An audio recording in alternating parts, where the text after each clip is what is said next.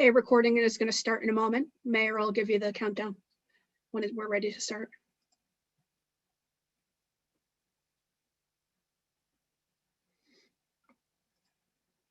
Okay, Mayor, you can begin when you're ready.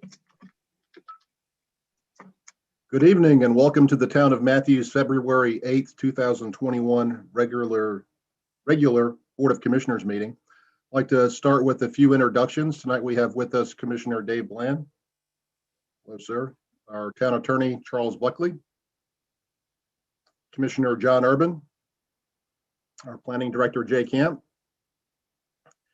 Commissioner Ken McCool. Town Clerk, Lori Canapino. Assistant Town Manager, Becky Hawk. Commissioner Larry Whitley. Town Manager, Hazen Blodgett. Commissioner Jeff Miller. Our Communications Coordinator, Maureen Keith. Mayor Pro Tem Renee Garner, and our Public Works Director CJ O'Neill. I believe our Fire Chief Rob Kinnenberg is also on or will be joining us shortly. If I missed anyone, I apologize in advance. Remind everyone, due to the governor's COVID-19 orders, this meeting of the Matthews Board of Commissioners will be conducted remotely using the Zoom virtual meeting platform. Town of Matthews is committed to transparency and robust public participation during these challenging times. Also remind everyone once again that the mayor and commissioners will vote on each item by roll call vote, meaning each member will be polled to individually state their vote for the record. They will also raise their hand or otherwise indicate visually how they vote. I'd like to move on to agenda item number 2, our invocation, moment of reflection with Commissioner Urban. Thank you, Mr. Mayor. I have prepared a video about 2 hours in length, so sit back and enjoy. Primarily, I love my God, I love my family, and I love my country. And so hopefully Lori and Maureen have been able to cue up this short video. It's kind of apropos because it falls in line with talking about Super Bowl, but it also talks about the symbolism and the fact that this is something from about 10 years ago and how far we've come, and you can judge whether or not it's good, bad, or indifferent. But I'm just very saddened by the things that have taken place in this country, and I hope that this can give some support. Go ahead and start it.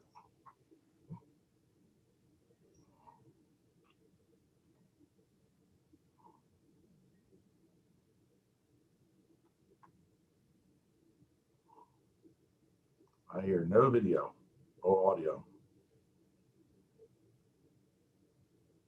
I have video, but no.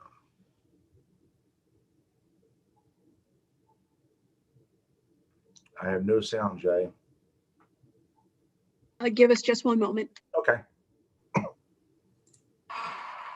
by the combined choirs of the United States Naval Academy, United States Air Force Academy, United States Military Academy at West Point, the United States Coast Guard Academy, and accompanied by the United States Army Herald Trumpets.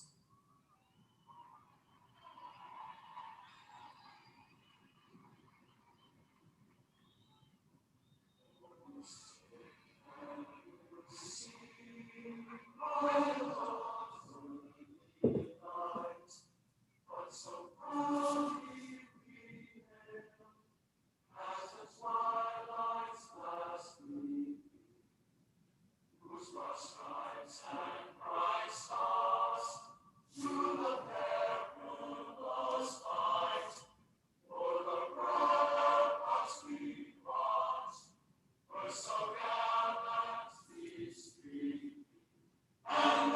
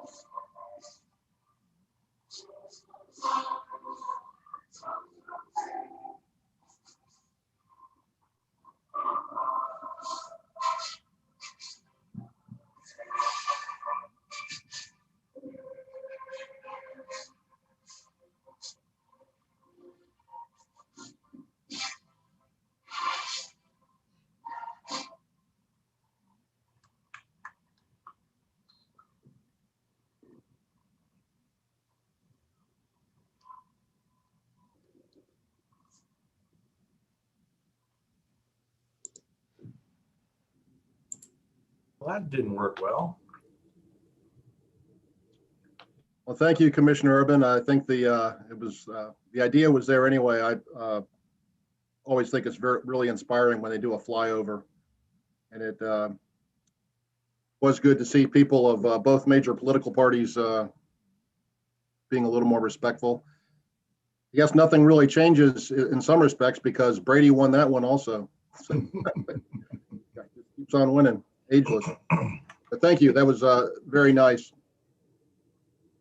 Please join me in the Pledge of Allegiance. Again, if we can put up a picture of the flag. I pledge allegiance to the flag of the United States of America and to the republic for which it stands, one nation, under God, indivisible, with liberty and justice for all. Thank you. Now we'll move on with our Emergency Operations Center Commander, Rob Kinnenberg, giving us an update on COVID-19.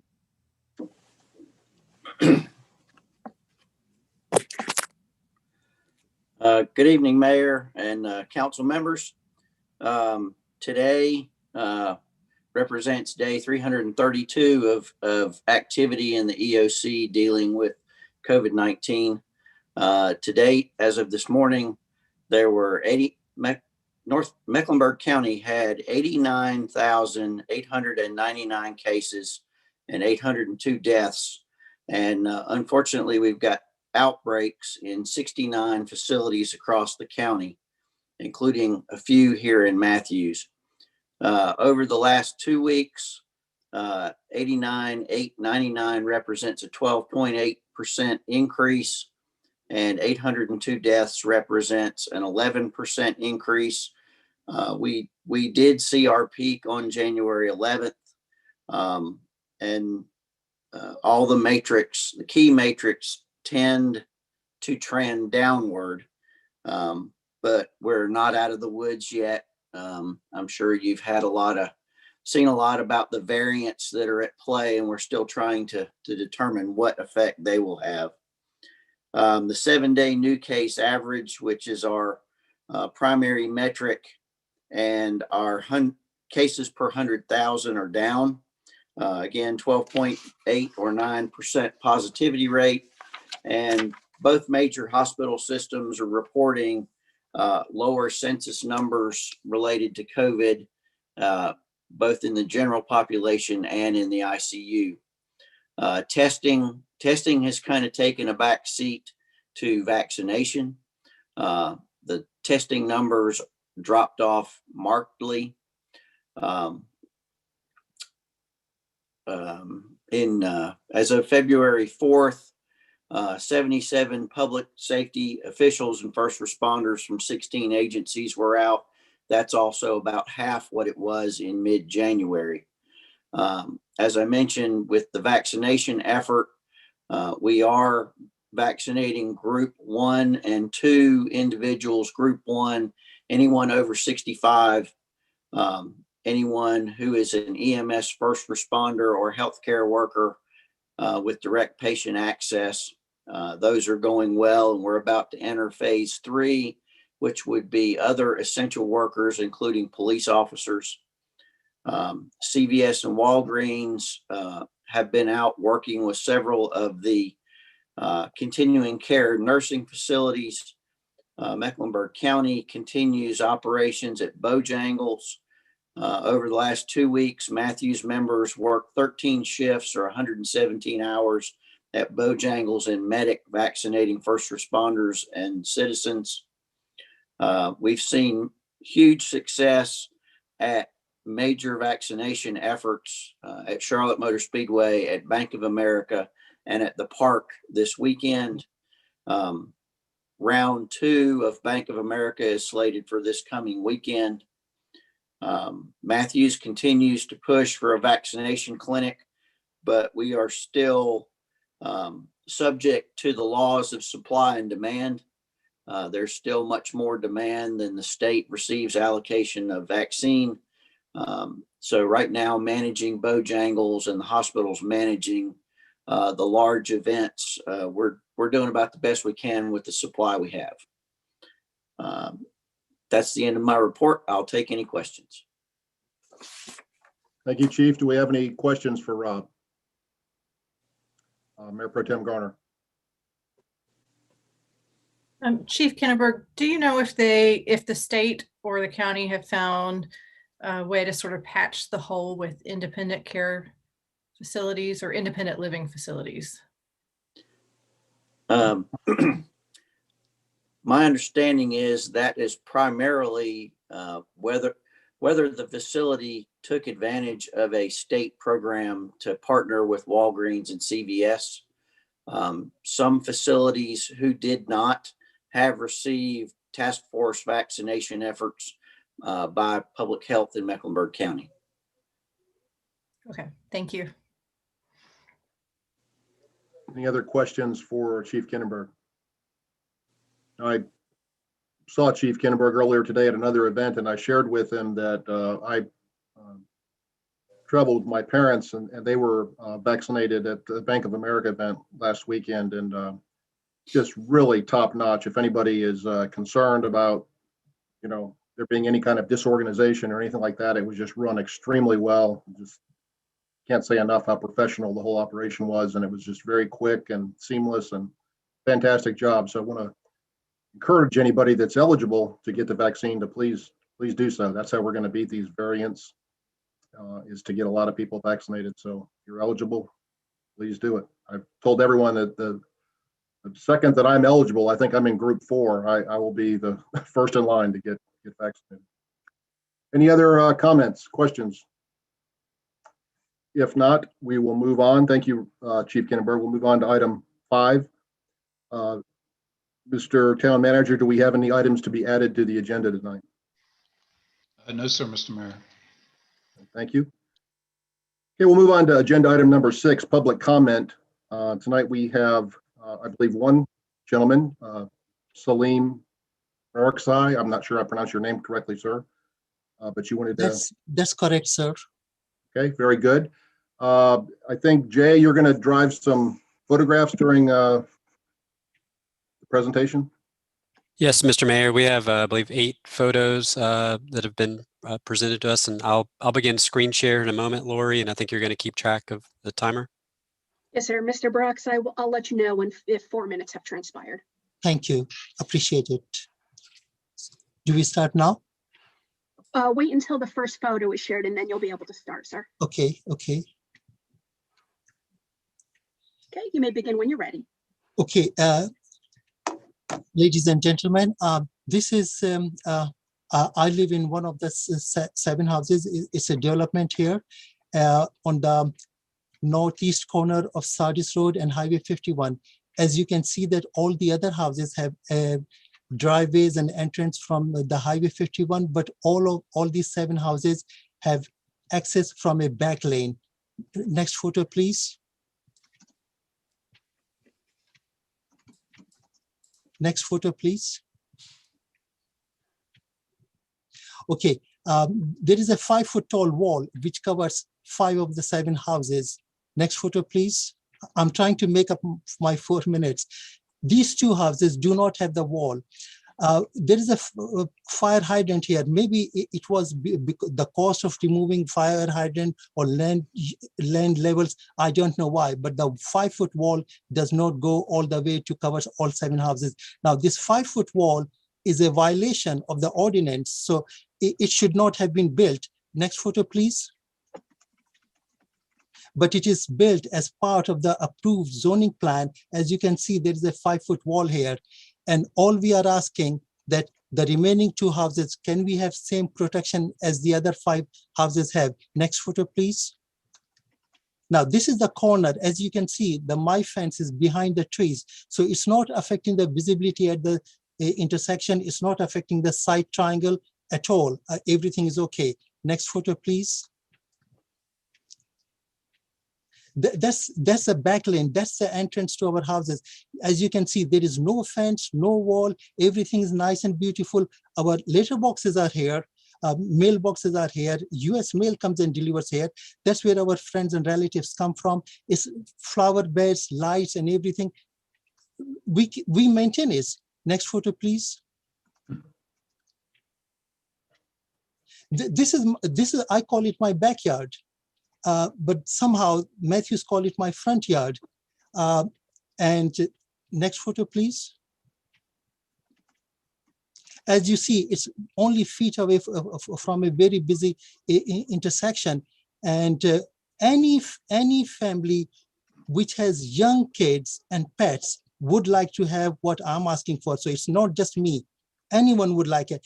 So for the remaining points, please move to the next previous photo, please. And I can say a few things here. Now, so we applied to the Board of Adjustments to retain this 6-foot fence, but I can assure you, we will settle for a 5-foot fence as the other houses have retained. Okay, during the hearing, and it is supported by the approved minutes, one of the board members, Mr. Aaron Baggerly, did say that he thought my property was at a unique location at a busy intersection. Mr. Jensen also said that it was a unique situation. In fact, the whole development was unique. But my question again, if the whole development is unique, 5 of the 7 houses have got 5-foot wall, but we are not allowed to have a fence, 5-foot fence. Mr. Meek also said that if there was not a tornado bringing down the trees, there would not have been a variance request. Absolutely, I agree. But tornado is act of God. I mean, I'm not responsible for the tornado. Mr. Lee said that he was very sympathetic to the situation, and yet the board denied my application. Ladies and gentlemen, I'm willing to plant more trees to fully hide the fence, but please note that the trees cannot replace a solid fence. If you have pets and young children, you need something solid. Now, I grew up with a German Shepherd, and he was a great companion. I would like my son to grow up with a German Shepherd, but with a 4-foot fence. This is my wish, my desire is unattainable. So I'm very disheartened and sad for this board's decision, and I need your help. Now, ladies, my last thing is, I've always been a local government employee. I cannot afford to go to the High Court, Supreme Court. No, I just cannot afford it. So I need some help from the publicly elected members. Thank you very much. Thank you, Mr. Brox. We normally don't engage in conversation with folks that come forward to publicly comment, but tonight I think we can make an exception. Hazen or Jay, can you maybe explain some of the rulings that have taken part previously and what we might be able to do to help out the situation? Jay, do you mind taking that? Yeah, happy to. So yes, as was just mentioned, the Board of Adjustment did hear a case for fence height variance at this address, as well as several other addresses immediately adjacent. All 3 in this location, as well as 1 in a different part of town, were denied that evening. I believe that was in November. We brought this information to the board. Well, let me step back a moment.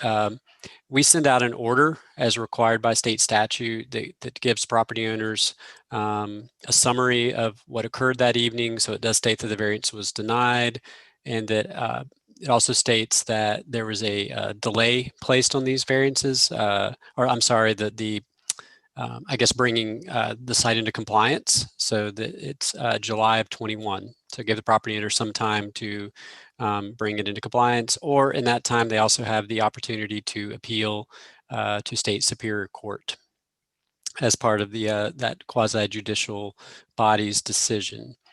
Of course, we spoke, I think, just a few weeks ago about potential text changes to our ordinance. That is something staff is working on now. So we anticipate having that ready hopefully in the next 30 to 60 days. So I think that if this board did want to entertain changes to our UDO, there's a potential that this site and others could be brought into compliance if the board voted in the affirmative to modify our code, and if the improvements out there today matched up with the proposed text amendment. But that's all to be determined at this time. Okay, thank you, Jay. So I think we can say that this board, I certainly can't predict how this board may vote in the future, but I think there's a consensus that we will at least listen to the possibility of having a text amendment to allow some sort of fence at your location and similar locations. So will that let me have a 6-foot high fence, Jay?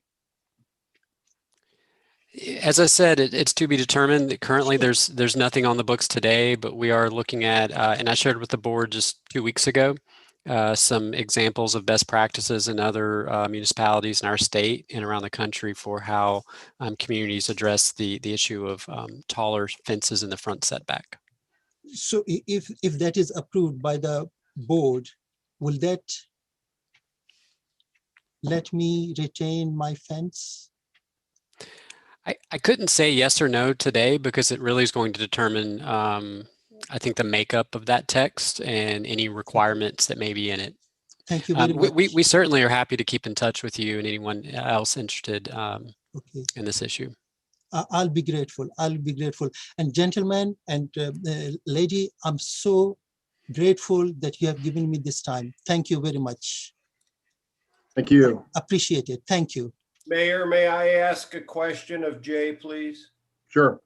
Thank you. Jay, the other 5 homes with a 5-foot brick wall adjacent to 51, are they deemed backyards as opposed to front yards? And isn't consistency important here as to if his corner lot became a front yard somehow? Yeah, we're not talking about changes to how we determine the locations of yards. This would specifically be about fences and fence height, for instance. When that RVS development was approved, those lots were required to have frontage on a public street. So the front setback, the front yard, has to be 51. The pavement you see at the back of the properties is it's a shared private driveway with cross-access agreements for each of those 7. Okay, thank you. Mm-hmm. All right, thank you. We will move on. Before we do, I wanted to let the public know, you may have noticed that we have a closed captioning device being utilized tonight. For the first time, we're seeing how it works out. So you'll see the words scroll across the bottom and keep us all on our toes to speak correctly. So this artificial intelligence doesn't guess what we're saying, I guess. I'd like to move on to agenda item number 7, recess our regular meeting for public hearings on an application to amend the Unified Development Ordinance and land use map of the town of Matthews. I'll make that motion. Thank you. Motion from Commissioner Miller. Do we have a second? Second from Commissioner McCool. We'll take a roll call vote. Commissioner Bland? Yes. Commissioner Urban? Yes. Commissioner Whitley? Yes. Mayor Pro Tem Garner? Yes. Commissioner McCool? Yes. Commissioner Miller? Yes, sir. And I vote yes as well. That passes unanimously. We are now, we'll hear some public hearings for zoning applications. We'll start by introducing the planning board. Jay, could you do that for us, please? Thank you, Mr. Mayor. And thank you for pointing out the transcript. It is an imperfect technology. I just noticed when I was that it referenced a toddler fence when I said taller fence. So it could be my Southern accent, but it's it's good technology, but it's still a work in progress. Here with us from our planning board this evening is our chair, Mike Foster, our vice chair, Natasha Edwards, Jonathan Clay Dorsey, Jim Johnson, Carrie Lamson, and Mike Rowan. And also, she's not on the call this evening, but I just wanted to thank Jana Reeve for her time on the planning board. She rotated off last month and was a great asset to the board and spent a lot of time with the Silverline Advisory Committee. So I just want to wish her well and thank her for her service. Thank you for those introductions. And we certainly do appreciate Jana and all the planning board for this. This is one of our more busy advisory groups, so we're very thankful for you. We'll look at 7A first, zoning application 2020-722, Capital Independence to change the zoning classification from R12 to CMF on those certain 2 lots designated as 10809 and 11003 Independence Boulevard and further designated as tax parcels 193-31108 and 19. This was continued from January 11th. I believe Rob Will, you will start the conversation.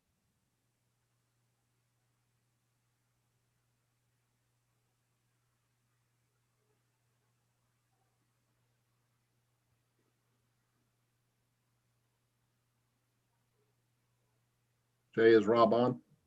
He's just now we had to let him in the room. He had to tell us the secret password. There we go.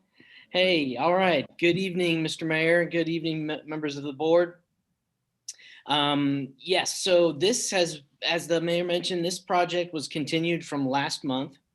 And we have quite a number of changes in the site plan and unit makeup to share with you this evening. So I'm going to go ahead and share my screen.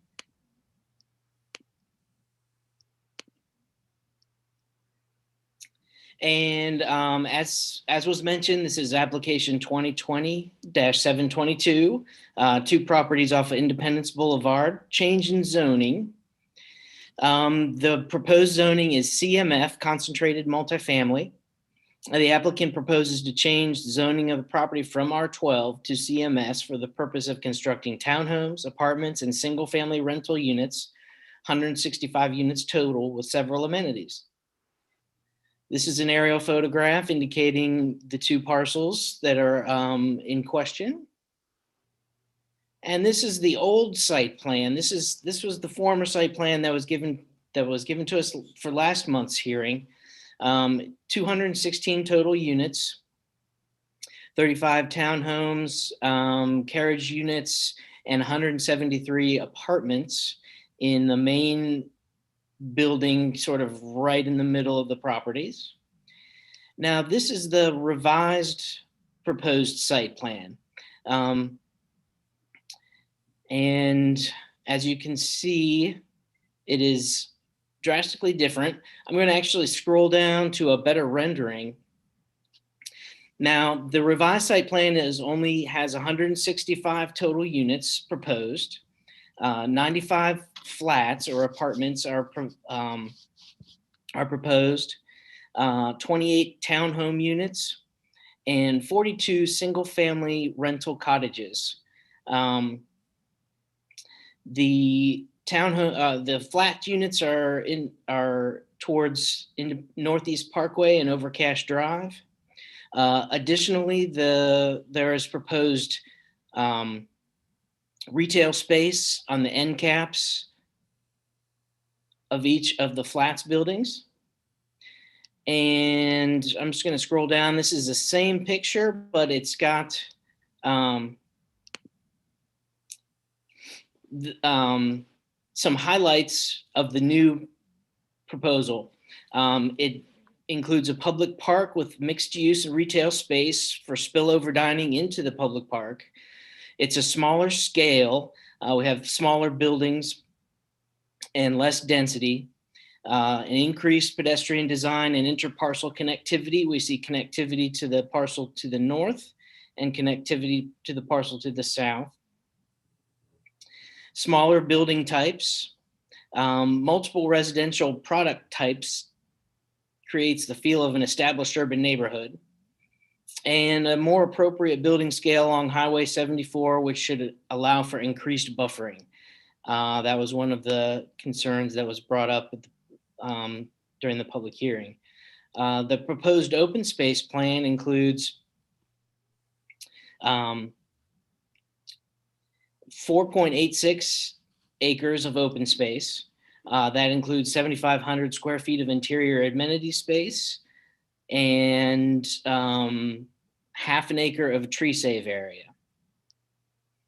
The proposed site access plan hasn't changed very much. They're still proposing to take access off of Overcash Drive as well as Northeast Parkway. The land use plan does not specifically make a recommendation for these parcels. However, along the undeveloped section of Northeast Parkway, the plan considers well-designed infill development such as RVS or other higher density mixed units and multifamily uses where appropriate, and that is compatible with existing development. The proposed change in zoning is from R12 to CMS is consistent with the land use plan. And staff's outstanding comments were, again, the tree buffer along Independence. We'd like to see that beefed up a little bit. Road access until Northeast Parkway is extended is a concern, and transit is not available at this time. Improvement, public works concerns were improvements are to be determined by the TIA and NCDOT. And we would be hopeful that we could extend Northeast Parkway to Bainbridge based on this project and for future connectivity. I'm going to go back to the rendering again, just for one final look. Again, these are the flats.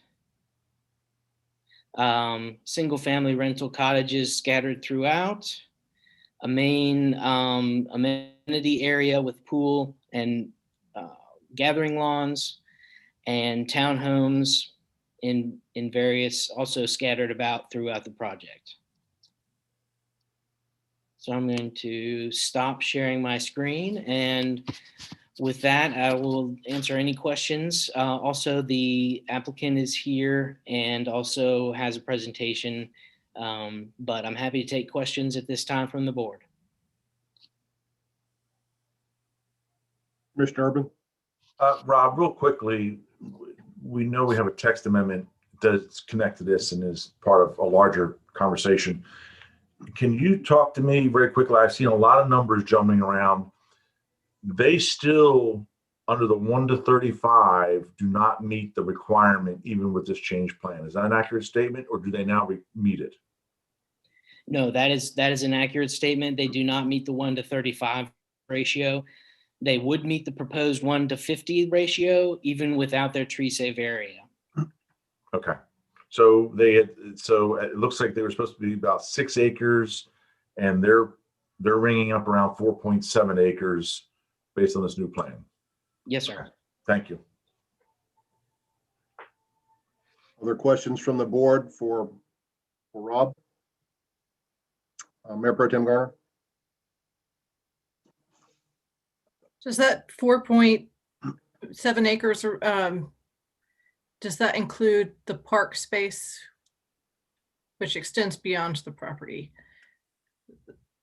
It does. Okay, and so the actual, open space on their property is closer to what? Well, the proposal actually is to incorporate the proposed, that public park area is to incorporate that into their property. So that would be something that would be a negotiation with DOT, and because it's kind of it's a leftover parcel right now. So they were planning on incorporating that into their property. Okay, and then my other question, can I ask Public Works a question, or should that wait? Sure, go ahead. We just saw the plans for the widening of Independence, and that may or may not interfere with this property and this development. Does Public Works, or do Dana or Susan have an idea of what the new on-ramp to 51 would look like?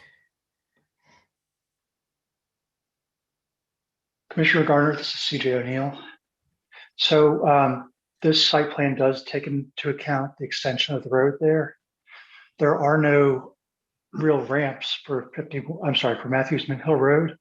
There are quadrant roadways that tie into it, and they don't come near this development. Does that answer your question? I guess it does, but that's not what I understood from the presentation earlier. I guess I misunderstood. So what they said was there would be ramps, but what it really is, they're called quadrant roadways. and it will go back behind where Bojangles is on this side of the road. Bojangles and Wendy's. Mayor Pro Tem Garner, I apologize. I was being transferred into the room and I did not hear your question. Are you asking about the connection of Northeast Parkway from where it ends at Academy through to where it connects at Bainbridge currently? No, I'm asking about the connection from, or the off-ramp from 74 to 51. The ramps to 51 are going to be kind of in the same location they are, like you saw and you pointed out in the presentation. The interchange at 51 and 74 is going to look kind of the same way. And part of what we would do in the development plan portion or the construction plan portion of this project is to make sure that they get the NCDOT plans and incorporate that. Now, NCDOT isn't very far along in their design, but they have an idea of what adjustments are going to be needed to the ramps. And on that side, it's pretty close. On the side of Target, the ramps are flattened a little bit and a little bit longer, but on that side where like Academy Sports is, there's not much adjustment to the ramps. Okay, thank you. I mean, there's just not much room between this project and the roadway. So if there's going to be an issue, it should be brought up now rather than during construction. So thank you. And thank you, CJ. I understand what you're saying now. Sorry, I think I misunderstood your question too, though. Okay. Are there any other questions for Rob from the elected officials? Not seeing any. How about the planning board? Anybody on the planning board have a question for Rob or other town staff before we move on to the applicant? Nothing here. Okay, not seeing any. So Rob, who do we have that's going to speak on behalf of the applicant? Oh, there he is, Keith. Yeah. Good evening, Mayor. Mr. Keith. Hey. Good evening, Mayor, Mayor Pro Tem, members of the board, members of the planning, members of the planning board. Keith McBain with Moore Van Allen assisting two capital partners. If my audio is bad, I may turn off my video to help with the audio. So I'm gonna go ahead and do that. I know I had a problem with that last month. As Rob has indicated, and as the mayor also mentioned, this is a continuation of the public hearing for rezone petition 2027-22. Based on last month's input, we did go back to the drawing board and have come up with a revised plan as Rob has described. We do have a quick presentation that'll recap or recaps a little bit of what you saw last month and then introduces the revised plan. With me tonight, representing the petitioner is Wes Tauble. And I'm going to turn it over to Wes real quickly so he can give you a little bit of background about two capital partners. Next slide, Jay. Hey, thank you everybody for your time again. And I know we've talked a few times now, and so I won't belabor the point, but we're a real estate development firm based in Atlanta, Georgia. Been in this business for 10 years. We focus exclusively on high quality, sort of curated communities throughout the Southeast and major markets in the Southeast. Next slide, please. And I did want just to include a couple pictures to show. These are previous projects that we've completed in Charlotte, Savannah, and the regions surrounding. Matthews, next slide, please.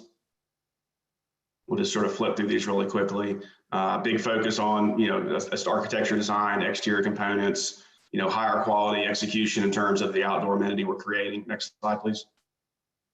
And the same thing on the interiors. We really take sort of a high quality curated view to create really, really high quality, compelling areas that people can live. Next slide, please. Keith, you want to pick back up? Thank you, Wes. And next slide, Jay. So quickly, I think Rob has touched on a lot of this already. Approximately just over 10 acres vacant, currently zoned R12. Proposed zoning is a concentrated multifamily district. Two vacant parcels sandwiched in between Independence Boulevard and the extension of Northeast Parkway, in close proximity to a number of existing shopping centers.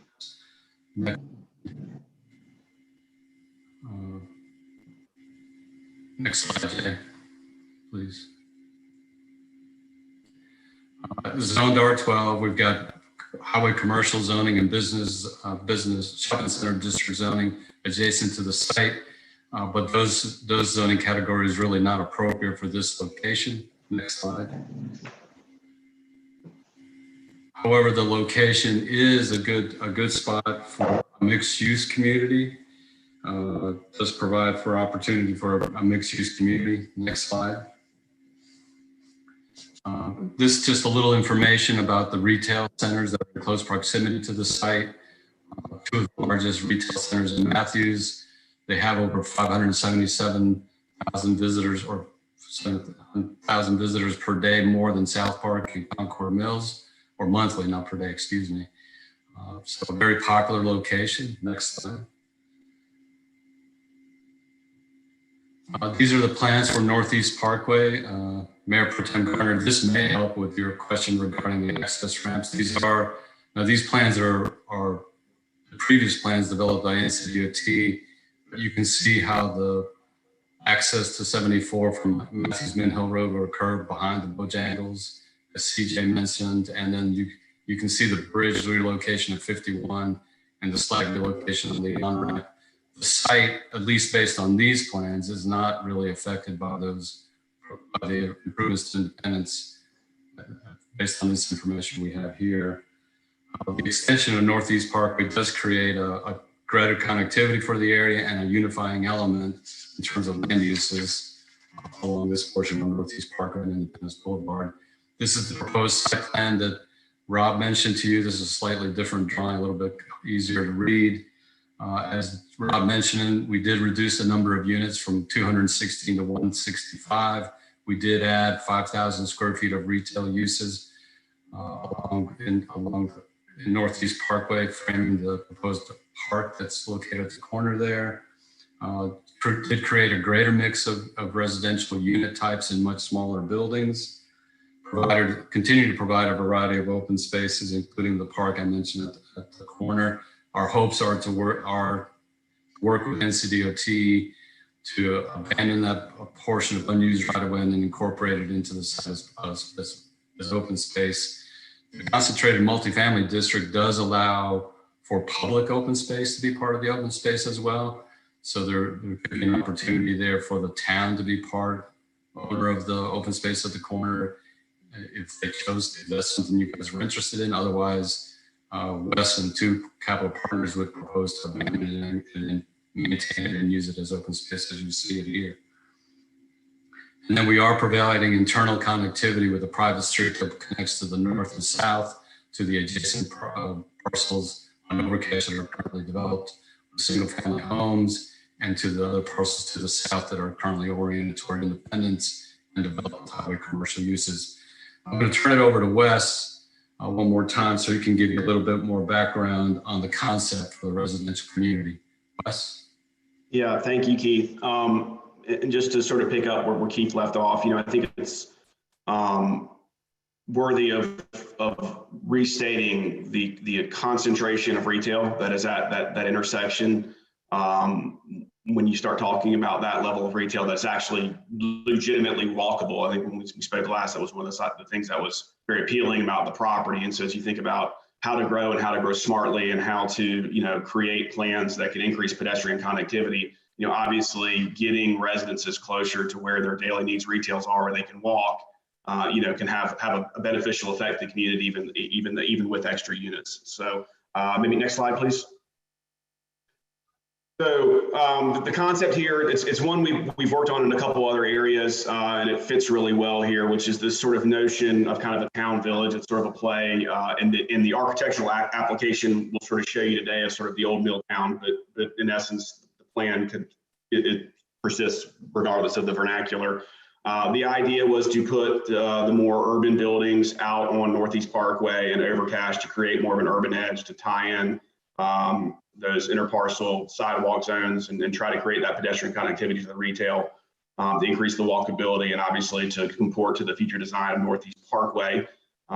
We were proposing to work with the town and DOT. You can sort of see that portion of the green park between Overcash and Northeast Parkway, and the red dashed line is actually DOT right away. But then you can also see a big chunk of our property goes under where the Northeast Parkway future road will be. And so when we talk about even Mayor Pro Tem Gardner, your question about open space is also worthy of considering that there's portions under that are being, given and dedicated to the town or to the DOT to make the road connections work. But the idea is that we have a more urban front with some 5,000 square feet of retail flanked on this park. So we can create a really great public park, kind of an urban pocket park, if you will, that's connected to the town through Northeast Parkway and over Cache. And then interior to that, creating sort of a transition zone with some townhomes in our clubhouses. But then the idea is behind that, it starts to appear decidedly residential, albeit, a little higher density, but more of a sort of an urban cottage style, if you will, or village style, almost like the old mill towns where you have the residential behind the mill. So it creates a really neat opportunity just to think about how do you transition and have different architectural feelings, and how do you create an interesting design that can feel like it's evolved a little bit over time. And so the village will be smaller scale residential. We'll have, as people have mentioned previously, some detached single family and sort of 1 to 2 stories, townhomes attached 2 to 3 stories, and some very small scale flats flanking the pool and the clubhouse of 3,000 to 4,000 square feet in 3 stories. And so it creates a nice diversity of building heights, of product type, of layout, and it's really organized around this. I'm going to say, for lack of for easier description, north, south, and east, west, up the page, and left and right, these connected common lawns, and allows us to sort of vary the architectural style in the village, and sort of with that in conjunction with different product types, it sort of creates this appearance, at least, that the community has evolved over time, is more established than built from scratch. And so if we go to the next slide, we'll focus a little bit on sort of those common elements. So as mentioned, obviously we're proposing to collaborate with DOT in the town to create a public park. I know there's been some concern with the town about actually taking ownership of that with the maintenance. And so, we're happy to build it, maintain it, and provide easements to the community for their use, or we can give it to y'all at sort of different. It seemed like it was easier and perhaps more appealing to the town for us to have it and maintain it and just make sure that everybody can use it, which is certainly fine. We really have upped the interparcel connectivity with sidewalks and increasing the sidewalk, decreasing the amount of surface parking, which allows for more ample and thoughtfully designed and connected common greenways. So you see this series of lawns that run up and down.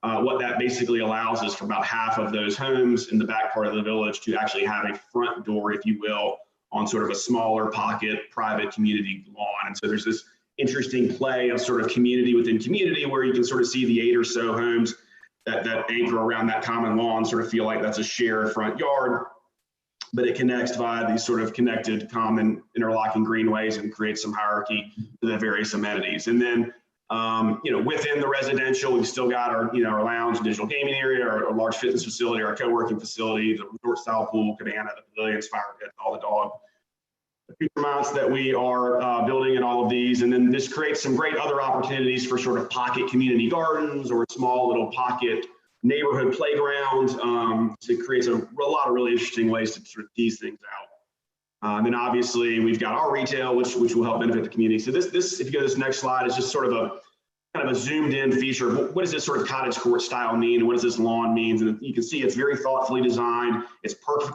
purposefully compact, so it feels authentic and it feels intimate.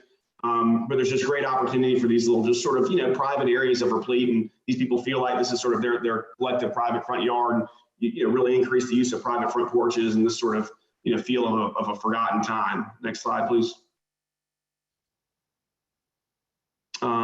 Similar, just some other sort of, thoughtful examples.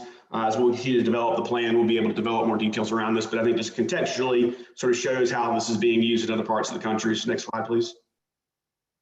So out front, we're still working through the building elevation process. Before we get to the board, we'll have more full built out elevations and everything, but just, again, wanted to give some context around sort of, a more mill, sort of adaptive reuse version of sort of a more traditional mill looking building, flanking more of kind of an urban park. I don't know if any of y'all are familiar with Vickery in Cumming, Georgia, but a really good example of sort of what we're trying to get after, which is a very nice, simple outdoor common park with some opportunity to do great things. You could have, just private events out there, or, you know, people playing music on the weekends, or obviously, you know, farmers markets and stuff. You'll see all sorts of great examples, food trucks and the like that we can do out there. That'd be really great. Next slide, please. And then again, we're still blasting through elevations and renderings, but want to make sure that we're giving it our best effort. But just wanted to show that you can really vary the architectural style. The beauty of this plan and the strength of these common lawns and the site plan is that you can have all sorts of different architectural styles, and it works really well together, just like a traditional neighborhood, you know, that may have been built, you know, 180 years ago and has seen things, you know, renovated and torn down and rebuilt and adapted over time. So next slide, please. Just another couple examples we can flip through. And again, you can see that, you know, they can be smaller homes, they can be bigger homes, they can be, you know, with front porches and stoops or more patio, just a lot of different ways to sort of coalesce around the plan. Next slide, please. So just some key features as we take away for the village homes. The single families will traditionally be one story with dormers, or 2 stories. The townhomes and the flats we're doing in 2 and 3 stories, again, sort of to vary the height and the scale. It utilizes a combination of alley-loaded garages, street-loaded garages, and some buildings without garages that are surface parked. So those buildings that front on the common green have more of an alley-loaded configuration, but then we have other buildings or, you know, houses within the community that have a traditional front driveway, so they can have more of a private fenced backyard if they have a dog or a young child and they want to have their own little sense of privacy and security in the backyard. The buildings up front, the more traditional flats will be where the 1 bedrooms and the studios and some of the smaller 2s are. We'll utilize townhomes in the single family, obviously, for more 2s, 3s, and 4 bedrooms. And so these unit sizes will range about 1,100 square feet to 2,200, depending on the plan. And again, you know, the traditional overarching, probably vernacular of the village area will be some combination of modern farmhouse, craftsman, and sort of traditional architecture. But the goal is to do a little bit of everything. So we don't want one monolithic application across the entire area. And you know, using quality materials, you know, varying styles of cementitious siding, you know, whether board and batten, vertical, shake, or horizontal masonry, you know, asphalt shingles, and then, you know, using metal accent roofs where appropriate to help tie things together. And again, as mentioned, we'll pull together final building or proposed building elevations for the planning board meeting, but for now, just wanted to focus on the plan and the direction of the plan and start to get some feedback. So next slide, please. This is a holdover from the last one, so we won't spend a ton of time on it, but just the quality of the interior and exterior amenity that we're delivering to our residents, just to sort of see these are all things that we've built. We talked a little bit about the lease up last time, so happy to field questions, but don't think we need to go through this. But given the projects that are underway, the point here is that we'll deliver well past that. So a couple of things I want to spend briefly on, and we've talked offline with a few folks about this, which is, you know, obviously Matthews is in, you know, wonderful place to live and is seeing a lot of pressure in terms of population growth and some of the overcrowding that comes with that, but then also the notion of affordability. We talked a little bit about this, and I just wanted to put some numbers behind it.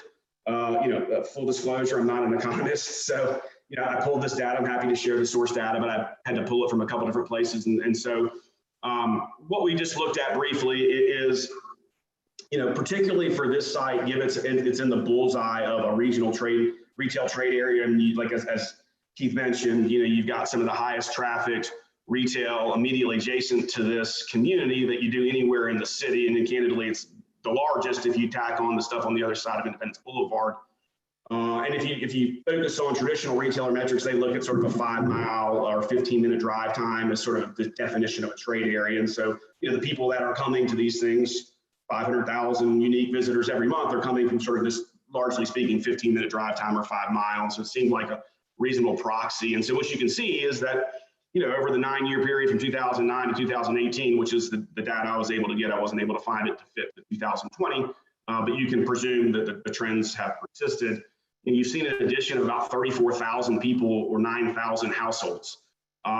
We have access to real data and axiometrics, which are apartment-focused data amalgamation sites and projected trends, and they actually track absolute supply by trade area. And they have a Matthews Southeast trade area. It dips a little bit into Stallings and into some of the areas sort of south and east. So it's not perfect, but again, it's a reasonable proxy in which you can see over that same period of time, it's not quite perfectly a fit because they tracked quarter by quarter, and I could get data from 10 to 20. But you can probably presume that in 2008, 2009 post-global financial crisis, there wasn't a significant amount of product added. You really have only added about 800 or so apartments, and that's a net number, right? So that's net of properties being torn down and redeveloped as other uses, or just general obsolescence and pulled out of the rental pool or moved into other sort of subsidized forms of housing. So again, not perfect, but then what you can see is along that same period of time, this is average rents in the South and that same submarket. So it's just amalgamating all the units it tracks and all the rents it tracks month by month and sort of coming up with an average or a proxy. And you can see that, as what everybody understands, that you all understand, it's the issue with affordability that everybody's tackling. It is, rents are up almost $500 a month, or nearly 75%. And I think what it highlights is sort of supply demand 101, which is you've got 34,000 people moving to the area, 9,000 more families, and yet only 800 more multifamily units. Now, there's obviously been single family, and there's been other things for that resident to distribute through, but there's just by and large, and this is not unique to Matthews, it's perhaps more acute here, is that there's been an undersupply of housing to meet with growing population gains as the millennial demographic boom has moved into its household formation ages. And so, certainly, thoughtful design and being, particular about where you add product is important, but I just think it's important to highlight that a large chunk of the affordability problem is an undersupply of actual housing to meet the growing population. So next slide, please. And just we're wrapping up, we'll kind of blast this quickly. I know there's been some questions, concerns raised about schools along the same lines. And overcrowding. And so I did a little bit of research just because I wanted to have my facts together. We're obviously talking about a change in land use, right? So the change in land use then precipitates the question of a use from the current use, which would, subject to any site plan or sort of nominal approval rights, is certainly, a reasonable proxy of by right. And so the property is currently zoned R12, which would require a minimum of 12,000 square foot lot. So you can use some extrapolation, 2.5, 3 units to the acre, given that minimum, that lot minimum. And what you're really talking about is, beyond this project right here, somebody could go build 25 to 30 4 and 5 bedroom homes. You can, again, use sort of reasonable numbers and proxies of bedrooms and, the like. You're probably looking at 20 to 40 minimum, school age population. Now, where will those kids go to school, et cetera? Different question, but just in terms of population, right, that's sort of a reasonable number. So the question then needs to be, from at least our perspective, is, what is our plan taxing the infrastructure above and beyond that underlying use? And if you use some of those same ratios, I don't think I've seen an updated estimate from CMS on this reduced project size, but if you use some of those same ratios, what you come up with, right, is that we would be adding a total of about 37 or so, call it 40, somewhere around there, 35, using their numbers. So from a land use perspective, right, the net is somewhere between 0 impact, perhaps less, to maybe 10 to 15 kids. Following that distribution, right, you're looking at sort of 5 to 7 kids to the elementary school where there's existing capacity, or 2 to 3 kids in the middle, 2 to 3 kids at the high school on middle and high school populations of almost 1,100 and 2,000. So what we're really talking about is, on this hypothetical scenario, an increase above the base zoning of 0.25 or 0.1%, which is 1/4% or 1/10 of 1%. I think it's worth also noting that the impacts are slightly less than that. Just if you could please go back real quickly. We're not going to see whether it's the 25 to 30 single family homes that are R12 or our plan. This is not 100% new impact, right? 40 to 60% is the number we typically see in our lease ups that are coming from the surrounding community. So in that way, you're really just sort of shifting demand around.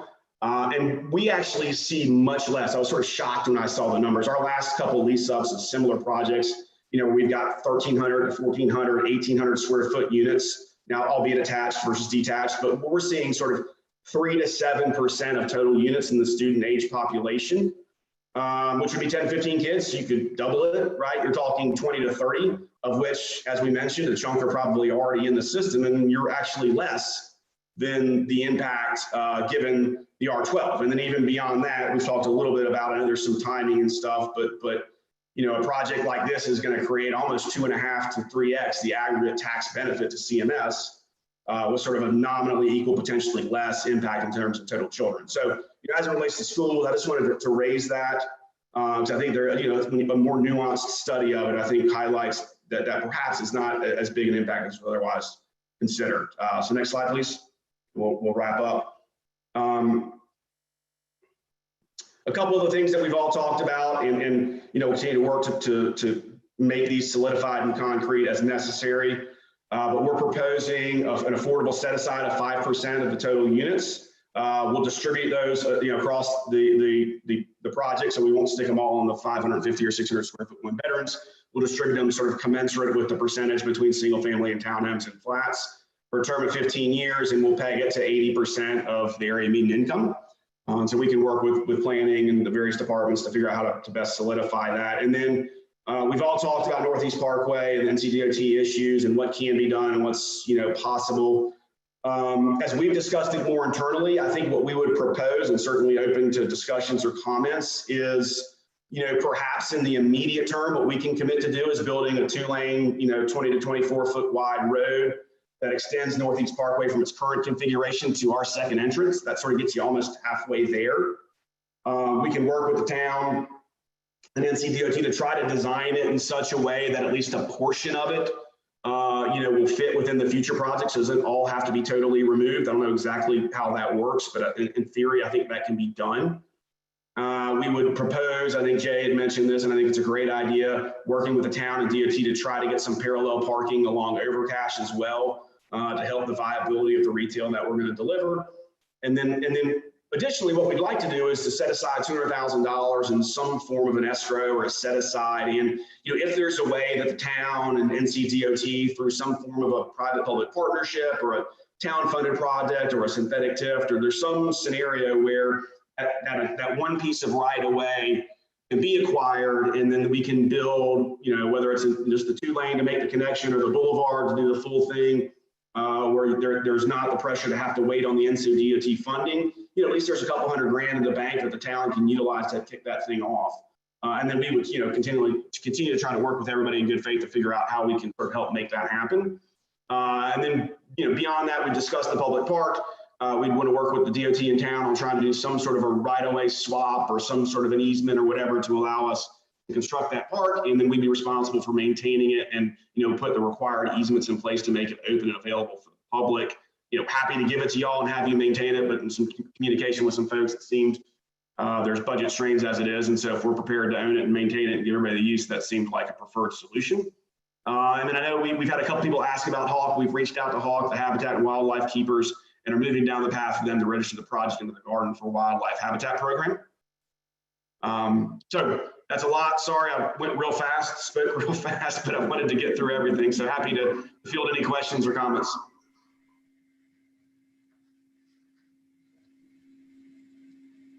Have any questions? Mayor Pro Tem Garner? I want to thank you, Wes, for going to that level of depth on the schools. I appreciate you doing the research and not putting it on us to do it, which is what happens too often. So it may have been wordy for a lot of people, but that's the kind of stuff that I like to look into. So I really appreciate that. And thank you. No, you're welcome. Happy to do it. Glad it was helpful. Other questions or comments? Mayor, Commissioner Urban. Yeah, I've met with Wes and Keith a couple times. I think the about face of the plan, to basically about 180 degrees about face of the plan, was welcomed. The reduction in the density, but I think more importantly, it's something very unique to this site that we haven't seen before. And we look for projects that are unique to Matthews. So we'll see how you continue to develop it in terms of elevations and things like that. I'm not sold on the elevations of the out parcel buildings out of the front, the larger flats from that standpoint. But I do have a few technical items just to put out there and for staff to sort of put in their box as well. And it's a couple things that I saw on some of the verbiage. One was HVAC screening from adjacent grade. That wording kind of concerns me a little bit, because it makes it sound like if I'm standing right next to the building, that's the adjacent grade. If I look up and I don't see the units, I'm good. But if I'm a few hundred feet away and I see the units, that's fine. So I want to make sure that staff and the petitioner, and if we have a definition in our zoning ordinance, that's kind of executed on and looked at, because I find the wording not to be favorable to us to screen units on a flat roof. That's item number one. I don't know. I looked at when you're picking up trash and delivering it, whatever. If you want to pick up trash at 7 a.m., have at it. One of the notes on the architectural standards, I want to make sure that there's no vinyl in here except for boxing and soffits. I saw the cementitious products, I saw the brick, I saw the masonry and things like that. But let's mitigate that vinyl to sort of accessory decorative items. From there, I think there's an opportunity. I didn't dive in to look at the tree survey, but I think there's an opportunity in your plan to overlap that with the tree survey and see if you can't push and pull some units to avoid impact on some more mature trees. So just something to look at as you're sort of refining the plan. And then I know we've already talked about this, and I know staff has raised that issue, is what's your strategy for screening from Highway 74? Is it a berm? Is it a fence and more trees or shrubbery? So you don't have to answer that question, but I think dutifully those row of homes along the rear there are going to be definitely impacted by the off-ramp coming off of 74. And that might be something to be addressed as well. That's it. Thank you, Commissioner Urban. Other questions or comments? Commissioner Bland. I'd just like to make a quick comment. It seemed like a huge change from the last time I saw this project, and I like what I saw, but I've still got some questions. I mean, some of the pictures of some of the units, like the cottages, were extremely small, but then others appear to be fairly large. What are we talking about in this project is what I really want to see more about, I guess, but I guess you'll bring that up in more detail at the next. Yeah, no, absolutely. Generally speaking, the cottages, there'll be 3 or 4 basic types. You'll have a sort of a 3-bedroom plan that'll probably be 1 story with maybe a loft or some dormers. That'll be around 1,400 square feet, 1,500 square feet. You'll have kind of a 3-bedroom, a larger 3-bedroom, probably a 2-story plan, probably a master on the main with like a 2 bedrooms up and like a breakout loft or sort of quasi office area that'll be closer to 1,700, 1,800 square feet. And then we'll have a couple 4-bedroom plans that'll be sort of 1950 to 2150, 22. I'm still working through exactly what those look like. And so those will be more traditional 2-story plans. The idea with the plan though, is you're getting a variety of, a 1,400 square foot single plan is going to feel a little bit longer and narrower, 16 or 18 and 2s feel sort of, more depth and height, and you create a lot of diversity that way. And then the other thing that you're kind of noticing in the plan is there are a couple of those buildings they feel bigger in mass, and those are actually like a 3-story flat. So it might only be 6 units or 8 units, right? But it's in a 3-story building, and so the footprint might be 3,000 feet, so it feels like a bigger home. We've got there's the townhomes will tend to be on the smaller side. The building's obviously bigger, so the units in 2 stories will probably be. We have a 2.5 plan that's about 1,100 or 1,200 square feet, and then a 3-bedroom plan that's about 1,400 square feet. So again, you're trying to sort of create sort of a diversity and sort of an entire arc so that you can hit a lot of different people at a lot of different points and needs of their life with what they're looking for. Thank you. You're welcome. Any questions or comments from the planning board? Seeing none, I'd like, Wes, I've got another comment. I'd like to encourage you to reach out to the Metropolitan Transit Commission to make a public comment about the need for public transportation. That entire corridor has a great need. I serve on the MTC, and I've been quite impressed. Very few people ever come to ask anything or speak publicly, but when they do, they usually react. I've seen, bus routes changed. I've seen new bus stops put in places where they're needed. So they just need to know about it. So I think that whole corridor there has a lot of new development that could really benefit from some public transportation. Yeah, we'd be happy to do it. Gotta ask the question.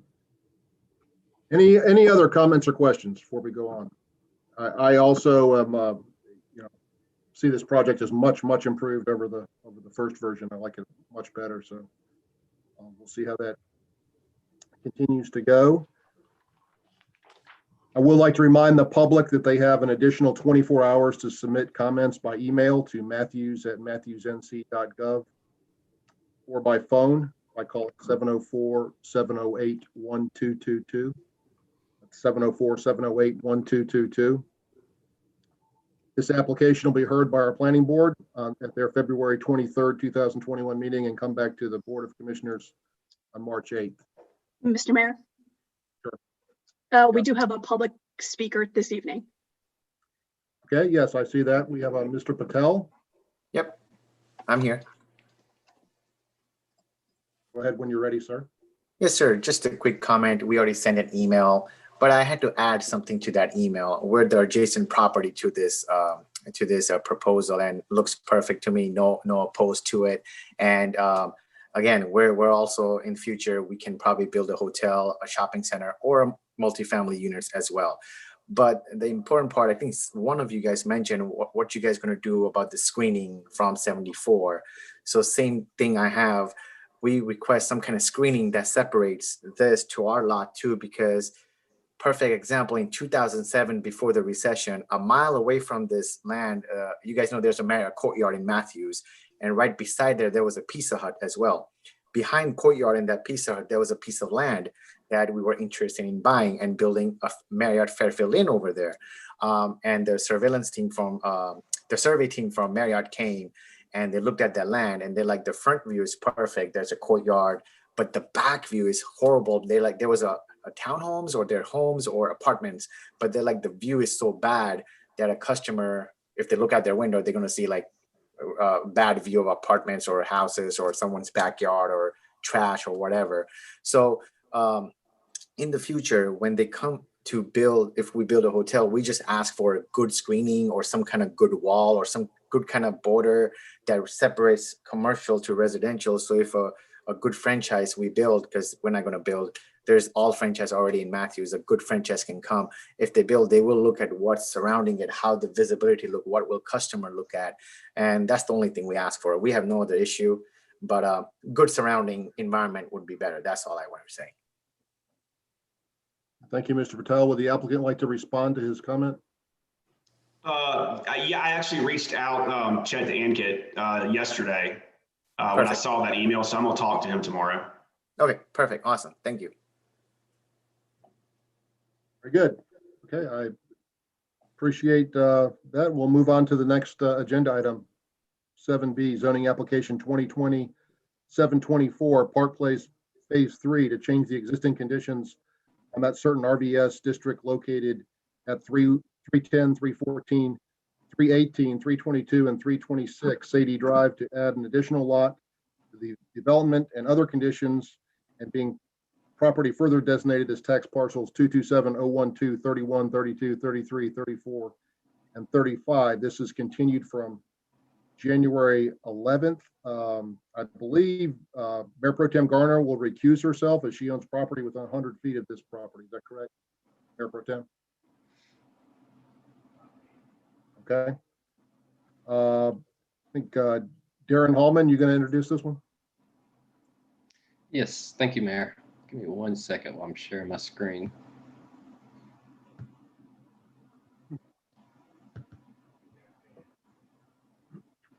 Let's see.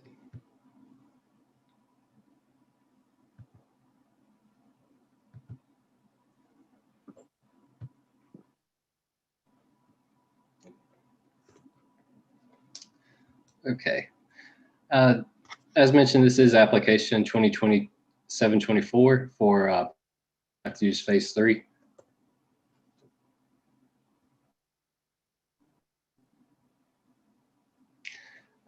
This is a townhome subdivision located in downtown Matthews. The property is currently zoned RVS for residential very styled. It is located within the downtown overlay district. The applicant is requesting an additional dwelling unit as well as some major changes to the elevations that were previously approved. And then I did get a notification that my internet quality was unstable. So if I start breaking up, could someone let me know?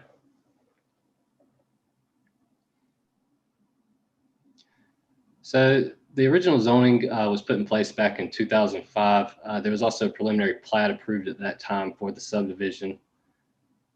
The affected area is the front up by Sadie Drive, indicated in the red.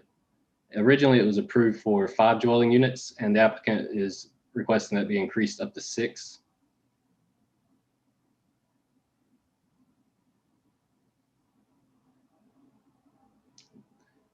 Included a few views from the right of way.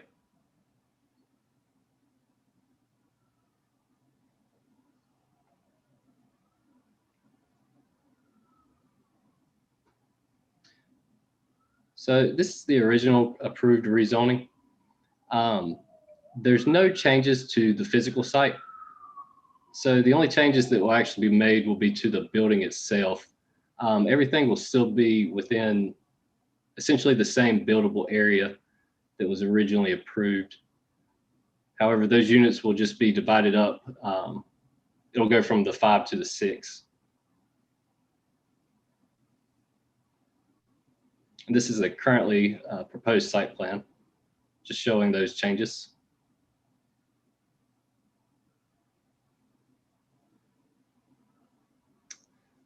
These are the originally approved building elevations. On the site plan, this new building phase 3 is referenced as building 2. So we have the side elevations here, and then the front elevations here. I didn't realize it, but the rear elevations are actually located on the site plan up by the front corner, or up in the top corner.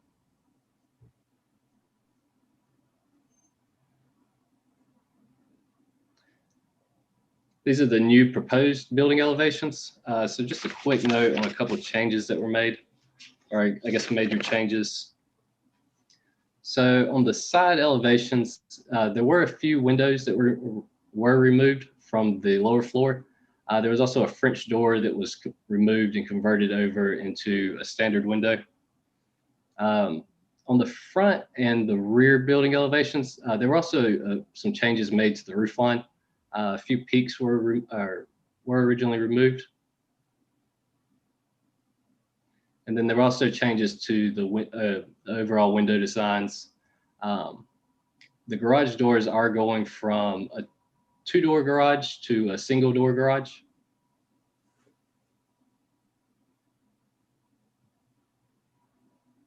Still 2-car, correct, Darren? Yes, that's correct. Still 2-car. Thank you. Some of the conditions for the site. So we would like to include a condition just noting that everything original to the rezoning case 471 be carried forward. We would need to make a change to allow for 15 townhomes on site, an increase from the original 14, and then update the building elevations, or the approved building elevations. This area is governed by our land use plan. It is in the downtown area, which does call out for higher quality architectural design and building materials.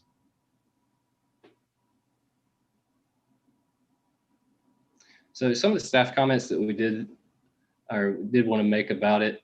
So the site was changed, or we do want to mention on those side elevation changes, it did create a bit of a blank wall. And since that was going to be visible from the right of way, staff did request that we look at somehow filling that in more, maybe adding more windows back. And then we want to make a note too, that because in 2005, this had a preliminary plat approved with it. And when we create this new unit, it will need to go back through a subdivision process. That ends the staff report. Before we take questions, I do want to make a mention, that note that staff made about the side elevations, the applicant did actually make some changes to that to incorporate some of that, and that will be available in the applicant's report, or I guess the applicant's presentation. Are there any questions for staff? Yeah. Any questions from the elected officials or the planning board? Any questions for Darren? I have one. Sure. Go ahead. I noticed that the dormers were eliminated from the front elevation as well. Does anyone else feel that's substantial, or acceptable. I don't know why it was done. I can only assume money, but I'm not sure if it matters to others or not. In between the gables, there were dormers in the original elevation. So, Can I take that? yeah, Or- that's fine. Yeah, hi, this is Dave Pendergast. We actually had a markup issue on the drawing that we gave Darren. The dormers are actually in there. I'll show that tonight, and I've already provided them the new drawings for that. Yeah, the dormers are important to me because we're on Sadie Drive. I want it to have a nice look, specifically across the street. Lined up well. Thank you. All right, David, why don't we go ahead and move on? Let you or Brian give your presentation, and then we'll see if there's any questions at the end. All right, terrific. Thank you so much. Again, thank you, everyone, Mr. Mayor, commissioners, and also the planning board members who are joining. My name is Dave Pendergast, just kind of so you can see where the area is. I thought about like, what do I actually want to say? And I'm going to tell you like who I am. I moved here from Florida in 2005. The very first thing we did was went to Matthews Alive and thought it was awesome. I have 3 little boys who are now at UNC grad. The other one at NC State, the other one's going to go to Clemson. But we enjoyed that. And lo and behold, never knew I'd a couple years later be buying some properties right down the street. Love downtown area. And I'm only basically, as a family, we've been in real estate for quite a while in either Pennsylvania, Florida, or the Charlotte area. I only like to buy where I'm willing to live. And it's kind of a mantra we go by. Love the Matthews area and had an opportunity to buy in here and have been looking for opportunities to how can we finish this complex. Working with Brian Smith, who's with me tonight from Urban Design, Robert K. Williams Jr.'s Homes, which is the builder we're working with, and also work with USP New Dominion South Park National Bank. So really our objective is to be able to just complete the complex. There's 3 buildings intended. It's been 15 years. It's time for it to get done. And trying to come up with a way to do that, I figure a way to do it in an economical way and still build a very nice quality product is to be able to split these up. I'll go through just a couple things. I won't repeat, Darren, you already showed this. There's a couple changes we're asking for. Really to go to 15 from 14. It still includes 2-car garages. We are requesting that the garage door, rather than 2 single-car doors, become a single 16-foot wide door. It is a private driveway, and I'll show you that in the drawings. But basically, it's to make it a little bit easier on the lot owners to be able to get in and out of the garage versus a single. The second thing we're asking for is also in the rear drive area. There's a rear gable. We'd like to do some horizontal hardy board just at the gable. I'll show you that as well. The footprint of the building's the same. It's still basically a 160-foot building. It's just that the original design included basically what amounts to on the current buildings, a lot of wasted 4 or 5 feet on the outside corners. So what we've done is just taken the same footprint but made it complete. We did make changes on elevations. I'll go through those in just a minute. The intent, if you're familiar with the Sadie Drive area there, other than it's the vacant lot, is across the street on the white townhomes. There are aluminum fencing or has that look.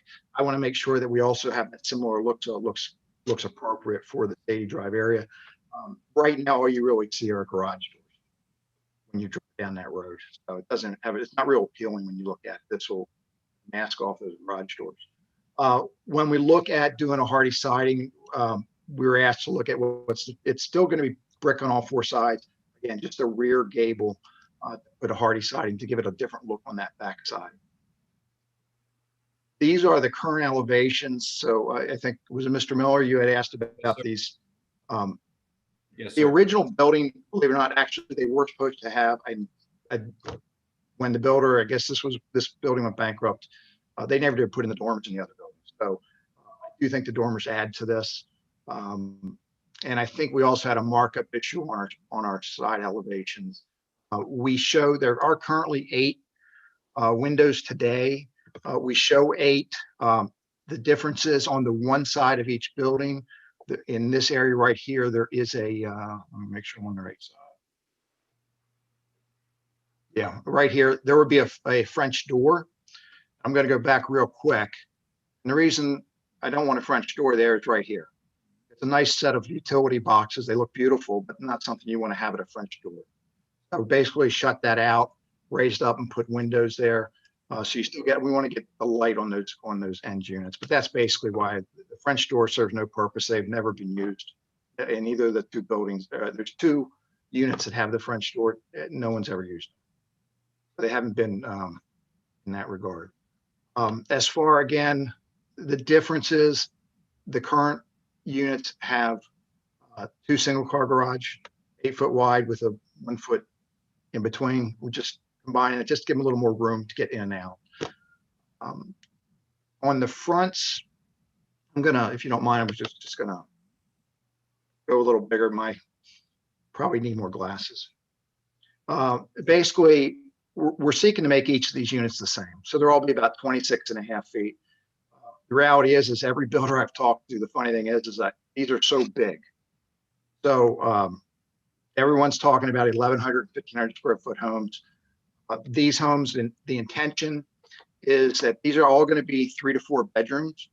They all have 3.5 bathrooms. They all have 2 car garages. The change we made is the reality of we are working from home. I know I do. And in the original building, on the 2 buildings, they have the master suite downstairs. We've made an ensuite downstairs really because the reality is coming off Savage Drive, it would likely be if it was anybody who's working from home, it would be their home office. It'd be right off the great room. So upstairs, we've put the 3 bedrooms with a very large owner suite. The intent is, again, these are going to be over 2,200 square foot each. So the intent is they're going to be larger townhomes from what I've seen recently. And they're about almost the same size. Most of the ones today are about 2,300 to 2,400 square feet. Kind of just a little bit of details on what's where. We do have a front entry and a rear entry porch. We do show an alcove in the garages, so you have a place to put your garbage can and recycling, which wasn't really contemplated originally. We're going to match up all the bricks so everything matches up. The intent is to go with a nice vinyl planking, granite, nice cabinets, 42 inches, and it has to be a nice. These have to be nice units because they're going to be a nice price point. These are not really intended to be rental properties, and a lot of landlords, the home's going to be too expensive to be able to rent. So these are intended to be really more for. Darren, those are the questions, or those are just some information I want to provide. If you have any questions, I guess we can. Have any questions? Commissioner Miller. Thank you. Mr. Pendergast, are you responsible for only this building or the total HOA property? I actually have responsibilities currently for the HOA as well. My question to you would be, would you consider as an amenity a more polished connector to the Greenway Trail behind the community center? I would, I'd have to talk to the resident, to the other lot owners. I think the concern's going to be, there was a request, I think, at one point, and they just literally changed the Greenway entrance because they couldn't find who to talk to. But yeah, so the Greenways, I have no problem with the Greenway. I think what you're talking about, Mr. Miller, is this area right here is all wooded. We have about an acre of just completely wooded and streamed area there. So I have no problem if, for example, you said in our area, if you wanted to have that Greenway start off the sidewalk on Sadie Drive. I don't think anybody in our community would have an interest or any concerns with that versus having it right now. It's backed by the community center. Currently, when we walk the Greenway, there's a connector trail that we built to avoid the playground of the elementary school, to bypass walking through the elementary school playground. And when we approach the rear of your development, although there is a common trail there, they've put up a lot of private property signs, which I understand that some people might be afraid of who's walking back there, et cetera, but I think it would be more of an amenity rather than a trespass if you would consider some type of a trail to be determined in the future where you and others on Sadie Drive might be able to walk on the edge of your property or somewhere reasonable to get to the greenway access. Yeah, I wouldn't have, I don't think we have a lot of issues with that. I think it's a matter of where. I think everyone would probably be a lot more comfortable if it was down here at the edge. And we have quite a bit of land there. But I know right now when I go over to the Greenway, got to walk around the church parking lot through the community center to get to it. So it certainly would make sense to be able to make it more convenient for folks. Thank you. I would just appreciate if you'd take a look at that. Any other questions for Mr. Pendergast? Commissioner Urban? Yeah, I always harp about this. I'll continue to harp about it. I mean, I reviewed the documents and now we're seeing new materials at 8 o'clock at night. The good news is the new materials are a little bit better than what I saw earlier, because I didn't like it needs to be the same as what is already built or better. And the materials we received, this was worse. So I'm seeing these new building elevations for the first time. I see some improvements. I'm a little dismayed. It's one big long roof. There's no articulation of the units, but be it as it may, you're matching what's out there. That's fine. I think we just need to hold to what staff is asking to do. Really sort of disappointed that the side elevations have gotten watered down, but I get the bit about the hot boxes on the corner and the access point to it. So, but this is fine. It's kind of matching what's out there. It's not knocking my socks off. I would have looked forward to an infill project, which sort of upped the ante in that location and built something a little bit more modern and more unique to the locale, but just blending in works fine too as well. But my biggest gripe again is, guys, getting this information at 8 o'clock at night. It's new. I haven't had a chance to review it. It's just not fair. It really isn't fair. But since this is a small enough project, I think we can get through it.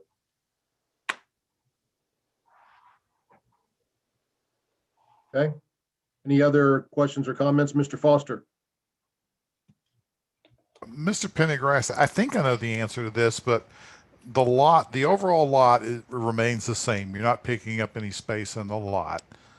Are you reducing the square footage of each of the individual condos to maintain the building in the same footprint? You know what? The best way I can describe that is maybe with this picture, and that's why I put this on my cover. Can you see my hand on the arrow or whatever? Yes. This is currently the 6-unit building that exists. At that building where the garage door are, they are 2 stories. There are it goes up 2 stories to the roof line. Across the street over here, at the second garage, it's only 1 story. On the rear of the properties, it's 2 stories on this unit and 1 story on this unit. What I've done is taken the best of both so that it's 2 stories on both sides of the property. So in essence, the building is the same physical dimensions. It's like a 55 by 160, but we're getting more square footage per unit, even though it's narrower because we're going 2 stories high on both sides. Right now, you lose a good chunk of your second floor in the current building. So basically, we're up square footage. Yeah, you're just going up. We're going up to make so that each of them are going to still be about 2,200 square feet. Okay, thank you. Commissioner McCool. You may have already said this, but per unit, how much green space will they get? Will there be any green space that each person will get, or are they pretty much cut off from that? There ends up being it's hard. Apologize, it's hard to see here. And they're basically the front and the back. You really have your drive. We've got a 24-foot driveway between the buildings, and in the front, this represents the porch, and you have basically from the front of the building to the sidewalk, So it's going to vary because of the way the land is, but it might be a 6, I guess the minimum would be 5, or like 6 to 8 feet of a courtyard type thing. That's why we said we wanted to allow the aluminum fencing to be able to create your courtyard effect. I guess my thing is like, maybe is there a way to design it to give them a little bit more green space? It feels like at that point, it just feels kind of like a apartment where there's no outside space for the residents, but that's just a personal opinion. Yeah, I mean, we've got, and I think what Mr. Miller is saying, I think is right. All of our open space is over here. Mm-hmm. And unfortunately, right, it's all in a very do not disturb area, but I'd love to be able to make it easier. That's a good suggestion, to be able to tie that into the greenway. I agree. Thank you. We do have a public commenter on this application. David Johnson, is he in the room, Lori? He will be in one moment.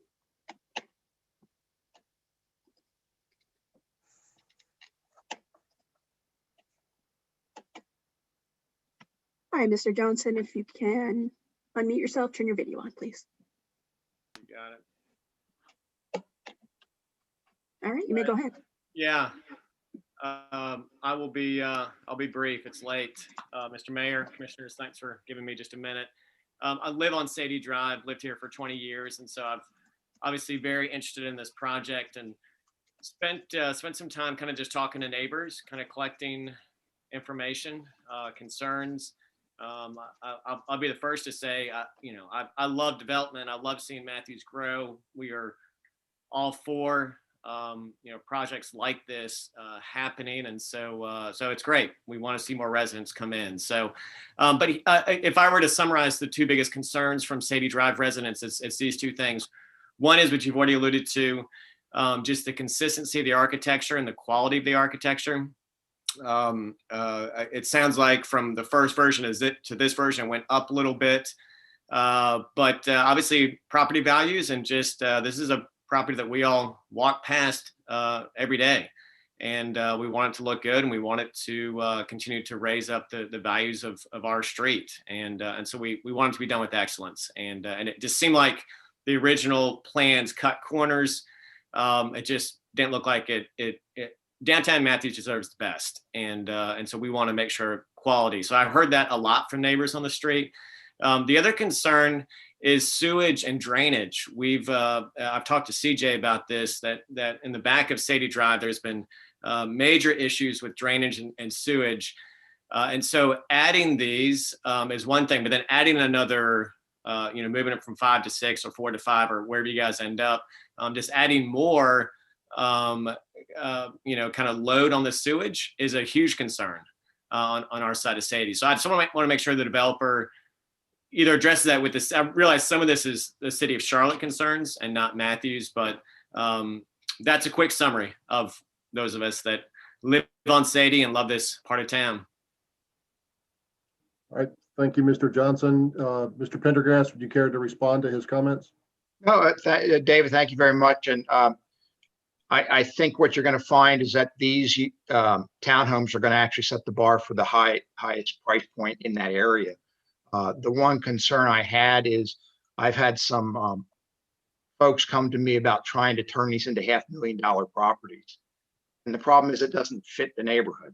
I'm trying to turn it into with what we have, and also be cognizant to make sure that it's something that's going to be able to build and sell for residents. So I'm trying to find a nice balance point there.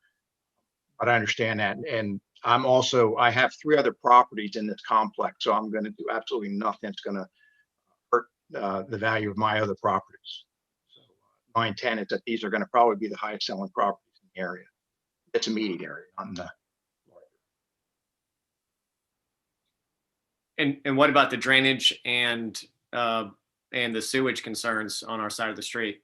That's not my area of expertise, so I can't give you an answer. I know that it's been designed and built, and there is actually some underground sewage and drainage that's been pre-positioned there. It's not been opened yet until this construction is completed.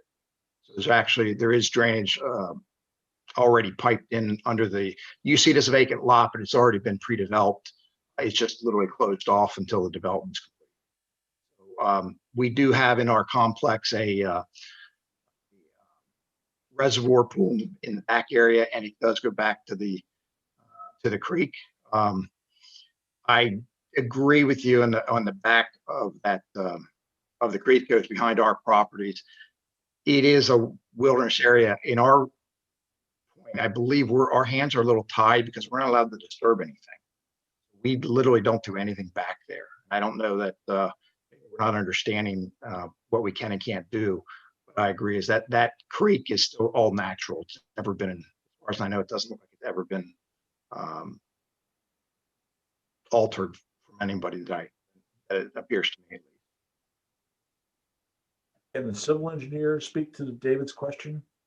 Yeah, I was gonna jump in there, and we as we go through site permitting, then we will be studying the water and sewer capacity and the runoff. But the building is the same size as before, so as far as the amount of runoff coming off of the building would be the same as what was originally permitted. And then obviously if there has been sewer overflows, that's a Charlotte Water issue that we can't really, unless there's something on our site, we can't really address. It's a larger system problem, but we will definitely look into it. Yeah. All right, any other questions or comments before we wrap this one up?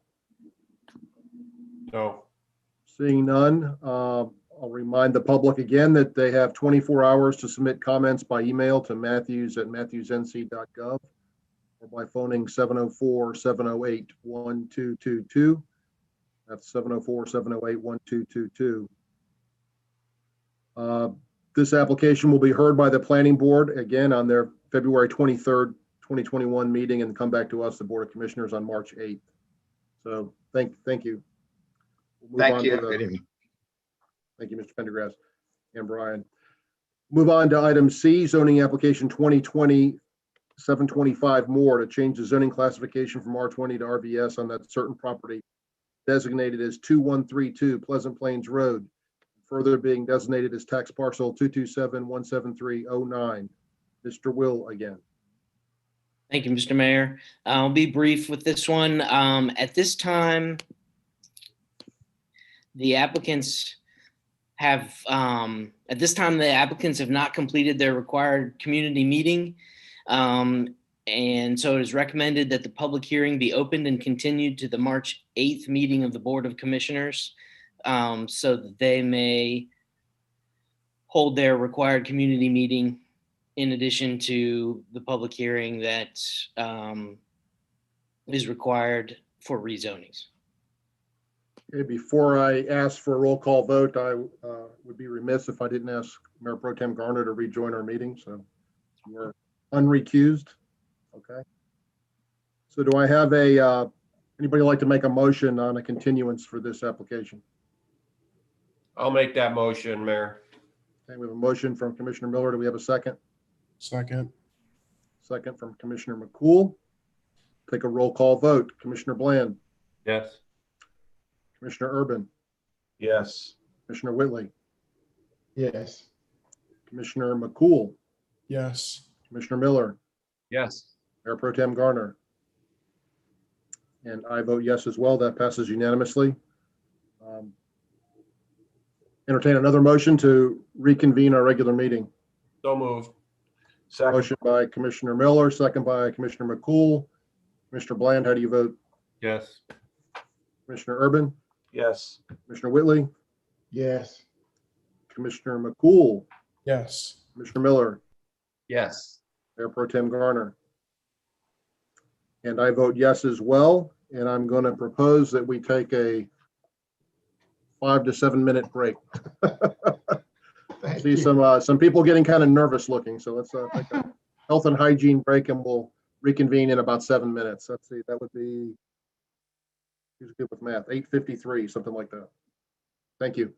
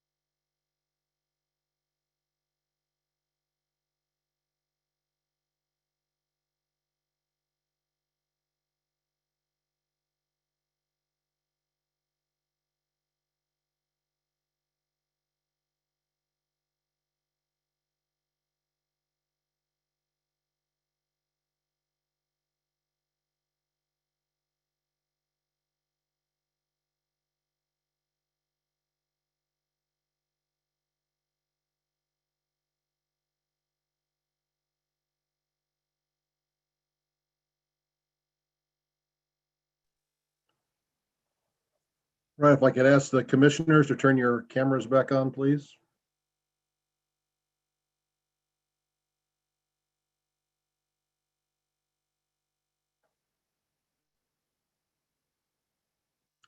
Okay.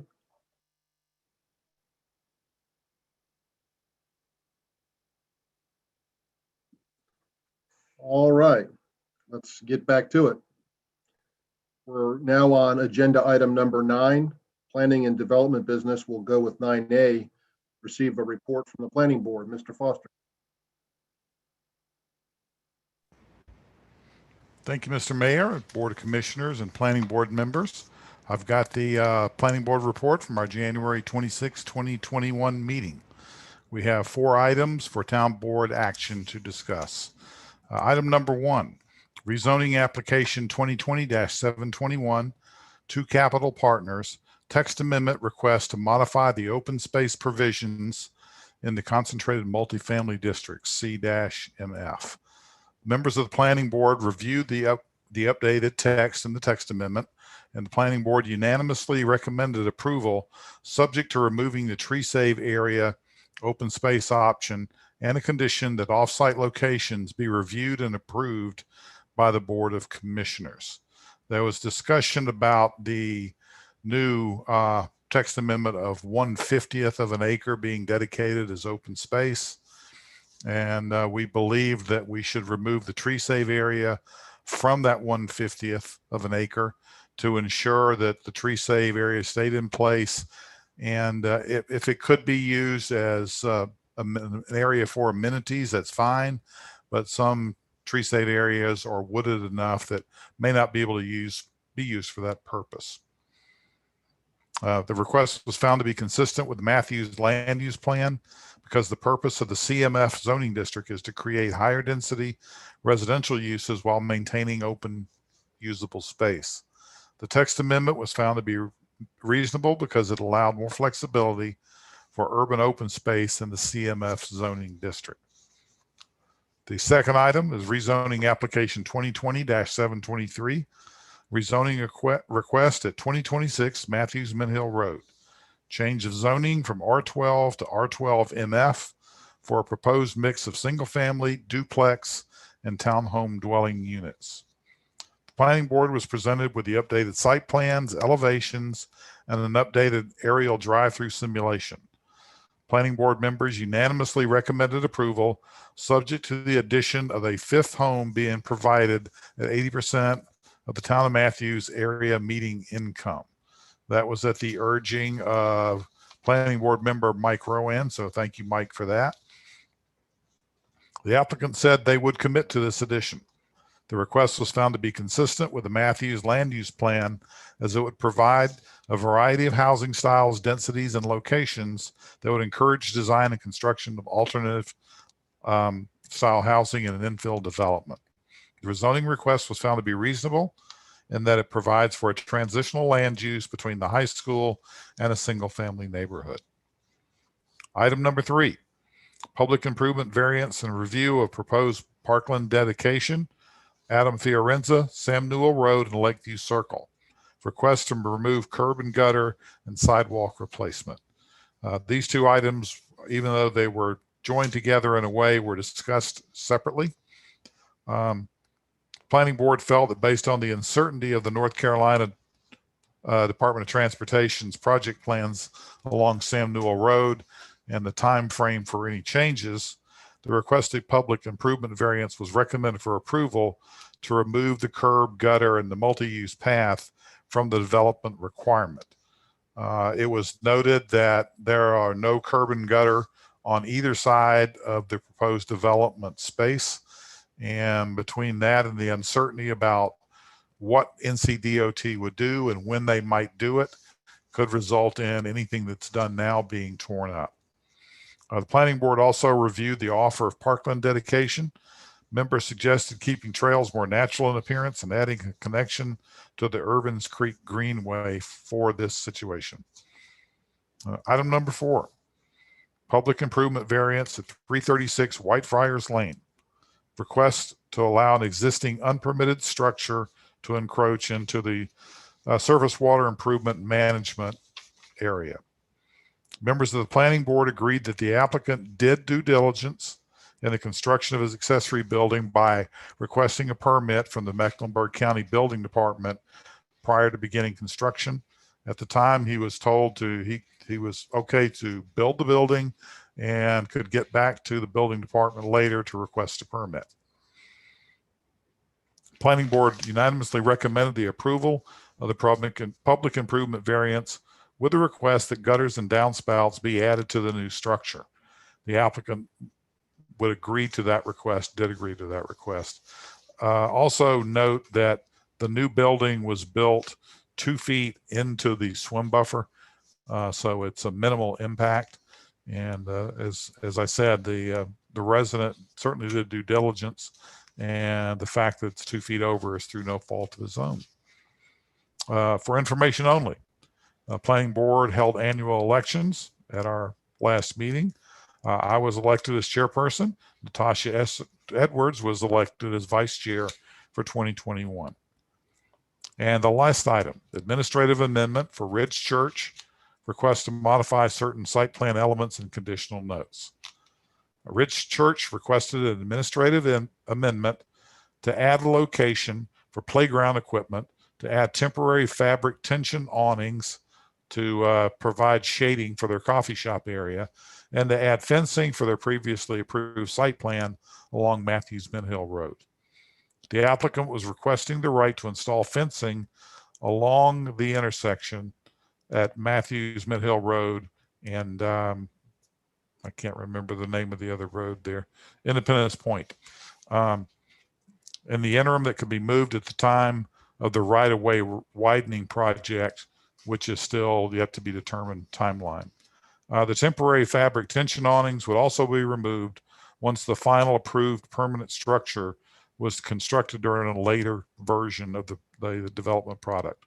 The planning board unanimously voted to approve the request, finding it consistent because the plan designates the areas around Independence Point Parkway to encourage parking on the side and rear of the buildings and the consolidation of the driveways. The fencing provides protection and aesthetic value to the children's play area.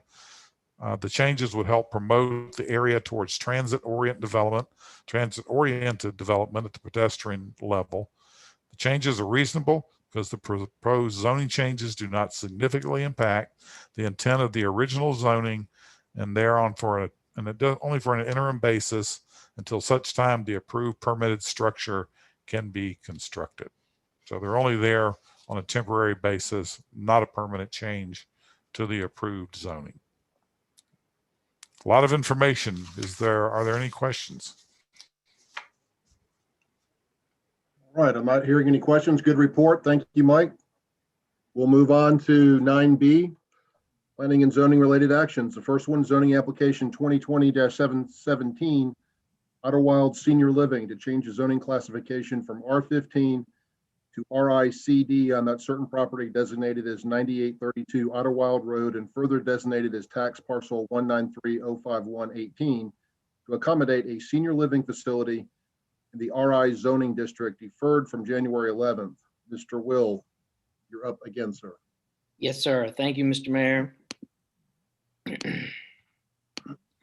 ahead and share my screen. I'm just going to briefly hit the highlights. The slightly revised site plan was submitted on 12/11 of 2020, showing the following minor changes. Added a commitment to payment for funding of a pedestrian crosswalk on Idlewild. It shows a pocket park along the Idlewild frontage, commitment to at a minimum of 10 out of the 12 listed amenities that are required for independent living facilities, and added a potential future shared access to the adjacent Cedar Grove Baptist Church. We also received revised elevations showing a slightly lower 3-story section of the building in the front with an increase to 4 stories in the rear of the structure. These were submitted on February 2nd of this year. The land use plan has specific recommendations about the Idlewild Road corridor, including the proposed rezoning site. These recommendations include redevelopment to a higher density residential and encouragement of housing marketed towards seniors. The regular meeting in November of last year, the planning board recommended approval of the zoning application with the condition that the applicant continue discussions and bring revised elevations back to the Board of Commissioners. Staff recommendation is approval at this time because elevations have been submitted per the board's request in order to address concerns raised at the public hearing. I have the revised site plan that we received in December. It does show areas in the front of the building that will be 3-story step down. The rest will be 4 stories. These are elevations. I also have some renderings that show the view from Idlewild looking north. This is with the tree save. This is without tree save. But as you can see, there's 3-story wings in the front of the building, and with the rest of the structure being 4 stories. Again, from across Idlewild Road. Across Idlewild Road without the tree save. This is the amenity space across from Idlewild Road. Rear of the structure. The back parking lot area with covered porches. And then a view from the Lidl site indicating that it will approximately be in line with the roof line of the Lidl.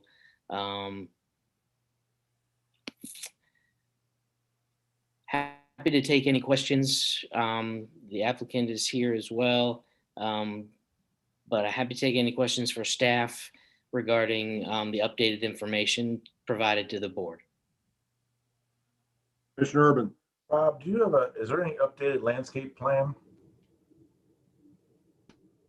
Oh, I just muted myself.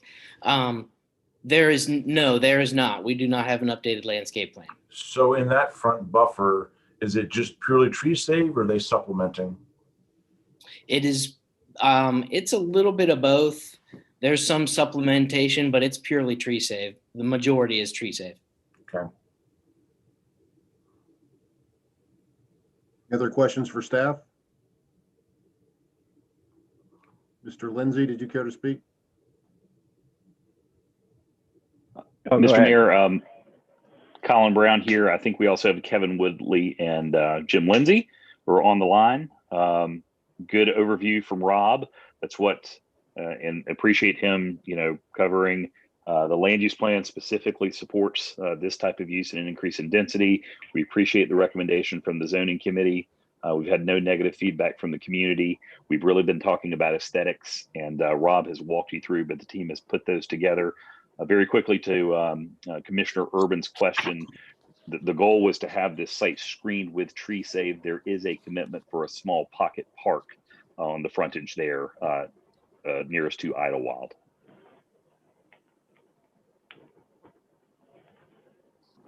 Commissioner Miller. Thank you.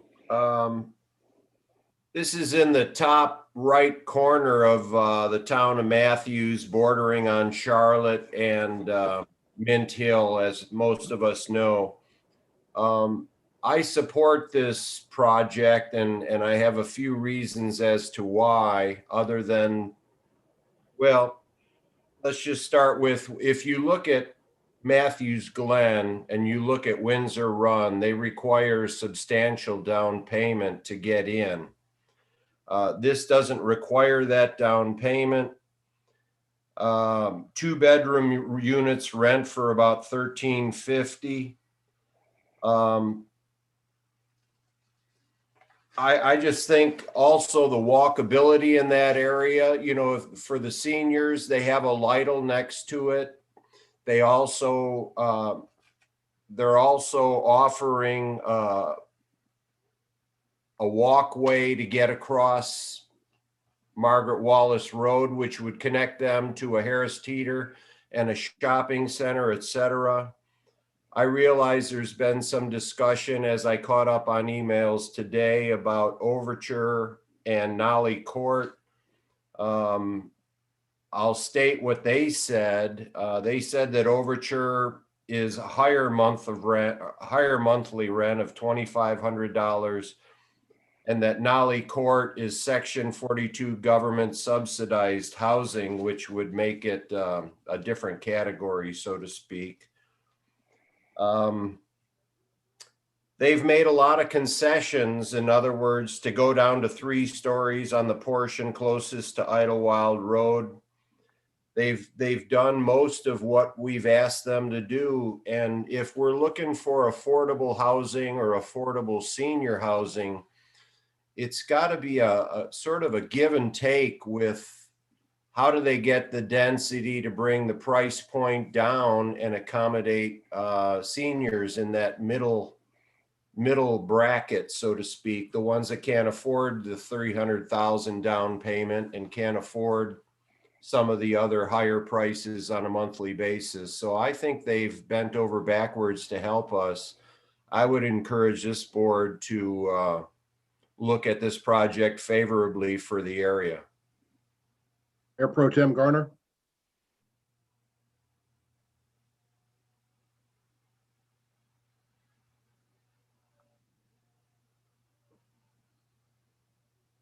We can't hear you. It's not muted, but we can't hear you.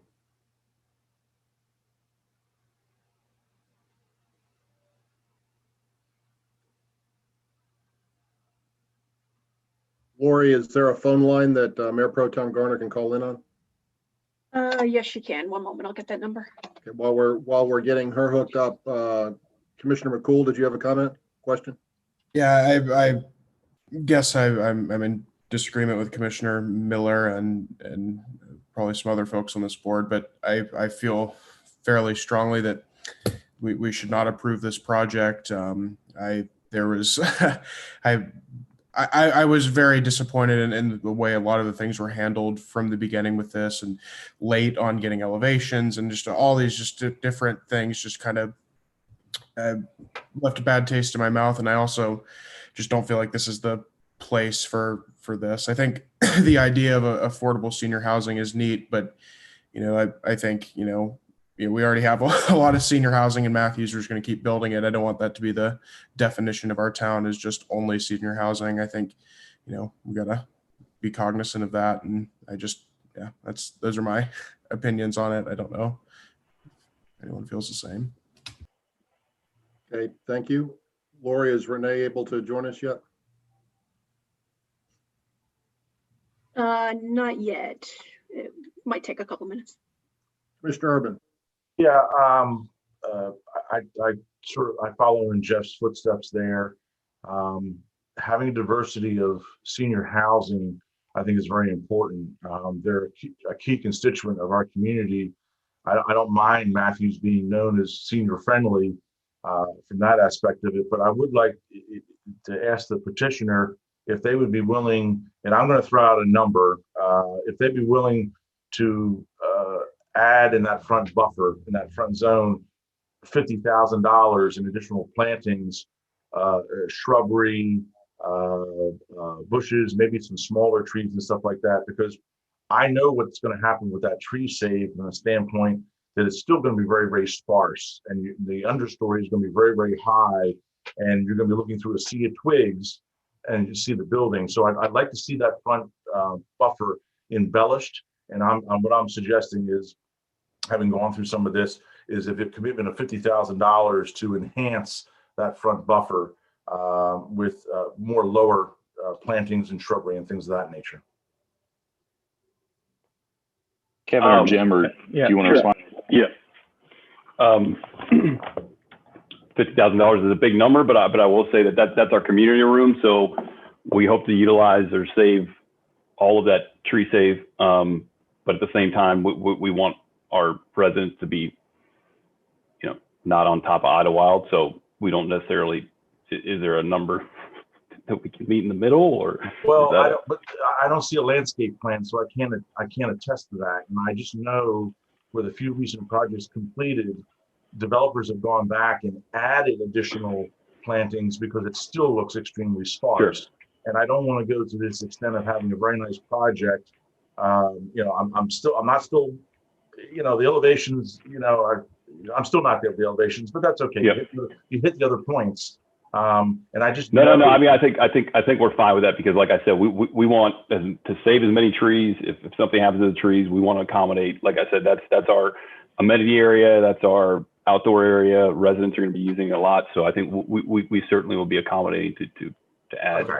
So whoever makes the motion, if they add 50K to the number, we're good to go. Yeah, we're good with that. Yes. Okay. I guess I will render my opinion here on this project.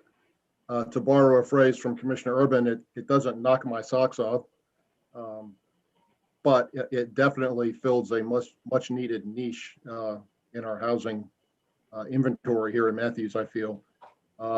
As much as we all love the Windsor Runs and the Matthews Glens, they're beautiful. They serve a great purpose, and we love the people that live there. It is a very expensive product, and those properties exclude some of our residents because they simply can't afford it. So I think this is another option. It's a nice option. It's going to be very walkable.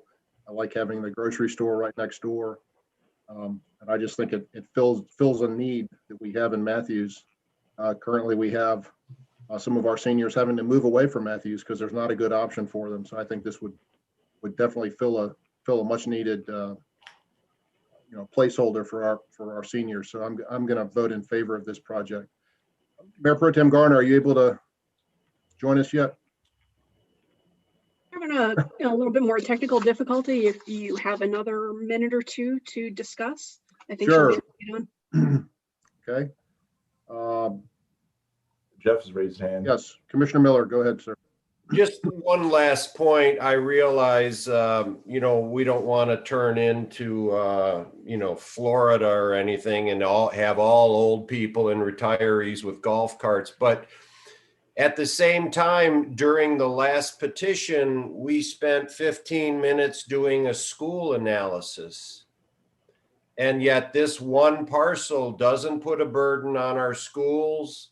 It doesn't add to commute traffic to and from work for 2 people per apartment. So again, no burden on schools, very little to burden on any road or congestion or traffic. And that's one of the advantages. It's not the whole town, it's just one parcel in the corner with a walkability component. So please keep that in mind. Thank you.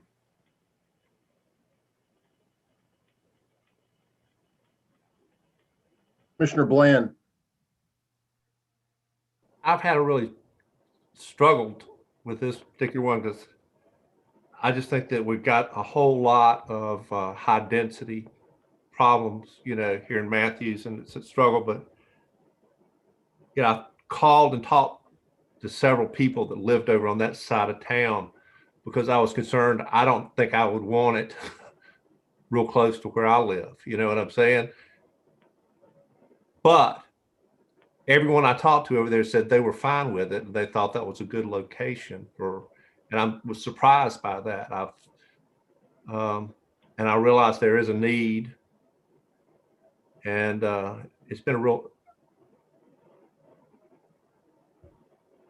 anyway, I think I'm going to probably support it because I think people have made a real effort, but I have really, it's been a big struggle. This was a close one for me. But anyway, I think I'll probably support it. Okay, thank you. Anybody know any good jokes? Any other comments or questions before we call the vote? We're going to see if we can get Mayor Pro Tem Garner in here in a second. I don't know what it is. I think I've heard from folks all over town, including where I live. I've had lots of internet issues, phone issues. maybe just overburdened with so many people working from home and streaming Netflix or whatever. I think you're Mayor? right. Yes, Commissioner Gardner is going to send her comments, so if you don't mind waiting just another couple minutes, I think we'll get sure, that. we can wait. on that That's way. fine. I definitely want to make sure we hear her comments, so. She's going to send them to you and you're going to read them? I believe that's what's going to happen, yes. We'll find out in a moment.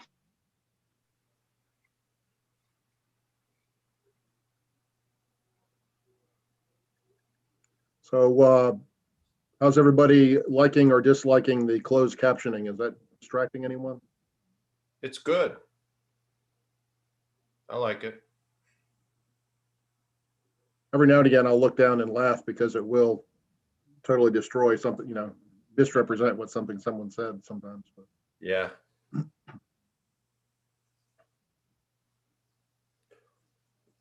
If I may, one other thing I'd like to share, because I travel through this intersection regularly.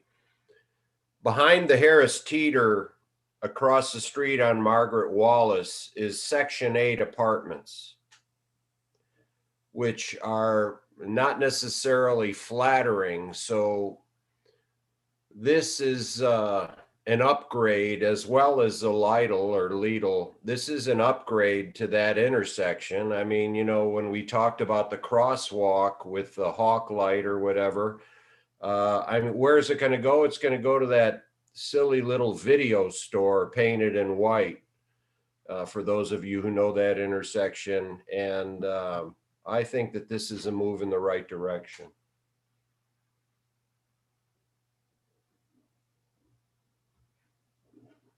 Yeah, we're excited about the location. Jim and I were on a webinar last week, and they asked a lot of seniors what were the challenges during COVID and what are the challenges coming out of it. And 37% of them said isolation. As much as people say they want to age in home or age in place when you can't get out of your house or you don't have access to getting out, it becomes a concern. And then 30% said the ability to get groceries. And so being next to that Lidl is huge for us, and we're excited about it and excited for our residents. Yeah.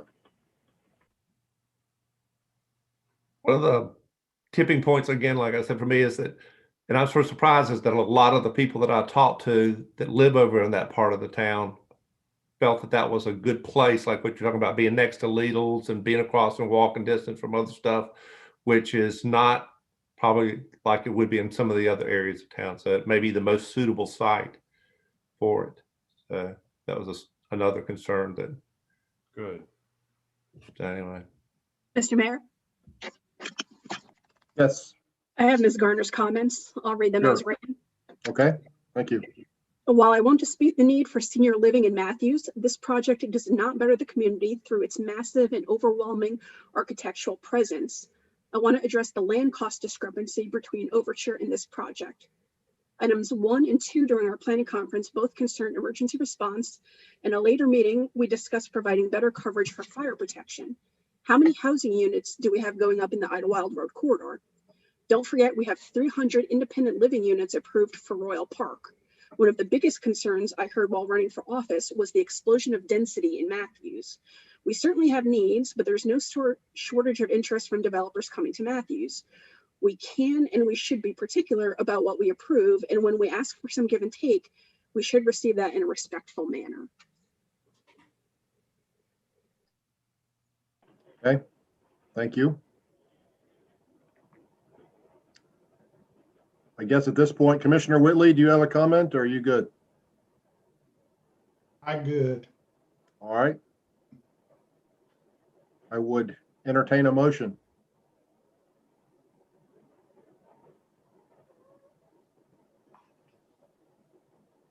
I'll make that motion if I can find it.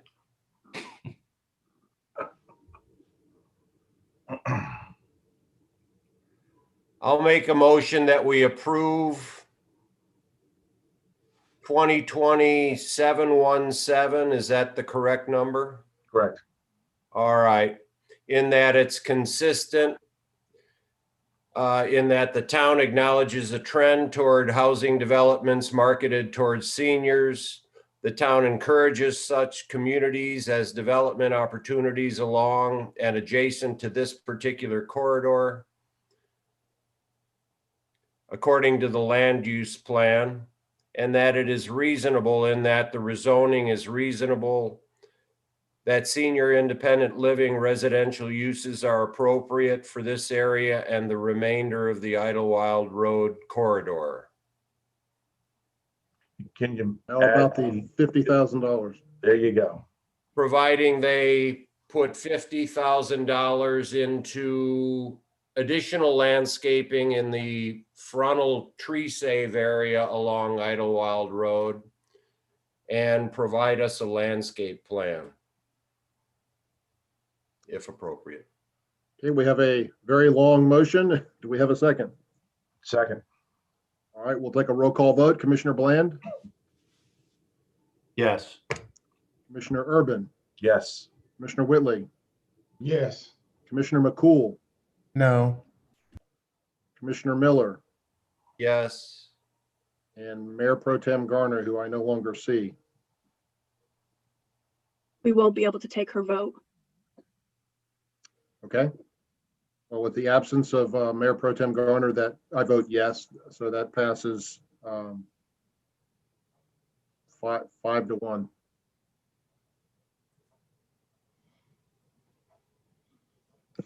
So thank you. Thank you all. Appreciate it. Thank you. Thank you. Move on to item 9B2, zoning application 2020-720 Lowe's to change the existing conditions in that certain B1 SCD district located in the Sycamore Commons Shopping Center and being tax parcel 193-52106 and further designated as 2115 Matthews Township Parkway to allow the construction of a 3,000 square foot enclosed addition with a 1,500 square foot equipment storage area to the existing Lowe's building. Mr. Hallman. Thank you, Mayor. 1 second.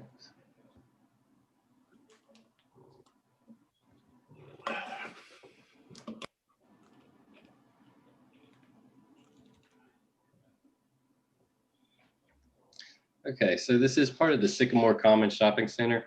There were some conditional notes with that overall rezoning for the shopping center district. We do have notes in place to carry all of those forward. The site plan has been updated to include storage locations for large format equipment storage and outdoor sales and storage in the park, or outdoor storage in the parking area, or parking lot and parking areas. It was approved by planning board unanimously. This did come before the board last month and was deferred. The parking issue was addressed. The site is compliant with the town's parking standards.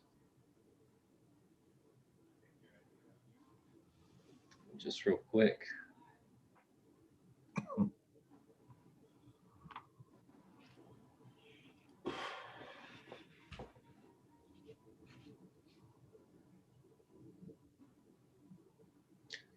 So there was some parking area in the rear that's historically been used for display and outdoor storage. It has been marked on the site plan.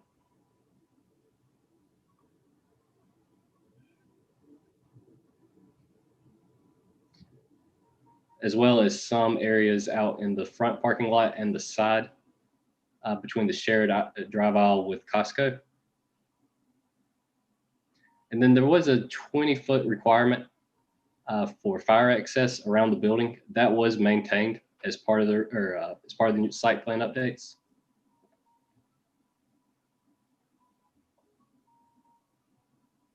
And then the building elevations have been unchanged since the public hearing. That includes the staff update. Staff does recommend approval of this zoning motion. Okay, any questions for staff? Commissioner Miller? Thank you.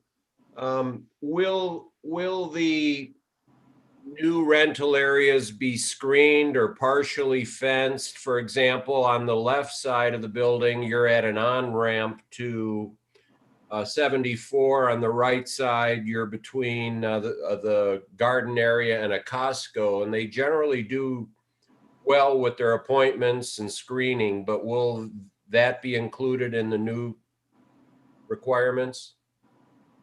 So right now, there's not any requirements for screening or new requirements for screening. I do know on the ramp for 74, during the public hearing, we did have a view from the right of way. There are some, I believe there's some fencing and, or at least some natural planting or bushes. So the top of the building is kind of visible, but I believe the lower sections, there is some screening in place already for that. I can't speak for the Costco side though, if there's any existing remedies for that. Costco would be wide open, and they don't have to put up a fence necessarily, but it's a concern of mine worth discussing. That's all. Thank you. We have the applicant, Mr. Spicer. Would you care to speak, sir? Yeah, I guess so the screening for the tool rental itself, I think we talked about that in the planning board meeting, trying to keep the lower level equipment, in an area where it's not so visible. The larger equipment, try to hide it more so behind the building if you look at the tool rental edition. And then not to have anything that would be, a lot of times when you get into tool rental, you'll see a boom lift, somebody's got it raised up with a banner on it. So I think we've obligated not to do anything like that. Going over to, and I don't know, Darren, if you can pull that plan back up, but maybe help me understand what you're referencing on the coal, or I guess this is the Costco side or the coal side. Costco. On the site plan, you had tool rental indicated on both sides. There's a balloon there where you have tool rental outside the garden area, and the garden area is beautiful. Maybe that's a little bit confusing. So that outdoor sales and display storage area there is typically some stuff they have in the spring that they would store behind there for sales. Nothing to do with the tool rental. Everything on the tool rental and any equipment is over on the lumber side of the building next to the interstate. Okay, thank you. Yes, sir.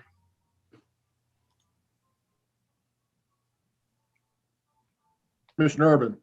Yeah, I will go ahead and make a motion after a quick comment. Jeff, if you go to Google Earth and put the little guy on the map and go down that off ramp, you find that all you see is the Lowe's sign in the upper portion of the building. It's real hard to see anything down low.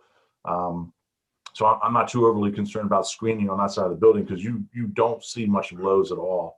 So with that in mind, I'd like to go ahead and make a motion that we approve 2020-720, that the requested zoning action as most currently amended is approved, and the rezoning changes and conditions are consistent with the Matthews Land Use Plan as it supports the economic viability of the existing businesses in a retail center.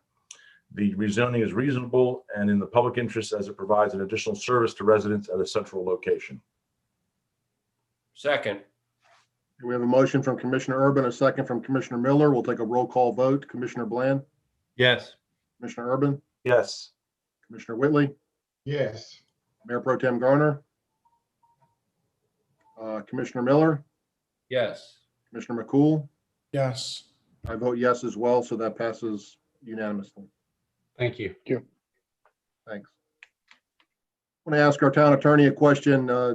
Charlie, is it appropriate to record Ms. Garner's vote on the last item because she had some technical difficulty? Well, she raised her hand at the time, but can't tell if it was affirmative or negative vote. I mean, on the previous item. Oh, no, she was off air. We can't go back and correct it. Okay, thank you. Yes, Mayor Pro Tem Garner, can you hear us? Okay, so I assume that you voted affirmative on the last item, correct? Right, okay. Thank you. Let's move on to item 9B3, Zoning application 2020-721 text amendment to amend the text to the UDO regarding open space requirement on the CMF zoning district. Mr. Will. Thank you, Mr. Mayor. At the regular meeting on January 26th, the Planning Board recommended approval of the proposed zoning text amendment with the following changes.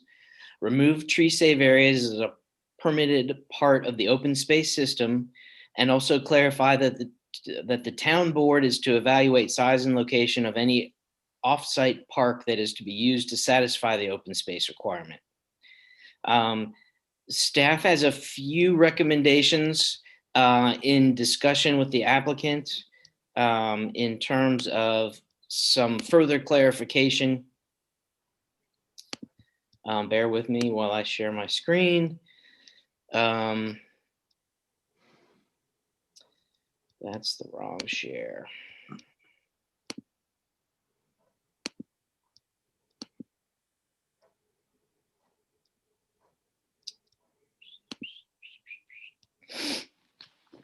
Staff would like to change the sentence that reads, "The open space shall generally be located on a single tract within the CMF zoning district designated site, and at least one half of it shall be usable by residents and or the public for recreation." To delete the first half of that sentence and retain the latter half, for it just to read, "At least one half of the open space shall be usable by residents or and the public for recreation." The reason for staff recommending this change is that right now it could be interpreted that the open space shall be located on a single tract, which is not really the case in the CMF zoning district, or I think the intent here is to provide for a system of open space, not just a pocket park or something like that. So this is a recommendation from staff, and the applicant was okay with this recommendation as well. And then, as you can see down here, is the formal proposal for the text amendment.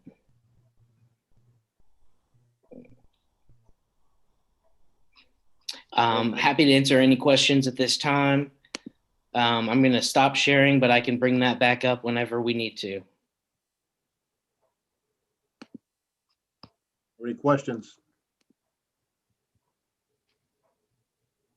Commissioner Urban. I guess, I mean, the last time we talked about this, and maybe I'm just wanting to micromanage it a little bit, is I wanted to see graphics. I wanted to get into sort of more understanding this text amendment because it's a pretty significant item. So I guess my question is back to Mike Foster and to planning staff. You know, was this sort of like, it's okay? Or is like, we really dove into this thing and we vetted it and we feel really, really confident that this is a win-win situation? Because right now I'm not too convinced that it's been vetted really, really thoroughly. And we looked at all the sort of unintended consequences. So my question is to Mike and Rob. John, speaking on behalf of the planning board, we did have a considerable amount of discussion about the 1/35th of an acre versus 1/50th of an acre, the tree save, as well as the remote locations. There was a little bit of concern, I think on behalf of a couple of the planning board members, about remote locations. That's why we had the verbiage added in to the text amendment to make sure that the full Board of Commissioners had the ability to approve this extra space on a case-by-case basis instead of automatically allowing it to be basically off-site. But there was a good bit of discussion about it. So once again, speaking on behalf of the planning board members, and we have several of them on, if they'd like to comment too, I believe we felt pretty comfortable with the verbiage that we came up with.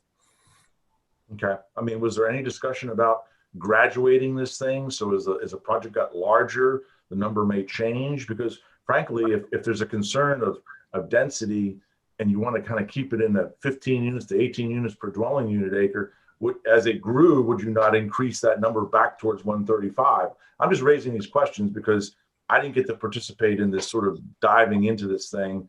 I really felt the compact multifamily was best treated when it was an urban infill situation of just a few acres. And we've kind of expanded it. We now have a test case where it's expanded beyond that point. And that just kind of concerns me a little bit. Yeah, I don't remember any specific discussion about qualifying it based on the size of the project.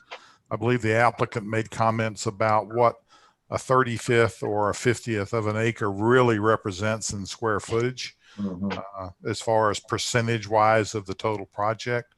But we really didn't tend to spend any time talking about the impact on the size of the project itself. Okay. All right. Well, I mean, I suspect as long as planning board and planning staff are singing Kumbaya together on this one, we can always change it. But I just get uncomfortable because these things I really like to dig into. Mr. Johnson, you have a comment? Let me unmute here.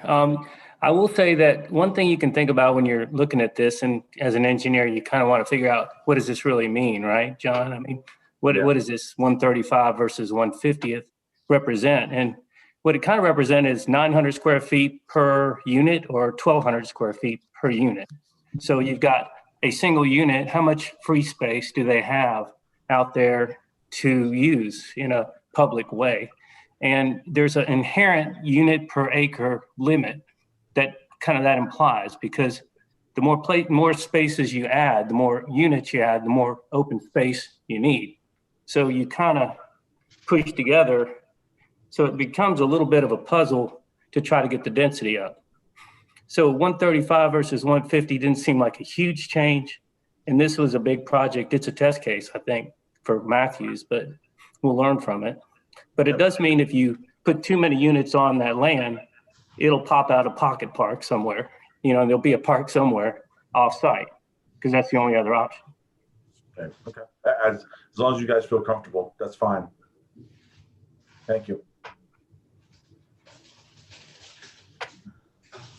Any other comments, questions, motions?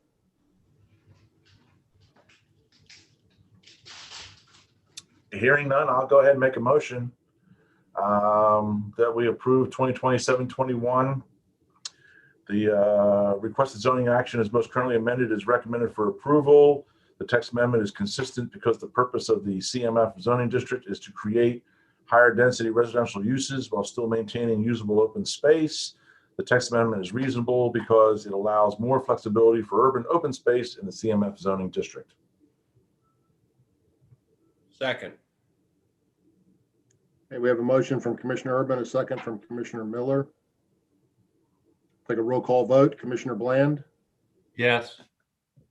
Commissioner Urban? Yes. Commissioner Whitley? Yes. And Mayor Pro Tem Garner, you're still having technical difficulty, I believe. So been advised by our town attorney that we can't count your vote unless we can hear you, so. Can she not signal by giving a thumbs up or a thumbs down? You're on. You're on mute, Mr. Buckley. I just know that it seems to indicate in the statute that it would have to be not counted if you don't hear it. However, I don't know that a thumbs up or a thumbs down wouldn't also be a visual. So if you want to count it as a thumbs up, as a positive, and a thumbs down as a negative, that would be okay, I think. Sure. I think we can clearly see what her indicated vote is. So again, on this one, I'll ask then, Mayor Pro Tem Garner, how do you vote? Thumbs up. Okay, that's affirmative. Commissioner Miller? Yes. Commissioner McCool? Yes. And I vote yes as well. So that passes unanimously. Thank you. Thank you for Jim and Mike and everybody chiming in to help us figure that one out. Let's move on to 9B4 zoning application 2020-723 Harkey to change the zoning classification from R12 to R12 MFCD on that certain property designated as 2026 Matthews Mint Hill Road and further designated as tax parcel 215-102-01. Mr. Will, you're getting a workout tonight. Yes, sir. Yes, sir. But we're in the home stretch. Thank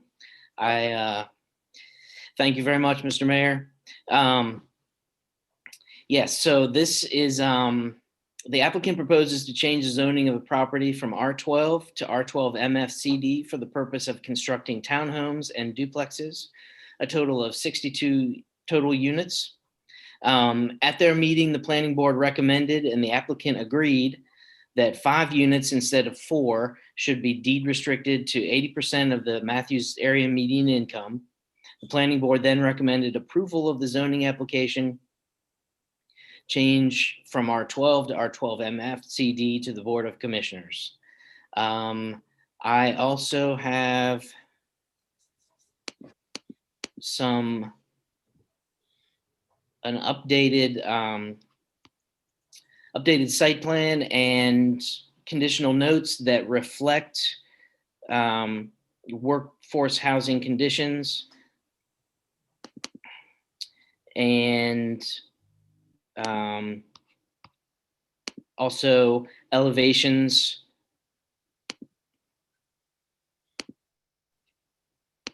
of the proposed duets and townhomes. There are many more elevations that we can go through, but this is the site plan. All right. Matthews Mint Hill duets. And then we also have the townhome elevations here, micro townhomes they're being referred to as.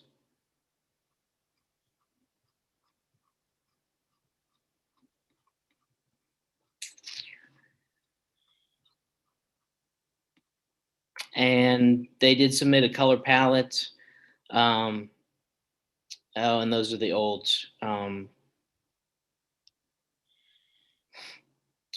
elevations. So I would be happy to answer any questions that the board may have at this time. And I think the applicant is here as well. Rob, how long is the deed restriction going to be in place for the affordable portion? 75 years, I believe. I like it. That's impressive. That'll be until I'm about ready to retire. So that's good.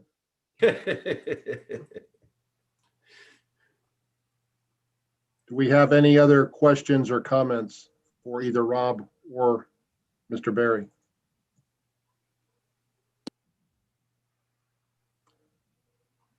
we have anybody who would like to make a motion? Commissioner Miller. Thank you. I'd like to make a motion that we approve zoning 2020-723, Richard and John Harkey development, pending the 5 units instead of 4 be deed restricted to 80% of the median income, in that it's consistent with the land use plan because it will provide a variety of housing styles, densities and locations, and encourage design and construction of alternative style housing. Sorry, I'm having trouble reading it. And infill development, and that it is reasonable in that the rezoning provides for a traditional land use between the high school and a single family neighborhood while providing a more affordable housing in the town. I'll second that. Okay, we have a motion and a second. We'll take a roll call vote. Commissioner Bland? Yes. Commissioner Urban? Yes. Commissioner Whitley? Yes. Mayor Pro Tem Garner? Yes. Commissioner McCool? Yes. Commissioner Miller? Yes. And I vote yes as well. That passes unanimously. And I'd like to thank you, Mr. Berry, for setting the standard for deed restriction at 75 years. That's, we've had others come in with much less. That really guarantees that we'll have some affordability for many decades to come. So that's much appreciated. Yeah. All right, thank you. We'll move on to the next one.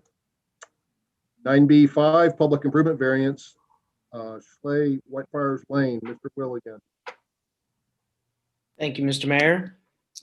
All right, so this is the location. It's 336 Whitefriars Lane. The applicant is Brian Schley. The existing zoning is R15. And the applicant is requesting a public improvement variance in order to obtain a permit for a storage building that is approximately 3 or 4 feet into a surface water improvement swim buffer on their property. A little background, the applicant had an existing storage building when the home was purchased more than 20 years ago. The existing shed was destroyed when a tree fell on it after the tornado last year. The applicant contacted the town of Matthews for a building permit in order to rebuild the building, but was told that Mecklenburg County handles all building permits for the town. So in contacting the county, the applicant was told he was allowed to build the building and have it inspected after the fact. The new storage building used the same setback from the creek, but was expanded towards the home. After the new storage building was finished, the applicant contacted Mecklenburg County for the permit and inspection. This is when it was determined that the permit may not be granted without a variance, public improvement variance from the town of Matthews because it encroaches in the swim buffer. And the town UDO requires swim buffer variance to be processed as a public improvement variance rather than a zoning variance that's decided by the Board of Adjustment. These are the provisions of the UDO. And this is an aerial view showing the hatched area is the swim buffer. This is the old storage shed. We don't have a survey of the area of the property to determine exactly where it is, but Mecklenburg County would not grant a permit without a variance from the town of Matthews. So to summarize, the applicant replaced a storage building that was already partially within the swim buffer. And the applicant had contacted town of Matthews and the county to inquire about obtaining a building permit. The applicant was advised that by the county that it was permissible to rebuild the building and obtain inspections and a permit after the fact. The applicant was not made aware that of the buffer until coming back to Mecklenburg County for the building permit. Pursuant to the Matthews UDO, a public improvement variance is the relief for this applicant in order to obtain his building permit. Planning board recommended approval of the variance with the condition of adding gutter and downspouts to the building to the Board of Commissioners, and the applicant agreed and has actually already installed the gutter and downspouts. Happy to answer any questions. This is an unusual request to come before you. That's why I felt like it was important to go through the background and the process, but happy to answer any questions that the board may have at this time. Have any questions for Rob? Commissioner Miller. Thank you, Rob. As I understand it, after reading everything provided, the former building was demolished by a tree during a recent tornado, and this new building was put on the same footprint as the former building. And if it's a little bit larger, it's closer to his home, not closer to the creek, correct? Yes, sir, that is correct. Thank you. Commissioner Urban. I'd like to go ahead and make a motion that we accept the public improvement variance for 336 Whitefriars Lane. This is being done in order to obtain a permit for a storage building that encroaches slightly into the swim buffer on their personal property. He's already got the downspouts and gutters on it, so we don't have to worry about that. Mr. Commissioner, if you would change the word approve, not accept. To approve the public variance? Approve the public improvement variance. We approve the public improvement variance. Second. Okay, we have a motion from Commissioner Urban, a second from Commissioner Bland, and one more time, Rob, and I see we have the property owner here, but how do you pronounce the last name there? Mr. Schley. Schley. Okay, I want to make sure I don't offend you by mispronouncing your name. Thank you. Take a vote. Commissioner Bland, how do you vote, sir? Yes. Commissioner Urban, Yes. Commissioner Whitley, Yes. Mayor Pro Tem Garner. That's affirmative. Commissioner McCool, Yes. Commissioner Miller, Yes. and I vote yes as well, so that passes unanimously. Thank you. We'll move on to, yay, the last one in our planning and development business, 9B6. Fiorenza, Four Corners, Sam Newell Road, and Lakeview Circle. Mr. Will, one more time. All right, great. Here we go. All right, Four Corners LLC is requesting a public improvements variance to remove the curb and gutter requirement for a minor nine lot subdivision to be located on Lakeview Circle, as well as the requirement for the multi-use path and sidewalks to be located on a section of Sam Newell Road. I'm going to go ahead and share my screen and we can get a visual. All right. Let's see. This is Sam Newell facing south. No existing curb and gutter. And then Lakeview Circle facing east. Also no existing curb and gutter or sidewalks. This is the public improvement variances are requested in the areas in red here. And I do have to note, Public Works does not support removing the 10-foot sidewalk requirement from Sam Newell. Town currently has a project that would connect to that sidewalk. And however, staff is amenable to removing the curb and gutter requirement on Lakeview. But we think the sidewalk is feasible given the proximity to an existing sidewalk at the corner of Lakeview and Sam Newell. The UDO states that the sidewalk is not required to connect if it's within 500 feet of another sidewalk, but the distance to Lakeview is only to Sam Newell is only 375 feet.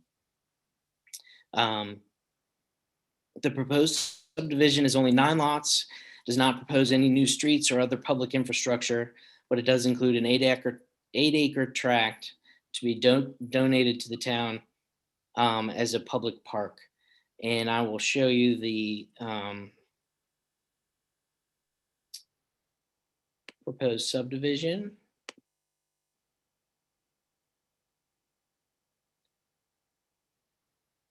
Bear with me.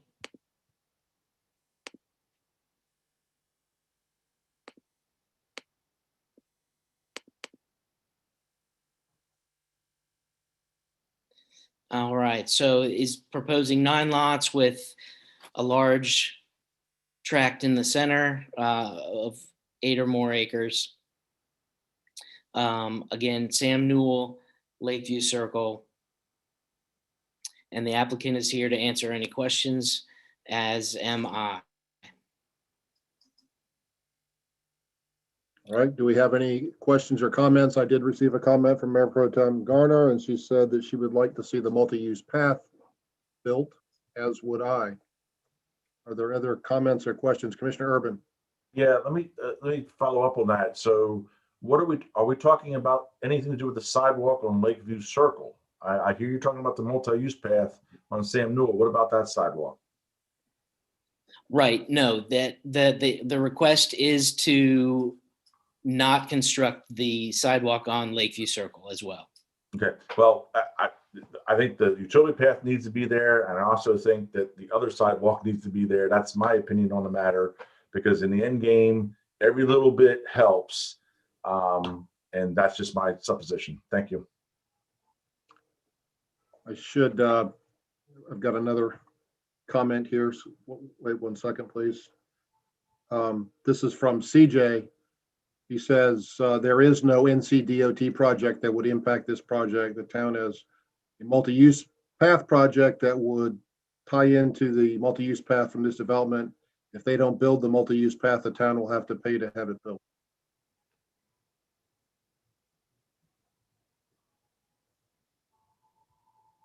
Other questions or comments?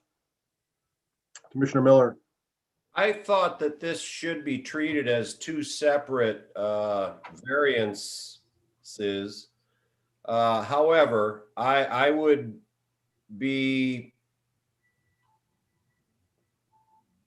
I would be happy to remove the curb and gutter since the adjoining properties do not have curb and gutter. But I would support the multi-use path and sidewalks in that area for connectivity purposes. And I would approve the public improvement variance on curb and gutter removal only, but demand that sidewalk and multi-use path remain.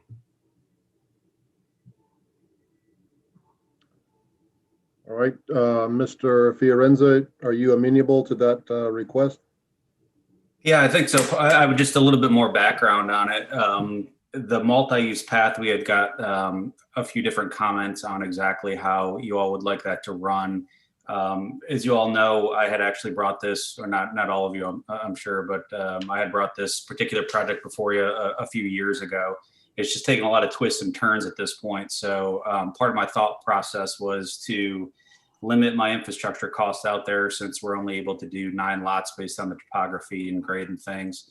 And then work with you guys to donate back that 8.5 acres that could be used as a public park there. So I was trying to do a little bit of a give and take on something like that. And that was really my thought process behind the multi-use path. The sidewalk on Lakeview, I'd point out, would be very difficult to install just based on the topography coming right off of Lakeview. It almost goes straight up in certain spots. So I think it'd be a challenge for us to feasibly get a sidewalk into that location as well. My intent, again, was not to avoid additional infrastructure, but to allow you guys to, with 8.5 acre donation, to kind of work through what might make a lot more sense for the town in the future in terms of connectivity and things. Okay, thank you. Jay or Rob, do you want to respond to that?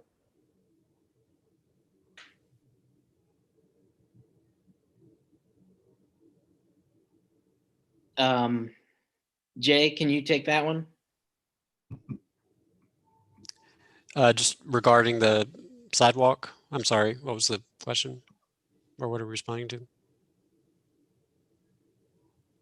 My internet was unstable for a second, I apologize. Yeah, so if I can interject, Mr. Fiorenza, real quickly without being too offensive, the 8.5 acres of donated land near the creek bed in that low-lying area was already baked into the project, was it not? In terms of the plat itself and how we're approaching it? Yeah, it was already provided to the town for a park. Well, it was part of this whole process. So these were not exclusive of each other. My approach to the town was, again, trying to limit my infrastructure costs on just those 9 lots, was to go ahead and make that donation. But they were not exclusive per se. They somewhat have been broken out into exclusive components, I would say, along the way. But again, the goal was to donate that as a nice amount of usable land for a public park in the future, and try to limit my infrastructure costs, if that makes sense. 8.5 acres is across the street, correct? It is behind, if Rob, if you can pull that up, it's behind the 9 lots that's proposed. So it is on that same parcel. And maybe I'm misunderstanding it. I'm sorry. That's okay. All right, you're thinking of the property, Mr. Miller, on the across from Keziah that I've already donated and you guys have ownership of. That was 4.5 acres. So this is an additional 8.5 acres that we're talking about. Okay, I'm sorry, I'm confused about the location. Sure, no problem. Yeah. Yeah, it's the property indicated as Town of Matthews across the street at Keziah. That's the front piece that was donated by Mr. Fiorenza. Okay. Jay, the question is, what are your concerns if the multi-use path is not constructed? Well, I think just in speaking with Public Works, I mean, we have this existing town project underway. It does create a gap. It would be nice to finish it out closer to Lakeview Circle if possible. It also gives these new residents, multi-use path, side path, sidewalk directly at their frontage when they come out their front doors. So they're not really landlocked as pedestrians when they come out of their front doors onto a busy road. Can you go back to the map and show where the town portion would be?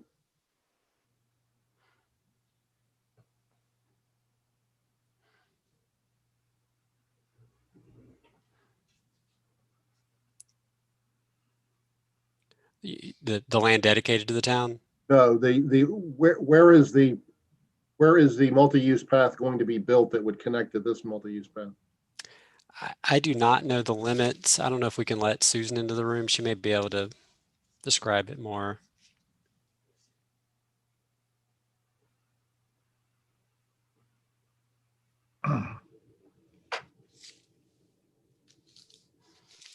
So I just had a text from Susan. It heads south from this property line up to Williams Road. That's right. So that we're in design now. It starts at Williams Road, which is much further south from here, and goes to this property line, and then with the intent of it going all the way to the Irvins Creek Greenway. So we would have to finish some part on that corner parcel as well.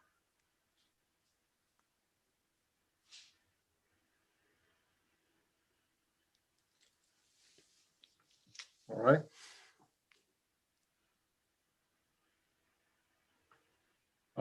Mr. Foster, go ahead, sir. Yeah, just a comment from the planning board. When we were having our discussion about whether to recommend approval of removal of the sidewalk or the multi-use path, we were having our discussion and made our decision without the knowledge that the town had a project that would tie into this section.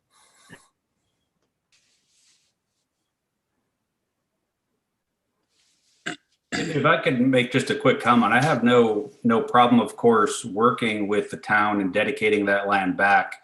Again, to me, it's purely a function of cost. So I would like to see that improvement. I think it helps, of course, everybody, and I know it needs to be in place. So I don't want to leave the impression with you that we're talking about not working with you all and allowing for a multi-use path to be provided in that location.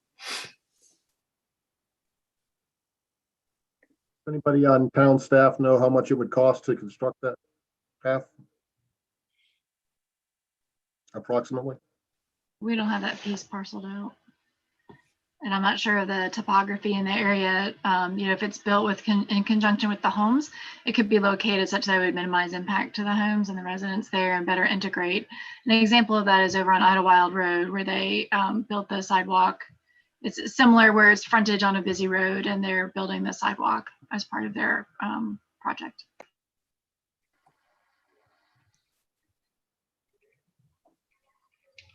So, Mr. Mayor, members of the board, is there a need to approve this tonight? Because it seems to me to have some visuals, because Susan, as I see this, the value of bringing a multi-use path off the road, off being parallel to Sam Newell Road, from like a amenity standpoint, would be a good thing.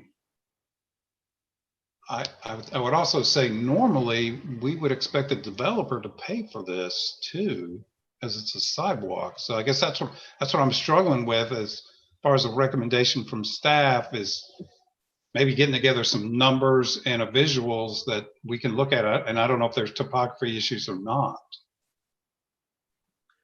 I think that's a reasonable request to maybe put this off for a month and revisit at our March 8th meeting. I'm sorry, may I make a comment? Sure.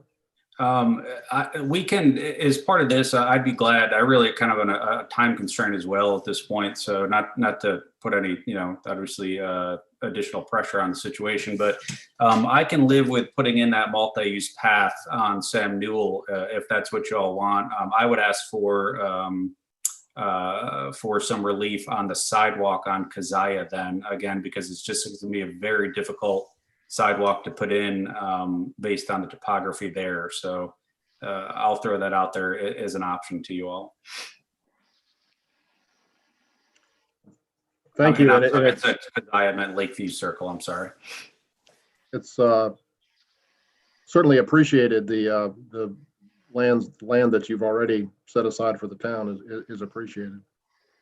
What is the will of the board? Do we have any? The suggestion that we postpone it so we can take a look at it. I'm having a hard time visualizing what it looks like over there. I'd like to get some pictures and the staff give us some kind of idea about what's involved out there personally. I think what Mr. Fiorenza suggested was that he build the one along Sam Newell and not along Lakeview Circle in an effort as a compromise to get this done tonight so we can expedite.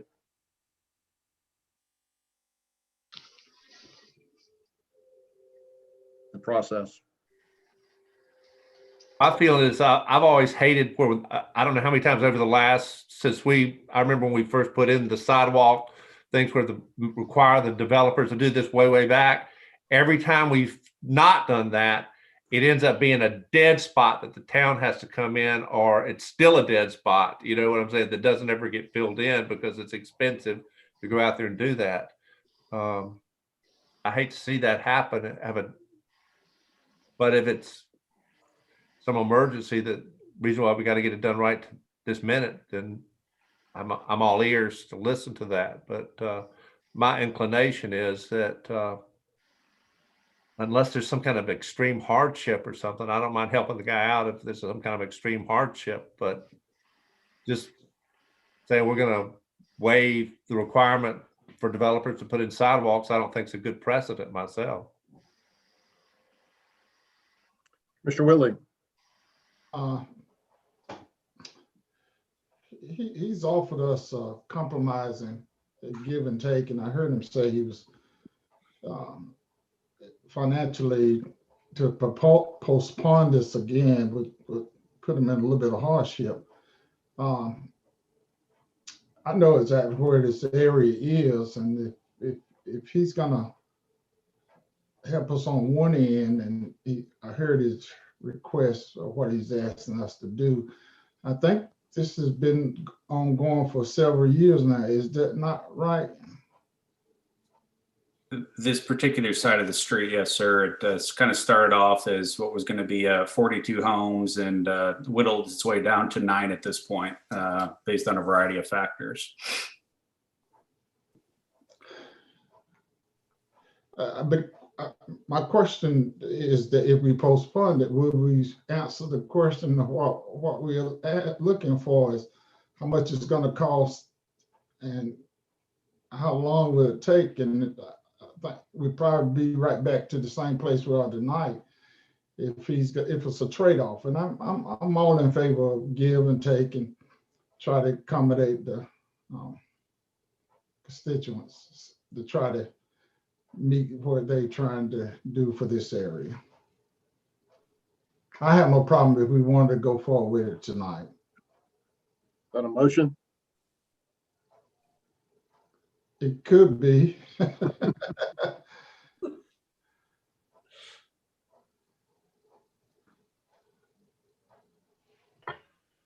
I'll make a motion then that we approve public improvement variance for Renzo Four Corners, Sam Newell Road and Lakeview, with the stipulation that Mr. Renzo would help with the multi-use path and that we don't have to have the sidewalks on the Lakeview Circle side.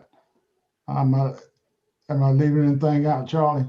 Yes, sir. What you're going to do is you're going to approve the variance. So meaning he doesn't have to build it for the sidewalk on Lakeview Circle and the curb and guttering.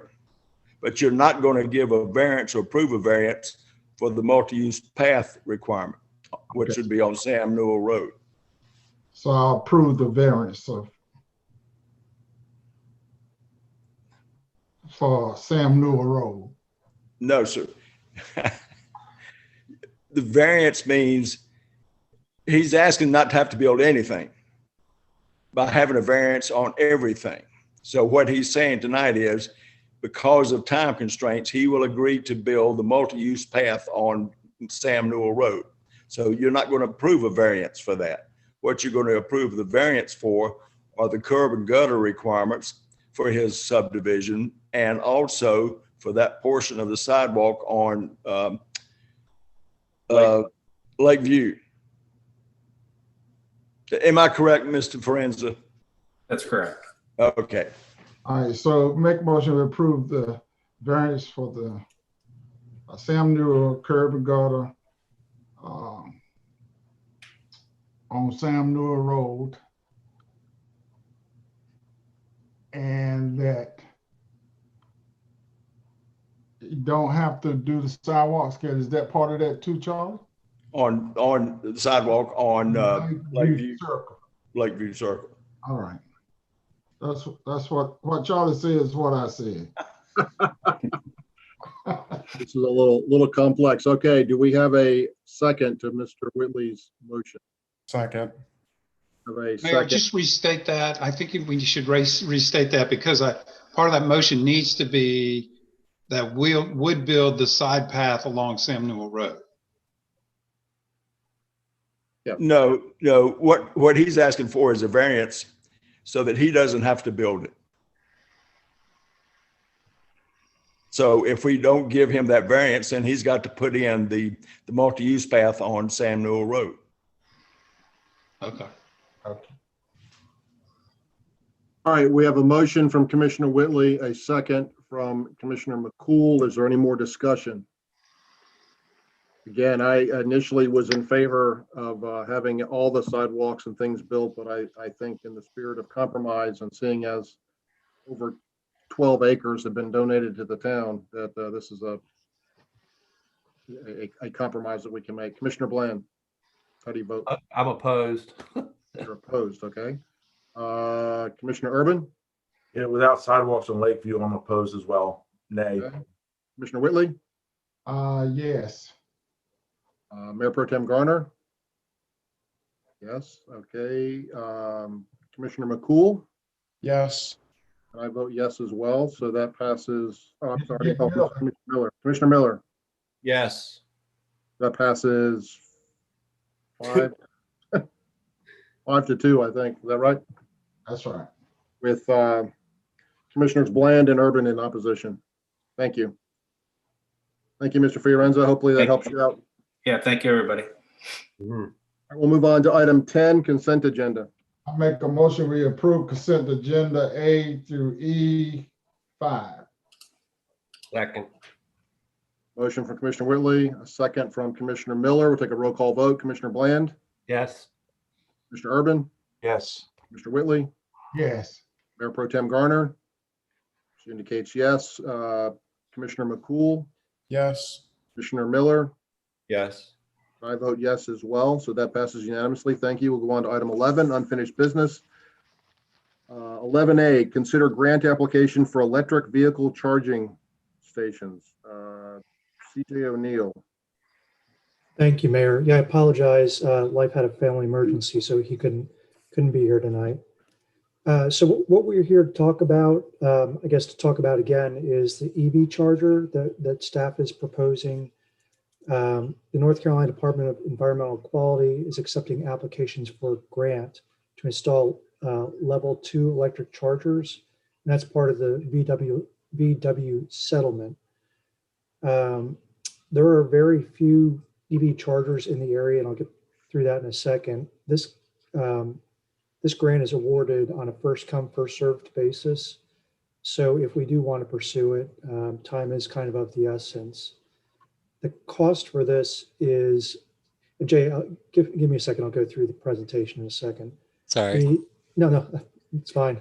The estimated cost for this is $20,000 for 2 ports, and the grant is for $10,000. So the total out of pocket for the town is $10,000 for doing this. So I'll go ahead and go through the presentation now. Thanks, Jay.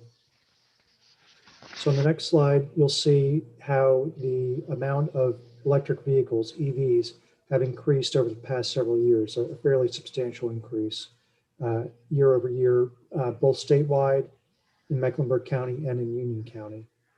And also, Governor Cooper has an executive order to set a goal of 80,000 EVs in North Carolina by 2025. And he set up a commission that's supposed to show us how to get to that point.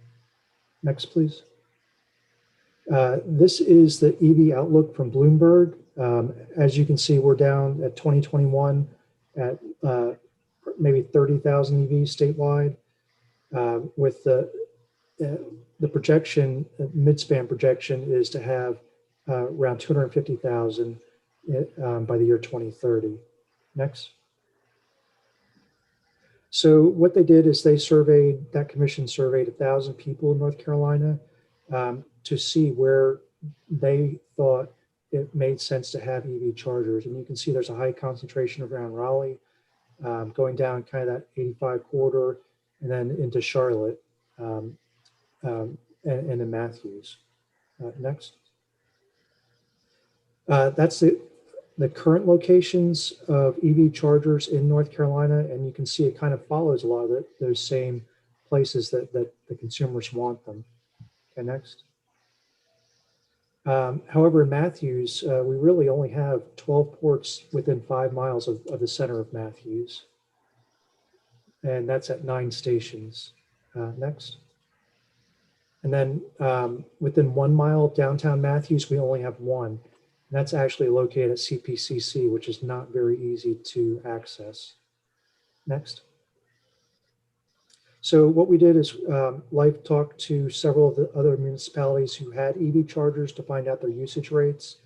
And I apologize, this is new to me, so I'm probably just going to read it.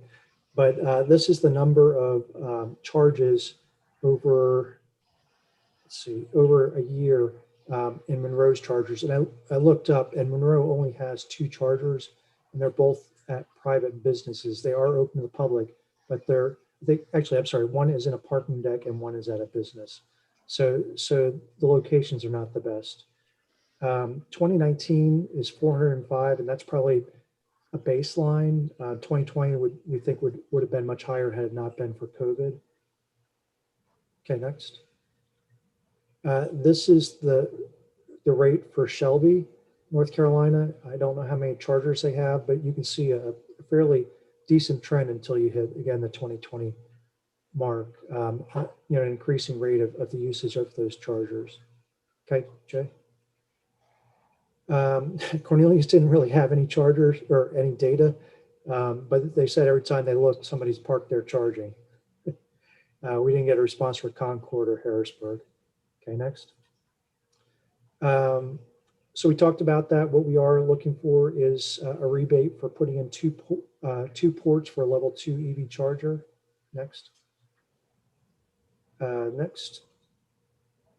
And the location that we're looking at doing that is in public parking. And next. In public parking, we have a current electric service, which would cut down our costs fairly significantly since we don't have to add much to that to get the charger put there. Okay, next. And what we're looking at doing is adding a charger in between those 2 spaces and having charger ports on either side. So those would be dedicated spots for EV charging. Next, I think. Okay, so that's the project cost I went over. Overall cost $20,000. Expecting to get $10,000 back. So total cost to the town $10,000. Next. I guess it had been brought up about the cost of charging, and should the town support that, or should we charge for people to charge there? I think it's staff's opinion, at least initially, to open it for free.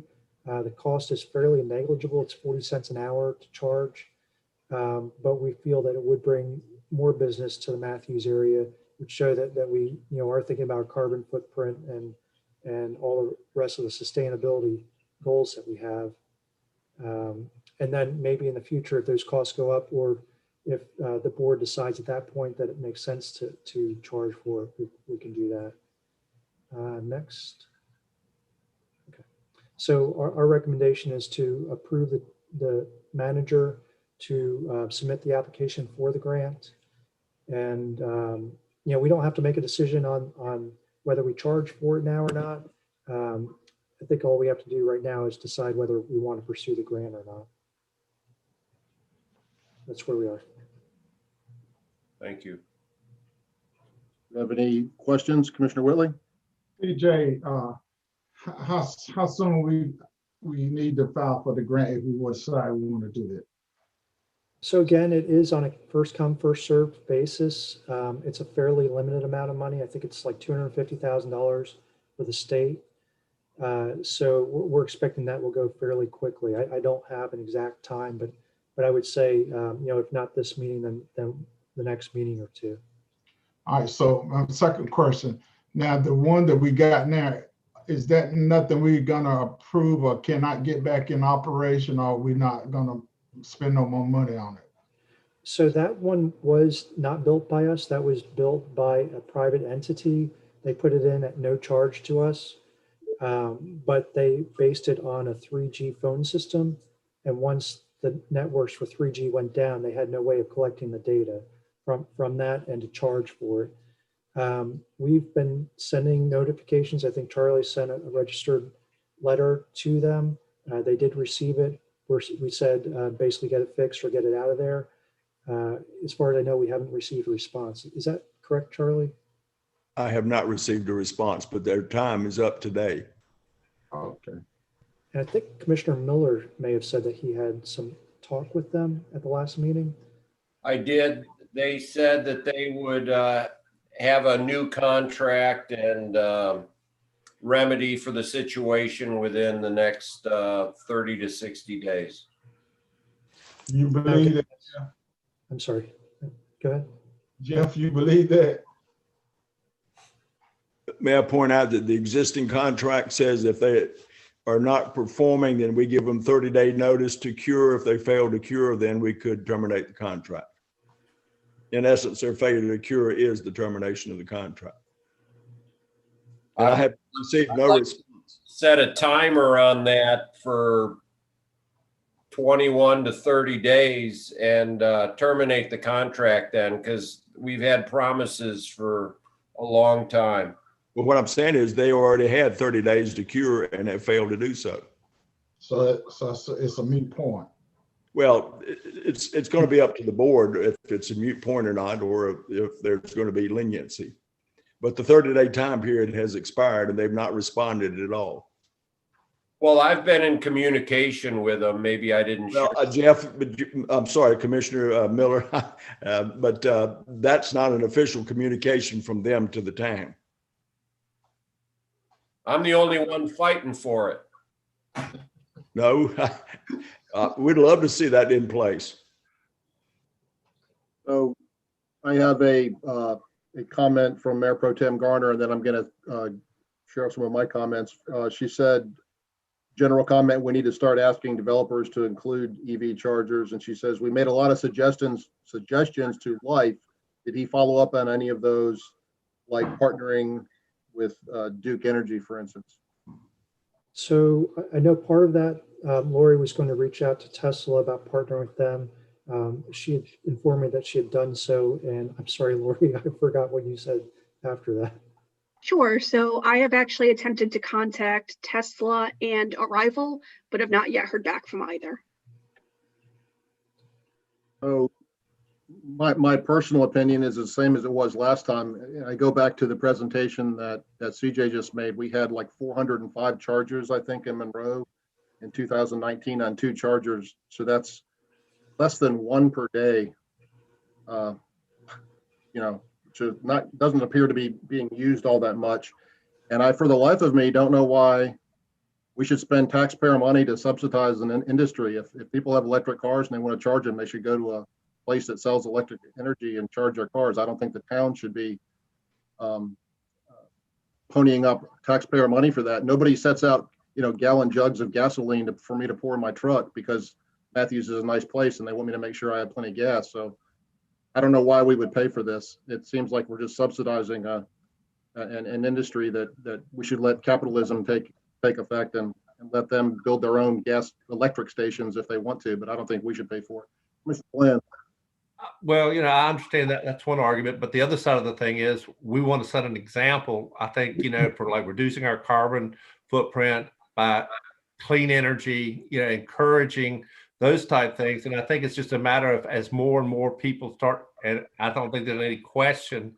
I mean, all of the experts, everybody says that, even the oil companies say that's the wave of the future, that we should encourage people to do, especially if we can get a grant that pays for half the price for doing it. And if we want to charge somebody $1 for charging their car, hey, that's not, I don't say there's anything wrong with that. That's capitalism. Let's collect $1 for charging your car if you need to, but why throw away $10,000 if somebody's going to give you $10,000 on something that you're going to ultimately need to get anyway? Well, it's not that we're throwing away $10,000. We're actually spending $10,000. You know, it'd be nice if the town gave all of our people that live here cookies as well, but I don't think we should be in the cookie You can get business. it back. You can get Commissioner the McCool. money back if you just charge I don't it. mean to be too facetious. Commissioner McCool, you had a comment, sir. With all due respect, Mr. Mayor, if it cost 40 cents to fill up your gas tank, we probably would help people out there. I mean, gas is significantly more expensive. It's not like you're comparing apples to apples, or not the same thing by any stretch of the imagination. I think I agree with Dave that, you know, it's up to municipalities and local governments to set the example for the future. And, you know, if it works, then private businesses will get into it and start charging for it. Could be a good way to show what the future looks like.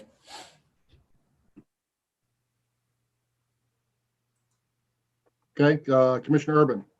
Oh, that scares me when government sets the standard. I like the capitalism comment that the mayor made, but I will support this provided we approve it with a fee to be tied to it. And then it's a win-win for both parties. I don't care if it's $1 or $2 or something like that, but I don't think Big Brother should be subsidizing any capitalist venture like the automobile or gas or electricity or anything like that. So to go to the mayor's point, I agree with him. To go to Dave's point, I agree with him. Let's find a compromise. I'll approve. I would vote for it, knowing that we're going to come back with a fee. Fair enough. Mr. Miller. Would $1 an hour be acceptable? Commissioner Urban? I think you got to start someplace. And see, this is just a quick charge. So the 40 or 50 cents is getting them 30 or 40 miles. I don't know if you can charge the whole car up, but in the end game, it's probably still less than buying a tank of gas. That's for sure. That's true. Commissioner Whitley. I look at this different. I'm for it. I think it's what Dave said. It's saving the climate. We're doing our part. But what gets me is this: Matthews believe in being number one on everything. And y'all, for the sake of me, $10,000 ain't gonna break the town of Matthews when no other town is charging $1 for the charge of car. I mean, you're bringing people in. I don't think we should put a cost on. We are not that broke that we got to charge $1 to plug your car up, y'all. And I'm just, y'all, we want to be good and top on one thing, and then for something with $10,000, we're gonna get a grant that's gonna give that to it, and then other towns are giving it free. The one that we had we didn't charge nothing with that when it did work. So why are we getting two now and they want to charge? I'm in favor of it because I want the town to look good downtown. I want us to be a pace setter like all the other towns, the leader. I want us to be out front.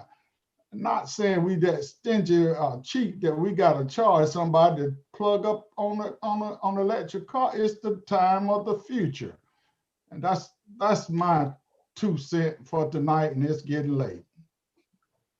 I appreciate the comment. I just don't think I don't think we should charge either. I don't think we should be in the business of delivering electricity for people's cars. That's my personal opinion. I don't think that's the purpose of municipal government, in my opinion. But anyway, Commissioner Miller. Thank you. Just a comment to Commissioner Whitley. We didn't charge on the other existing EV station, but a third party did.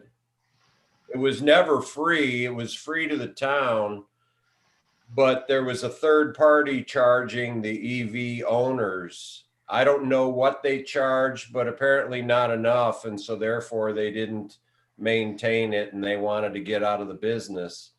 But it wasn't free to them back then. But whatever, it's all good. Yeah. Somebody like to make a motion, Commissioner Urban. I mean, So what do we subsidize next? I can understand if an electric car was $5,000 and it was the Volkswagen of the future. It was very inexpensive and everybody at any income would afford it. But we're talking about subsidizing a person buying a $50,000, $60,000, $70,000 automobile. Come on now, they can fork out the darn buck. Pay to play. So, unless we're going to, I don't know whether it's be free or not. I personally think I don't care if we charge or we don't. We just need to make it available. I think that the market will drive it. People are going to buy those cars, and when they do, they're going to need to have a place to charge them. In Matthews, let's just, if we get charging somebody $1 or $2, who cares? If they're out of electricity, they need to get home. Maybe some enterprising, entrepreneur would open up a place that charges cars. But if we can get $10,000, why not do it? Town manager, you got a comment? So, sir? Mr. Mayor, what I'd recommend is take a vote on the grant. And then if we get the grant, we could come back to y'all with a plan on what's an appropriate charge or whether it should go free. You guys could make that decision. Okay, good. Can I make a motion? Sure. You can make a motion? I'll make a motion. I make a motion that we accept the grant and get the town manager to come up with a plan for how we can deal with it later. To apply for the grant, Mr. Commissioner. Apply for the grant. That's what I meant. Yeah. I'll second that. Okay, we have a motion and a second, and I would like the record to show that not only are we applying for a grant, but we're agreeing to pay up to $10,000 out of our funds. No, we're not just getting free money, we're gonna pay ourselves as well. So we'll take the roll call vote. Commissioner Bland. Yes. Commissioner Urban. Yes. Commissioner Whitley. Yes, sir. Mayor Pro Tem Garner. I think that was a yes. Commissioner McCool. Yes. Commissioner Miller. Yes. And I vote no. Oh no, foiled again. 1-6. That's unusual. But thank you. Good discussion there. It's good late, Mayor. All right, we'll move on to the next item. 11B, receive an update on glyphosate use from CJ. Yeah, actually, that should be Ralph. Is he in the gallery? Okay, CJ or Ralph? I don't think Ralph is. Yep, he's here. Good.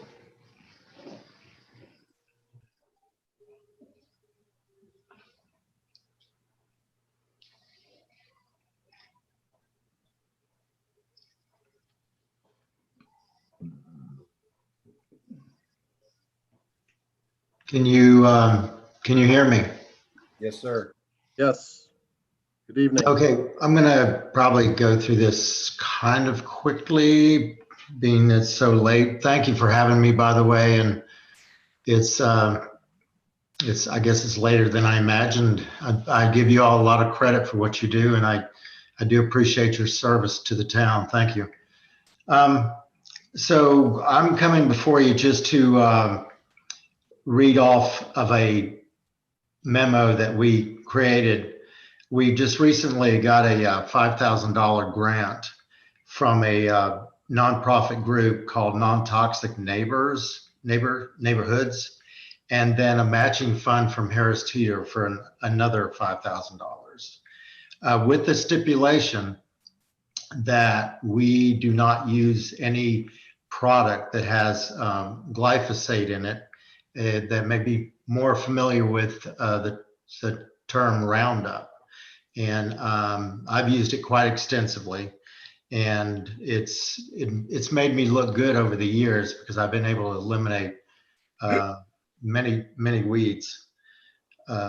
So they've tasked us with coming up, talking about the glyphosate and coming up with an alternative using organic products. So I wanted to just kind of quickly talk about Roundup. The pros on the Roundup are it's non-selective. That means it can kill any weed. is systemic. That means it goes into the plant through the leaves, into the root system, and pretty much eliminates all weeds, from very small weeds to crabgrass. It's very tough and hard to get rid of. So there's a plus there. It's safe if used correctly. You got to read the label and don't put too much ingredient out into the environment. Even the EPA considers it not to be harmful in most cases if it's used wisely. The downside to using glyphosate is it is possibly harmful to the environment, and particularly harmful to bees, pollinating bees. And studies have been done through the University of Texas and also Yale. They proved that it was harmful to bees. It disrupted their digestive system, and it played havoc with their navigational system, where they could not find their way back to the hive once they started roaming the flowers and such. They could not get back to the hive. So it was kind of obvious that it was affecting the bees. But then Monsanto, or in this case Bayer, took over Monsanto a few years ago. Monsanto being the developer of the glyphosate back in 1974. They pretty much determined that if the product was used correctly, that it shouldn't create any problems. And of course, there's all the ways those debates going on. So we're looking at organics as an alternative. And the pros on that is it's safe for the environment. It's not harmful to bees and small animals. And it's also doesn't affect the soils. The cons are that it costs a lot more than using Roundup, almost twice as much. It also means that you're going to have to apply it twice as much. And it does have a certain amount of acidic acid in it and salts that may be bad for the soil, and especially bad for the skin if you get it on you when you're applying it. And the real downside for me is that it doesn't kill all your weeds sufficiently. It only kills the tops of the weeds of some of the small young weeds. So that's been a problem. But we have come up with a strategy that we're going to come, and we've got a integrated pest management, but in this case it's called integrated weed management. The town of Carrboro came up with their own integrated pest management almost 20 years ago. And what I'm working off of is something that the town of Sandpoint, Idaho came up with, and they call it integrated weed management.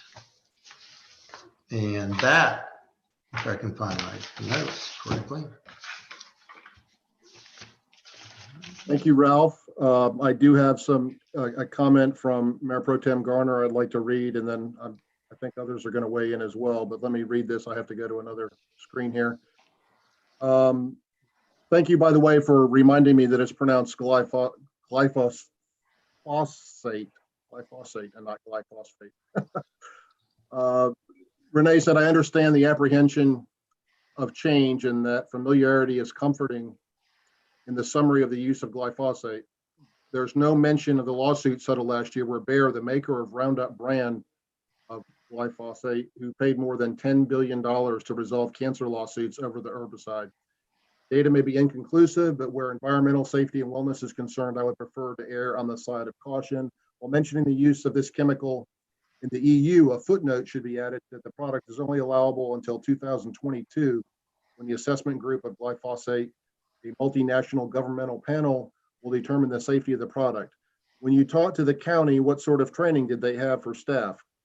Rather than the information provided in the memo, I'm interested in the specific training for products to be used, whether you've called the Crop Sciences Division at NC State, where they have professors dedicated to the use of organic applications in the environment, where you've actually discussed the issue with any of the comparably sized towns in North Carolina currently implementing an organic approach. I know Carrboro, which you mentioned, banned glyphosate in 1999. I'm sure they have a refined system in place. We're fortunate with this grant because they're handing us the resources that places like Carrboro didn't have. Ralph, would you like to comment on that?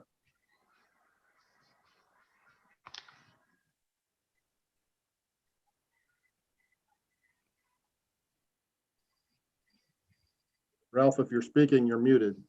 Or maybe you didn't want to comment. I don't know which. Ralph?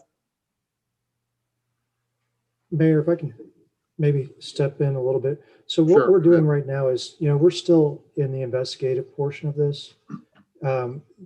Yes, we have, or I think Life talked to NC State, or Ralph did, but I don't know that they talked to all the correct people there. What we are doing is we are evaluating the use of glyphosate or the prohibition of glyphosate in certain areas. And we're trying to use what we learned from that to see what it would take to expand that to other areas. Some of the hesitancies we have is a lot of the risk associated with it has been identified for spraying large areas, using like a crop sprayer to spray large areas rather than selective sprayings of herbicide, which is what we do. We don't go out and spray whole beds. We go out, we see a weed, we spray that weed. We don't spray the whole bed for that. What we're wanting to do though is to even narrow that down to areas, say, where food is being raised with the community gardens, or places like the parks where there are people actually playing in the turf grasses. That's where we want to start. One of the other hesitancies I have with that though, is the labor associated with it. So I don't know if everybody's had a chance to read the findings that Ralph and Life put together and we sent out today to the board. But some things that concern me with that are the costs that Chapel Hill saw. So they looked at implementing the program, and then their estimate was a 6-fold increase of the cost of materials, which to us is not that much. It's we're talking a few $1,000s. That's not a big deal, but a 3-fold increase of labor. And our department, and especially the landscape division, is already under. Really, we don't have enough people. So that's really our issue right now. And I'm sorry, I just realized my video was off. Sorry about that. Okay. Still dressed. So what we want to do is to continue to evaluate that. We want to use that to ban it in the community gardens for a year. We're going to also try in other areas to see how well it works without glyphosate in other areas, to see whether we can come up with effective ways of treating those other plants. The hard thing is when certain types of grassy weeds, they're really, at least I haven't found many effective ways of dealing with that. I use organics in my own yard for 99% of it, but every once in a while I have something that I just don't have another way of doing. I've tried burning it, tried putting salts on it, and it keeps coming back up. So those are the types of things that we really want to work through, I think, on a town-wide level. So does that help answer your question, Renee? We're still working. And we'd be happy with any input you give us. It's non-Hodgkin's lymphoma is what Roundup causes. They paid $10 billion to do it. Bayer doesn't pay anybody $10 billion unless they know that the stuff is dangerous. I'm freaked out that we're spraying it in our parks and gardens. The stuff is, believe me, it isn't, and it isn't just main like aerial sprays and stuff like that. It's from people, they're paying out money to people that were spraying with little cans, like pump up cans, where they're like spraying out in their gardens that ended up with non-Hodgkin's lymphoma. You know, like I represent several of the people that were involved in that class action. It's deadly stuff. I would be, you know, we need to be careful. It is a very, you know, I know it works. It kills weeds, but it also kills a lot of other things too. So something we should think about pretty seriously, I would think. If I could offer a couple, you know, anecdotes. Most of you know that I'm a beekeeper, not a very successful one, but I keep them nonetheless. And both times when Duke Power has sprayed glyphosate in great quantities right down the street from where I live, between Ashley Creek and Brightmoor, my beehives, one time I had 2 hives, one time one, totally collapsed. And not only did the bees swarm, which is common, but they did something called absconding, where they're just all gone. But no bees left, a whole hive full of honey, a successful, you know, hive going, and all the bees left. And I believe that they got this Roundup on them and couldn't find their way back home, is what I really believe, because it's only happened where I have had all the bees leave after they've sprayed this so close to where I live. Secondly, I used to have a boss that's departed now, but a great friend of mine, and he used to say something to me occasionally. He said, "Higdon, you're suffering from rational man syndrome." So in this case, we have a product that kills stuff. You spray it and it just kills a plant. I mean, that can't possibly be good. Just reasonable to think that's probably not something good that you want to ingest when it kills another living thing. Ralph, you've done a fantastic job for years. You know, you and I served on the Appearance and Tree Board together. I think you do an outstanding job. And you can look behind me in this picture and see some of the work of the town staff. But I would really like to see us reconsider and maybe through a survey of the townspeople, what is the expectation? I mean, do we have to have, you know, golf course quality, you know, parks with no weeds, or can we have a few weeds? I don't use any herbicides in my yard. I have some clover in my grass. I don't care. It doesn't really bother me. Others like more manicured lawns, but I always come back to the fact, just what Commissioner Bland just said. Why would Bayer pay somebody $10 billion if they don't have an issue? Why does the European Union consider Roundup to be a terrible thing that they want to get rid of?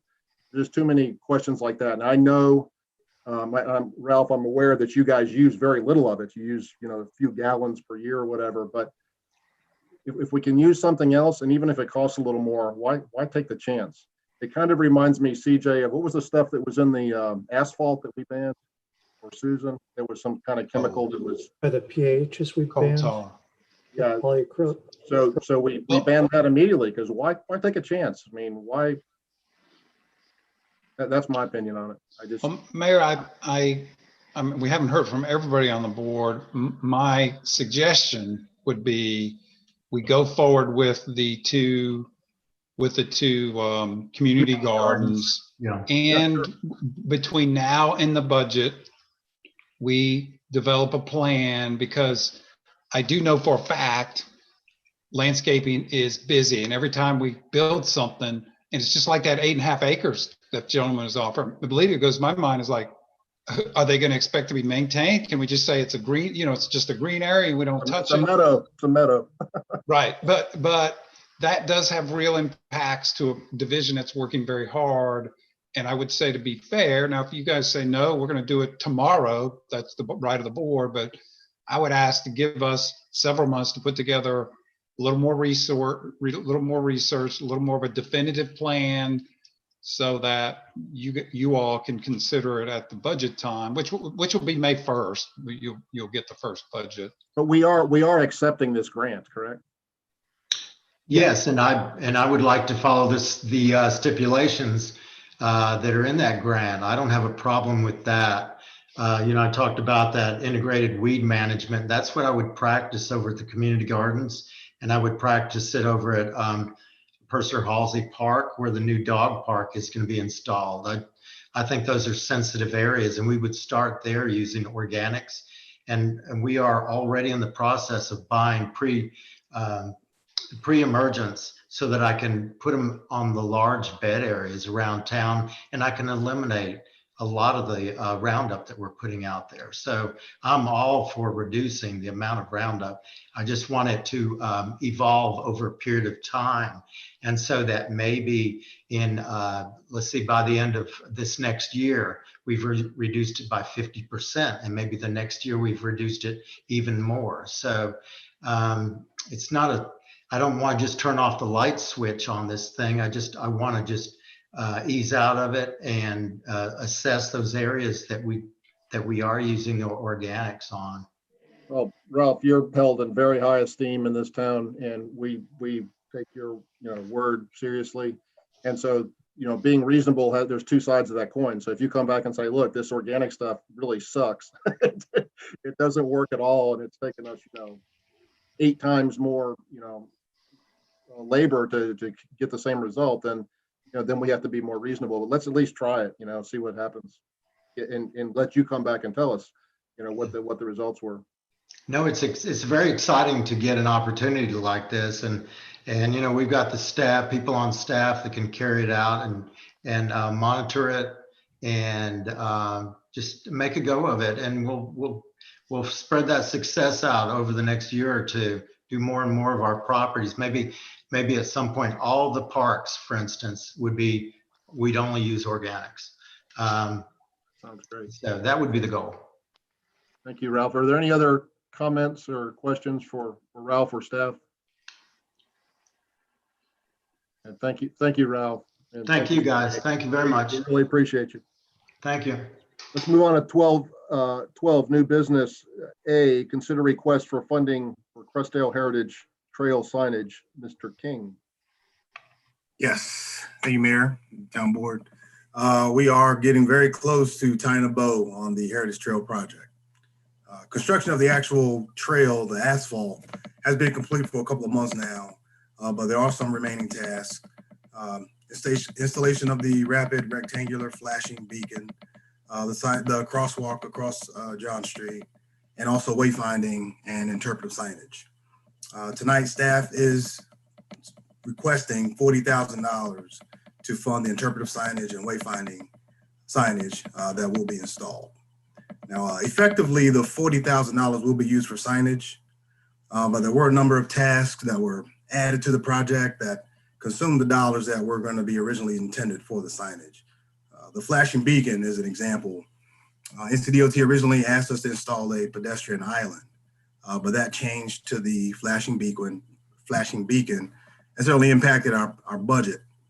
And there were some additional grading tasks required at that slope to address some erosion and some other issues near John Street. You'll see here, I did include the budget.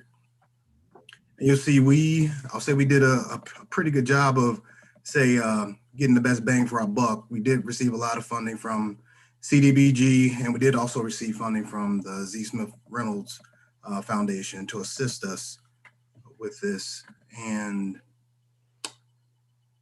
there should be some examples of the signage in there. I didn't see him. Well, I apologize.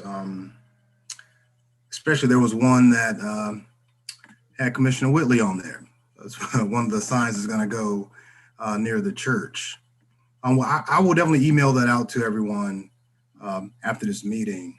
But again, the ask is for the additional dollars for the interpretive and wayfinding signage. The additional tasks, we did have a good solid budget, but those additional tasks really just consumed those dollars. And what we're now left is these last few things to accomplish. And like I said, tie that bow on the Heritage Trail project. Corey, I've got a question. Are any electrical vehicle charges included in this? Not in this one. Okay, good. Then I can support it then. We have any questions or motions? Any questions for Corey, comments? I don't have a question, just a comment. I did have opportunity along with several other the park committee to look at all these signs. I want to think, is it 12 signage, CJ? I mean, Corey. I want to say it's either 12 or 14 interpretive panels.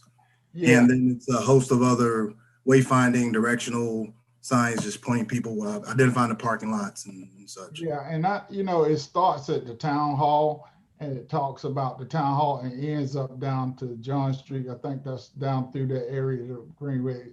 And each along the way, as people walk, it'll got a sign with a picture of the buildings and places and things that like Tank Town and Mount Moriah, House of Prayer, and different areas. You stop and just tell a little history about.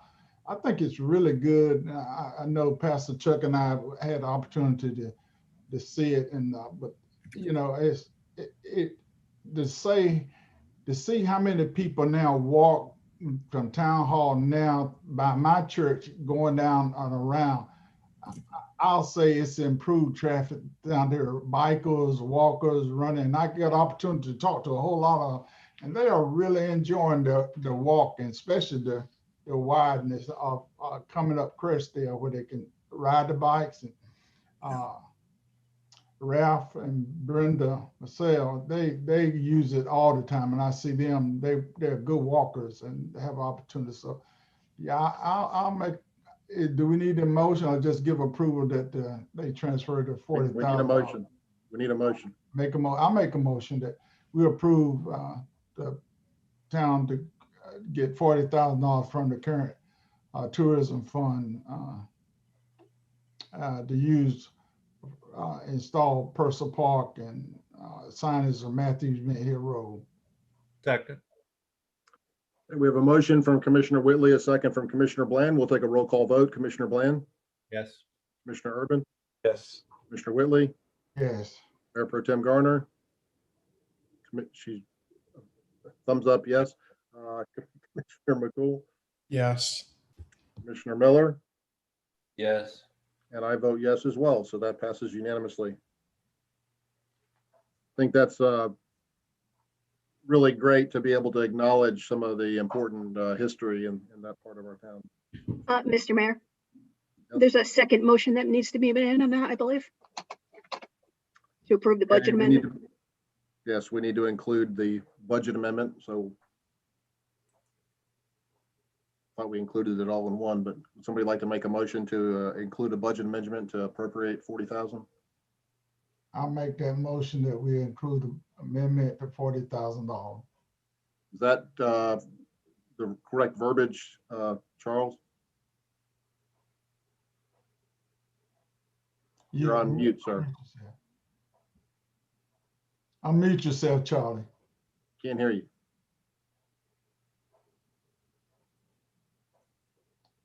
You're muted. Was the 40,000 for Purser or for Crestdale Heritage Trail? Crestdale Heritage Trail. I believe. I lost all of Zoom right there for that moment. So just as you said, and here's Charlie, and the Zoom went away. It should be just to recognize the budget amendment for $40,000, recognizing the $40,000. Okay. Second. We have a motion from Commissioner Whitley, a second from Commissioner Bland. Take a roll call vote. Commissioner Bland? Yes. Commissioner Urban? Yes. Commissioner Whitley? Yes. Mayor Pro Tem Garner? Yes. Yes. Commissioner McCool? Yes. Commissioner Miller? Yes. And I vote yes as well, so that passes as well. Thank you. Now we'll move on to item B, consider request for additional funding for dog park signage. You know, I feel kind of bad for Corey because we always have him at the very end of these long meetings, but Yeah. got you again, Corey. Lucky you. No, this is fine. This is I like it. We're continuing with the implementation of what we defined as phase one of Purcell Hoseley Park development, and the dog park is going to be that amenity that will activate the Matthews Mint Hill side of the park. Of course, the park is important to a lot of people. Needs and desires of outdoor recreation certainly been brought to the forefront these days. I believe that a branded, let's see if you can scroll down to the page 4. One more. The branded large version of the our branded town signs is certainly warranted in this area on Matthews Mint Hill Road. Staff also sees this as an opportunity to enhance the entrance, create that sense of arrival for visitors. Ralph, could you go back up to page 3? Ralph has done some work, some design work, what the sign could look like. He's also added some additional landscape behind the sign, and some other things along the drive, and also in the median of the driveway and parking lot. And and we're also going to connect the parking lot to the bike trails that are on the site. Now, the project budget as it stands is sufficient to deliver the dog park. But again, we do want to enhance or make these enhancements of landscape near the road, along the drive, around the dog park. And to do that, staff is asking to remove the cost of the sign from the project budget and fund the sign through the tourism fund balance to allow dollars, like I said, to enhance other areas of the park. Okay, thank you, Corey. Do we have any questions, comments, or motions? Commissioner Miller. Question for Corey. Is the sign, I guess, parallel to 51 or perpendicular? And if it's perpendicular and on the drive entrance, would it need to be two-sided? It will be two-sided. It will be perpendicular. Viewing the sign this direction, it would be coming from the short side is toward the road. So that is towards Mint Hill. Yes, you're heading toward Mint Hill. And it would be Purser Park Matthews on both sides of the arch? Correct. Thank you. How'd you like to make a motion, Jeff? Okay, let me prep for that. I'd like to make a motion that we approve to utilize $15,000 from tourism fund balance to fund the installation of the park entrance sign at Matthews Mint Hill Road, and that we approve the attached budget amendment showing an increase in tourism fund balance revenue line item by $15,000 and increasing tourism projects expense line item by $15,000 also. Do those have to be separate motions? Charlie, can we do them in one? The budget ordinance ought to be standalone. Yeah. Back up the truck. I make a motion that we approve to use $15,000 from tourism fund balance to fund installation of a Purser Hulsey Park entrance sign at Matthews Mint Hill Road. Thank you. Do we have a second? Second by Commissioner Bland. We'll take a roll call vote. Commissioner Bland? Yes. Commissioner Urban? Yes. Mr. Whitley? Yes. Mayor Pro Tem Garner? Commissioner McCool? Yes. Commissioner Miller? Yes. For the record, Mayor Pro Tem Garner voted affirmative. I do as well. That passes unanimously. Now, would you like to make the budget portion of it? I'll make a motion that we approve the attached budget amendment showing an increase in tourism fund balance revenue line item by $15,000 and increasing tourism projects expense line item by $15,000 also. Thank you. Do we have a second? Second. Second by Commissioner Bland. We'll take a roll call vote. Commissioner Bland? Yes. Commissioner Urban? Yes. Commissioner Whitley? Yes. Mayor Pro Tem Garner? She indicated affirmative. Commissioner McCool? Yes. Commissioner Miller? Yes. And I vote yes, so that's unanimous. Thank you. Awesome. Move on to 12C, consider request to North Carolina Utilities Commission for clean energy options. As long as it doesn't include chargers. Hazen, you. Mr. Mayor, this is pretty darn straightforward. I think we appreciate the Metro mayors trying to coordinate this and kind of as all the big cities going together, but this really just impresses on Duke that clean energy is very important to the cities and towns in North Carolina. I'll be happy to answer any questions about the attached letter.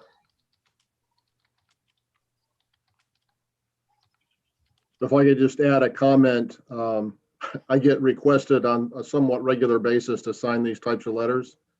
And whenever time permits, I'd like to run this by you guys to make sure that I'm speaking for all the elected officials and not just myself. So this is one of those cases where I could have just signed it, but I wanted you guys to weigh in on it. Make sure you're okay with me signing on behalf of the town. Everybody good? Are you saying, say clean air? Yeah. Climate control? Well, not to that extent, but we want to look for clean energy options, right? I'll make a motion that we authorize the mayor to sign these joint letters of Metro Mayor Coalition of the North Carolina Utility Commission. Second? Who was that? Who seconded? Mr. Bland? Okay, we have a motion from Commissioner Whitley, a second from Commissioner Bland. Roll call vote. Commissioner Bland? Yes. Commissioner Urban? Nice that they mention nuclear once in a while. Yes. Yeah. Commissioner Whitley? Yes. Mayor Pro Tem Garner? Indicates affirmative. Mayor Pro Tem, I'm sorry, Commissioner's been a long night. Commissioner McCool, I almost gave you a promotion there. Commissioner Miller? Yes. And I vote yes as well, so that passes unanimously. Let's move on to item 12D, discuss greenway debris litter cleanup. Mr. Miller. Thank you. This is obviously a passion of mine. I believe Jay's going to pull up a short PowerPoint. There are logs on the greenway that have been sitting idle for up to a year. And that being the case, it's got to be a best method practice that if anyone cuts down a tree, that they remove the large lumber and that they chip the small stuff, because it only floats downstream when the next major rain event happens. So we all agree that greenways are popular and used regularly. Everybody utilizes our greenway and they're going to be expanded. Next slide. When you cut down a tree in your yard, like I described it, it's either chipped, hauled away, or cut into firewood. You don't leave it on the lawn. You don't leave it in a park, and a greenway is a linear park. You can't cut when a log is just sitting there on the side. It will run downstream and clog the bridges. Next slide.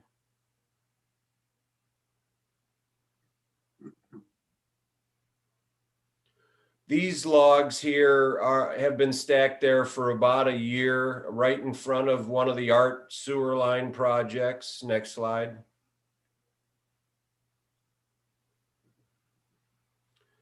They'll wedge up against other trees or brush, and the next time the river floods or the creek floods, it just gets more and more entangled. Next slide.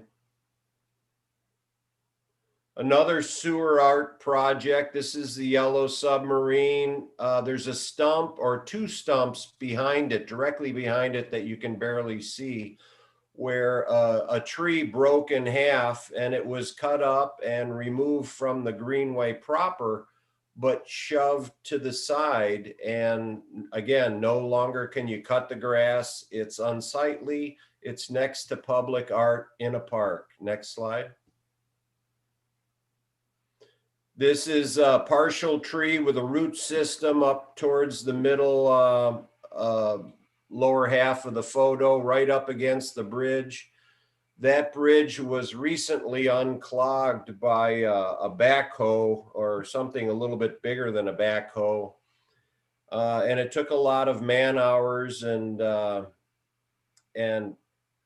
heavy duty equipment to unstuff the Greenway Bridge, because the Greenway bridges are made to be no more than 30 inches above the water level, so that if you fall off a Greenway bridge, you're not going to hurt yourself.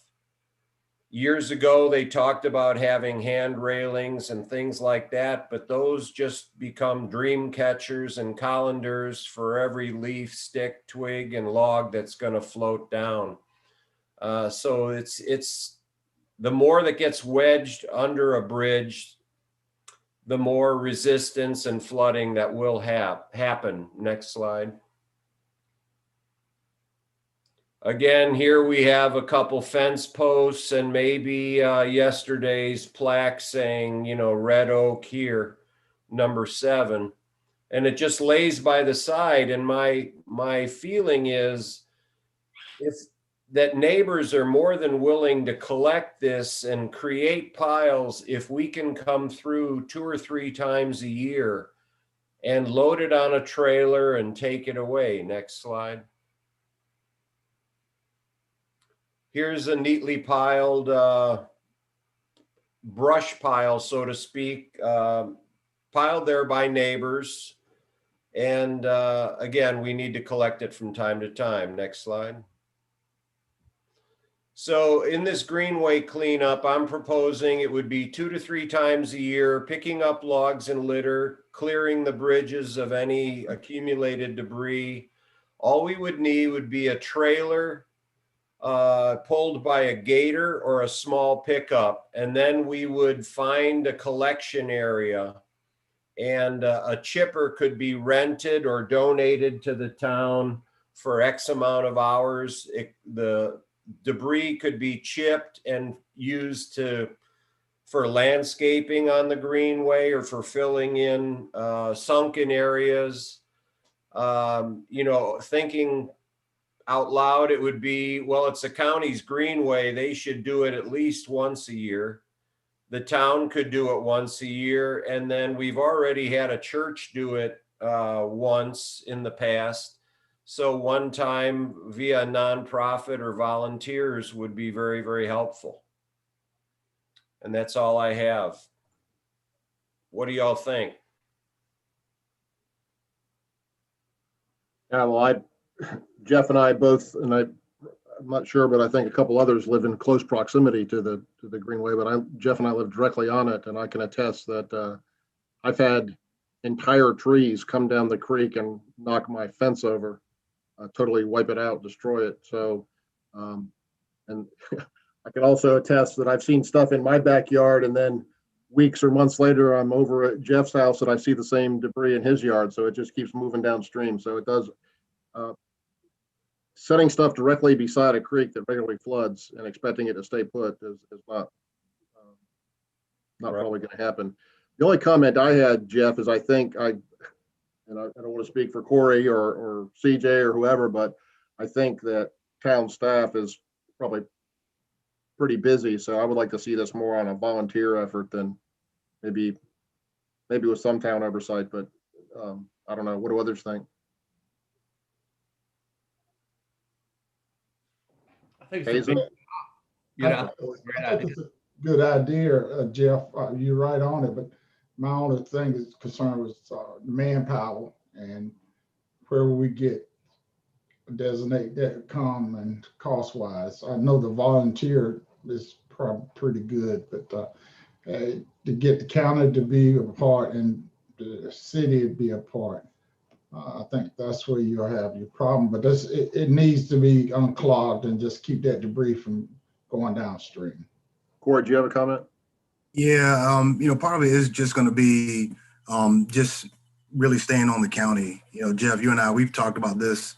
I'll say a while ago, trying to make that the standard way to clean up the greenway, and we did share it with Mecklenburg County. Of course, they have their own, call it modes of operation and what they typically do to clear debris from greenways. So, I mean, it will be an ongoing conversation to, I guess, try and change the practice.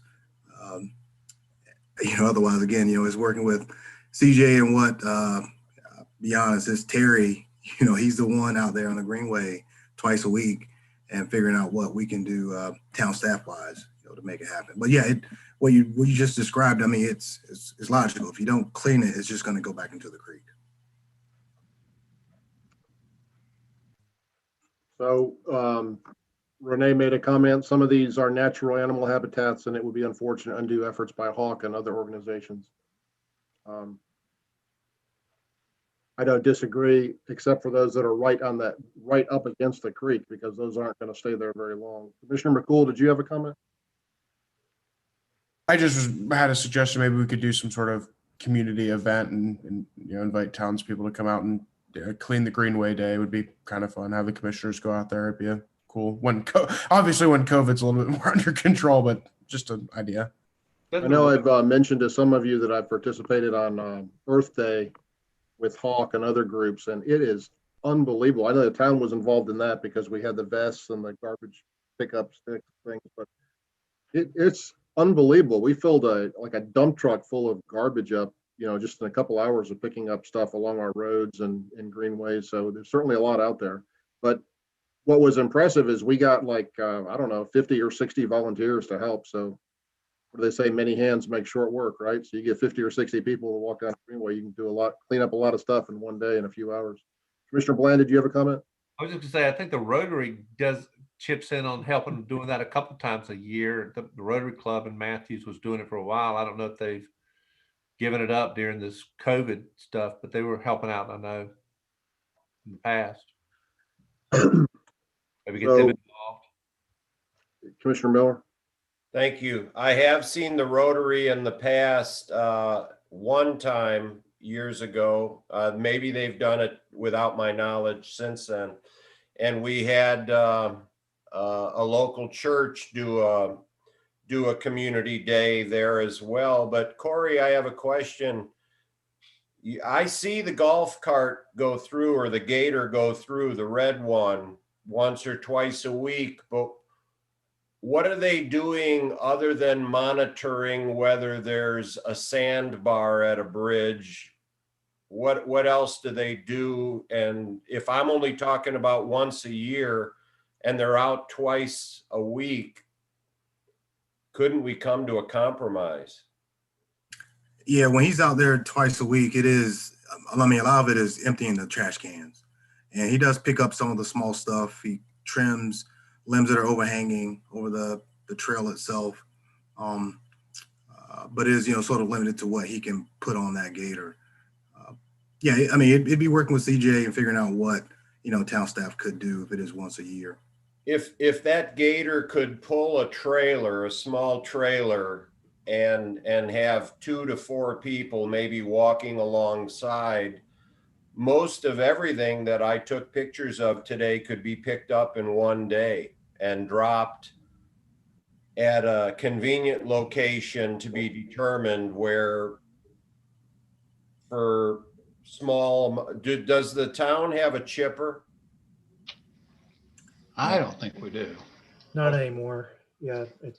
If we hire a tree company, though, that tree company has a chipper, and we could bargain with them to bring it to a certain site for 3 hours, 4 hours after it's accumulated once a year, and chip all that stuff and either haul it away or chip it into a gully.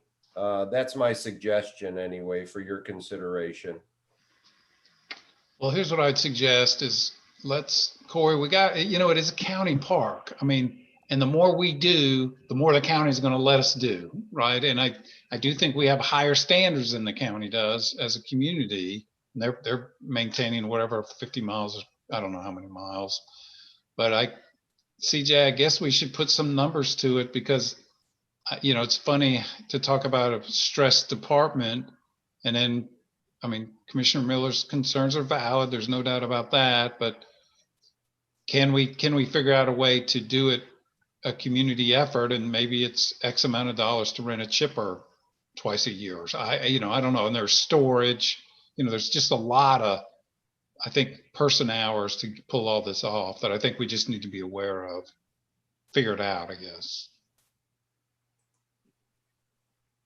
I know that I just had an idea, just came to me that perhaps we could have a couple places like we have the dog things to pick up dog waste with. You have a small bag to pick garbage up with, because I know Becky mentioned that her husband, every time he goes out to run or walk on the greenway, he takes a bag and picks up litter.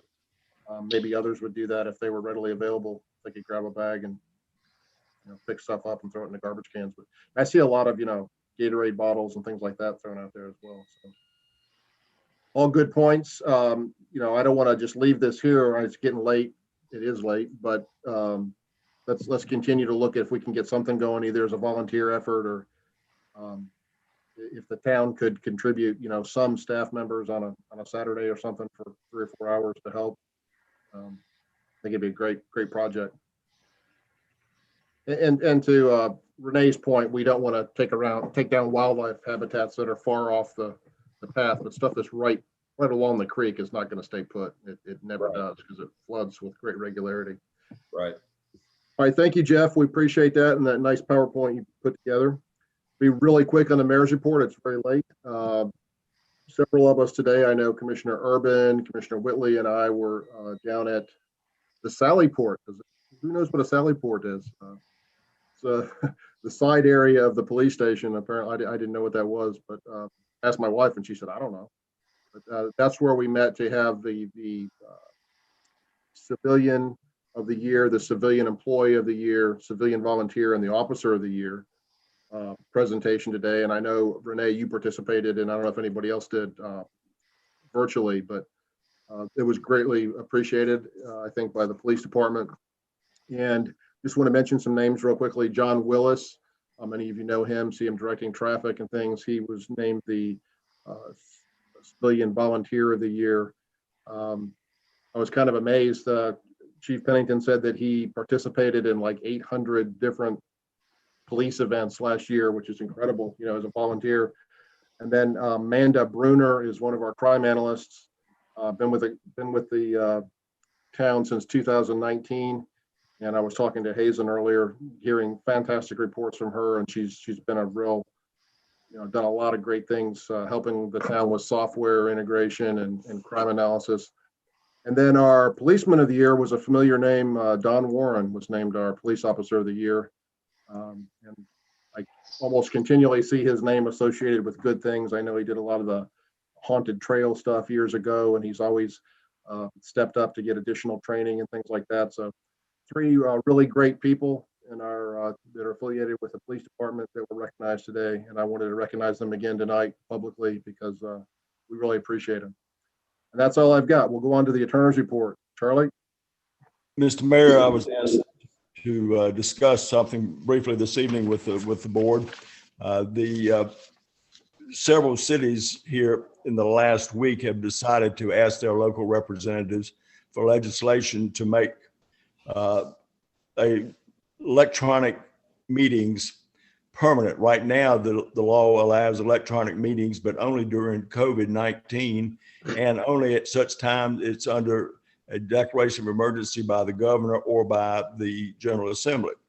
Well, it must be 8 or 9 communities now who are going to go forward and ask their legislature or their legislative representatives for authority for that to be a local determination, even beyond COVID, and not be relying strictly on a governor's declaration or the General Assembly. In other words, like a local declaration of a state of emergency, it may be necessary to have a meeting that was electronic. And so just bring that up if the board is interested to ask to add it to your legislative package for local authority on a permanent basis. Well, I would certainly support that. I think that's a determination that should be made by us, not by the governor or somebody in Raleigh. That's my opinion. But what do others think? I see some head nodding. Others I think are nodding because they're falling asleep. But yeah, okay. So we will follow up with that then and ask our name to be included. Again, that's just something that I think we should be able to make that determination without someone in Raleigh seeing us. Right. It's just an authority thing, local authority to make local decision. Mayor, I have a question. Sure. Are you asking for a vote on Zoom versus in person, or what is the talking point? No, I'm just saying that we should have the right to determine if we're going to meet in person or not have to rely on the governor to tell us it's okay, or the legislature. Okay. We should be able to decide. And if we decide we don't, and trust me, I want to get rid of Zoom as soon as possible and meet back in person. So that has really nothing to do with it. Just whose decision it is. Is it our decision or is it the governor's decision? Very good. Thank you. Right now, Commissioner Miller, the only authority we have is temporary, and that's only during COVID-19, and only if the General Assembly or if the governor has issued a declaration of emergency. Okay, thank you. All right. Hazen, you have a county manager's report? No, nothing to report, Mr. Mayor. Are you sure? Yes, sir. Okay, thank you. Okay. I will entertain a motion to adjourn finally. So moved. Commissioner Cool, second by Commissioner Bland. Take a roll call vote. Commissioner Bland? Yes. Commissioner Urban? Yes. Commissioner Whitley? Good night, y'all. Mayor Pro Tem Garner? Signals affirmative. Commissioner McCool? Yes. And Commissioner Miller? Good night, everybody. I vote yes as well. Good night. It was a good spirited meeting, and appreciate everybody hanging here to the bitter end, and we'll see you soon. Take care. Stay safe and get your shot. Be safe. Get my second one Wednesday. I get my second one March the 2nd, Charlie. That's my birthday. All right. Happy birthday.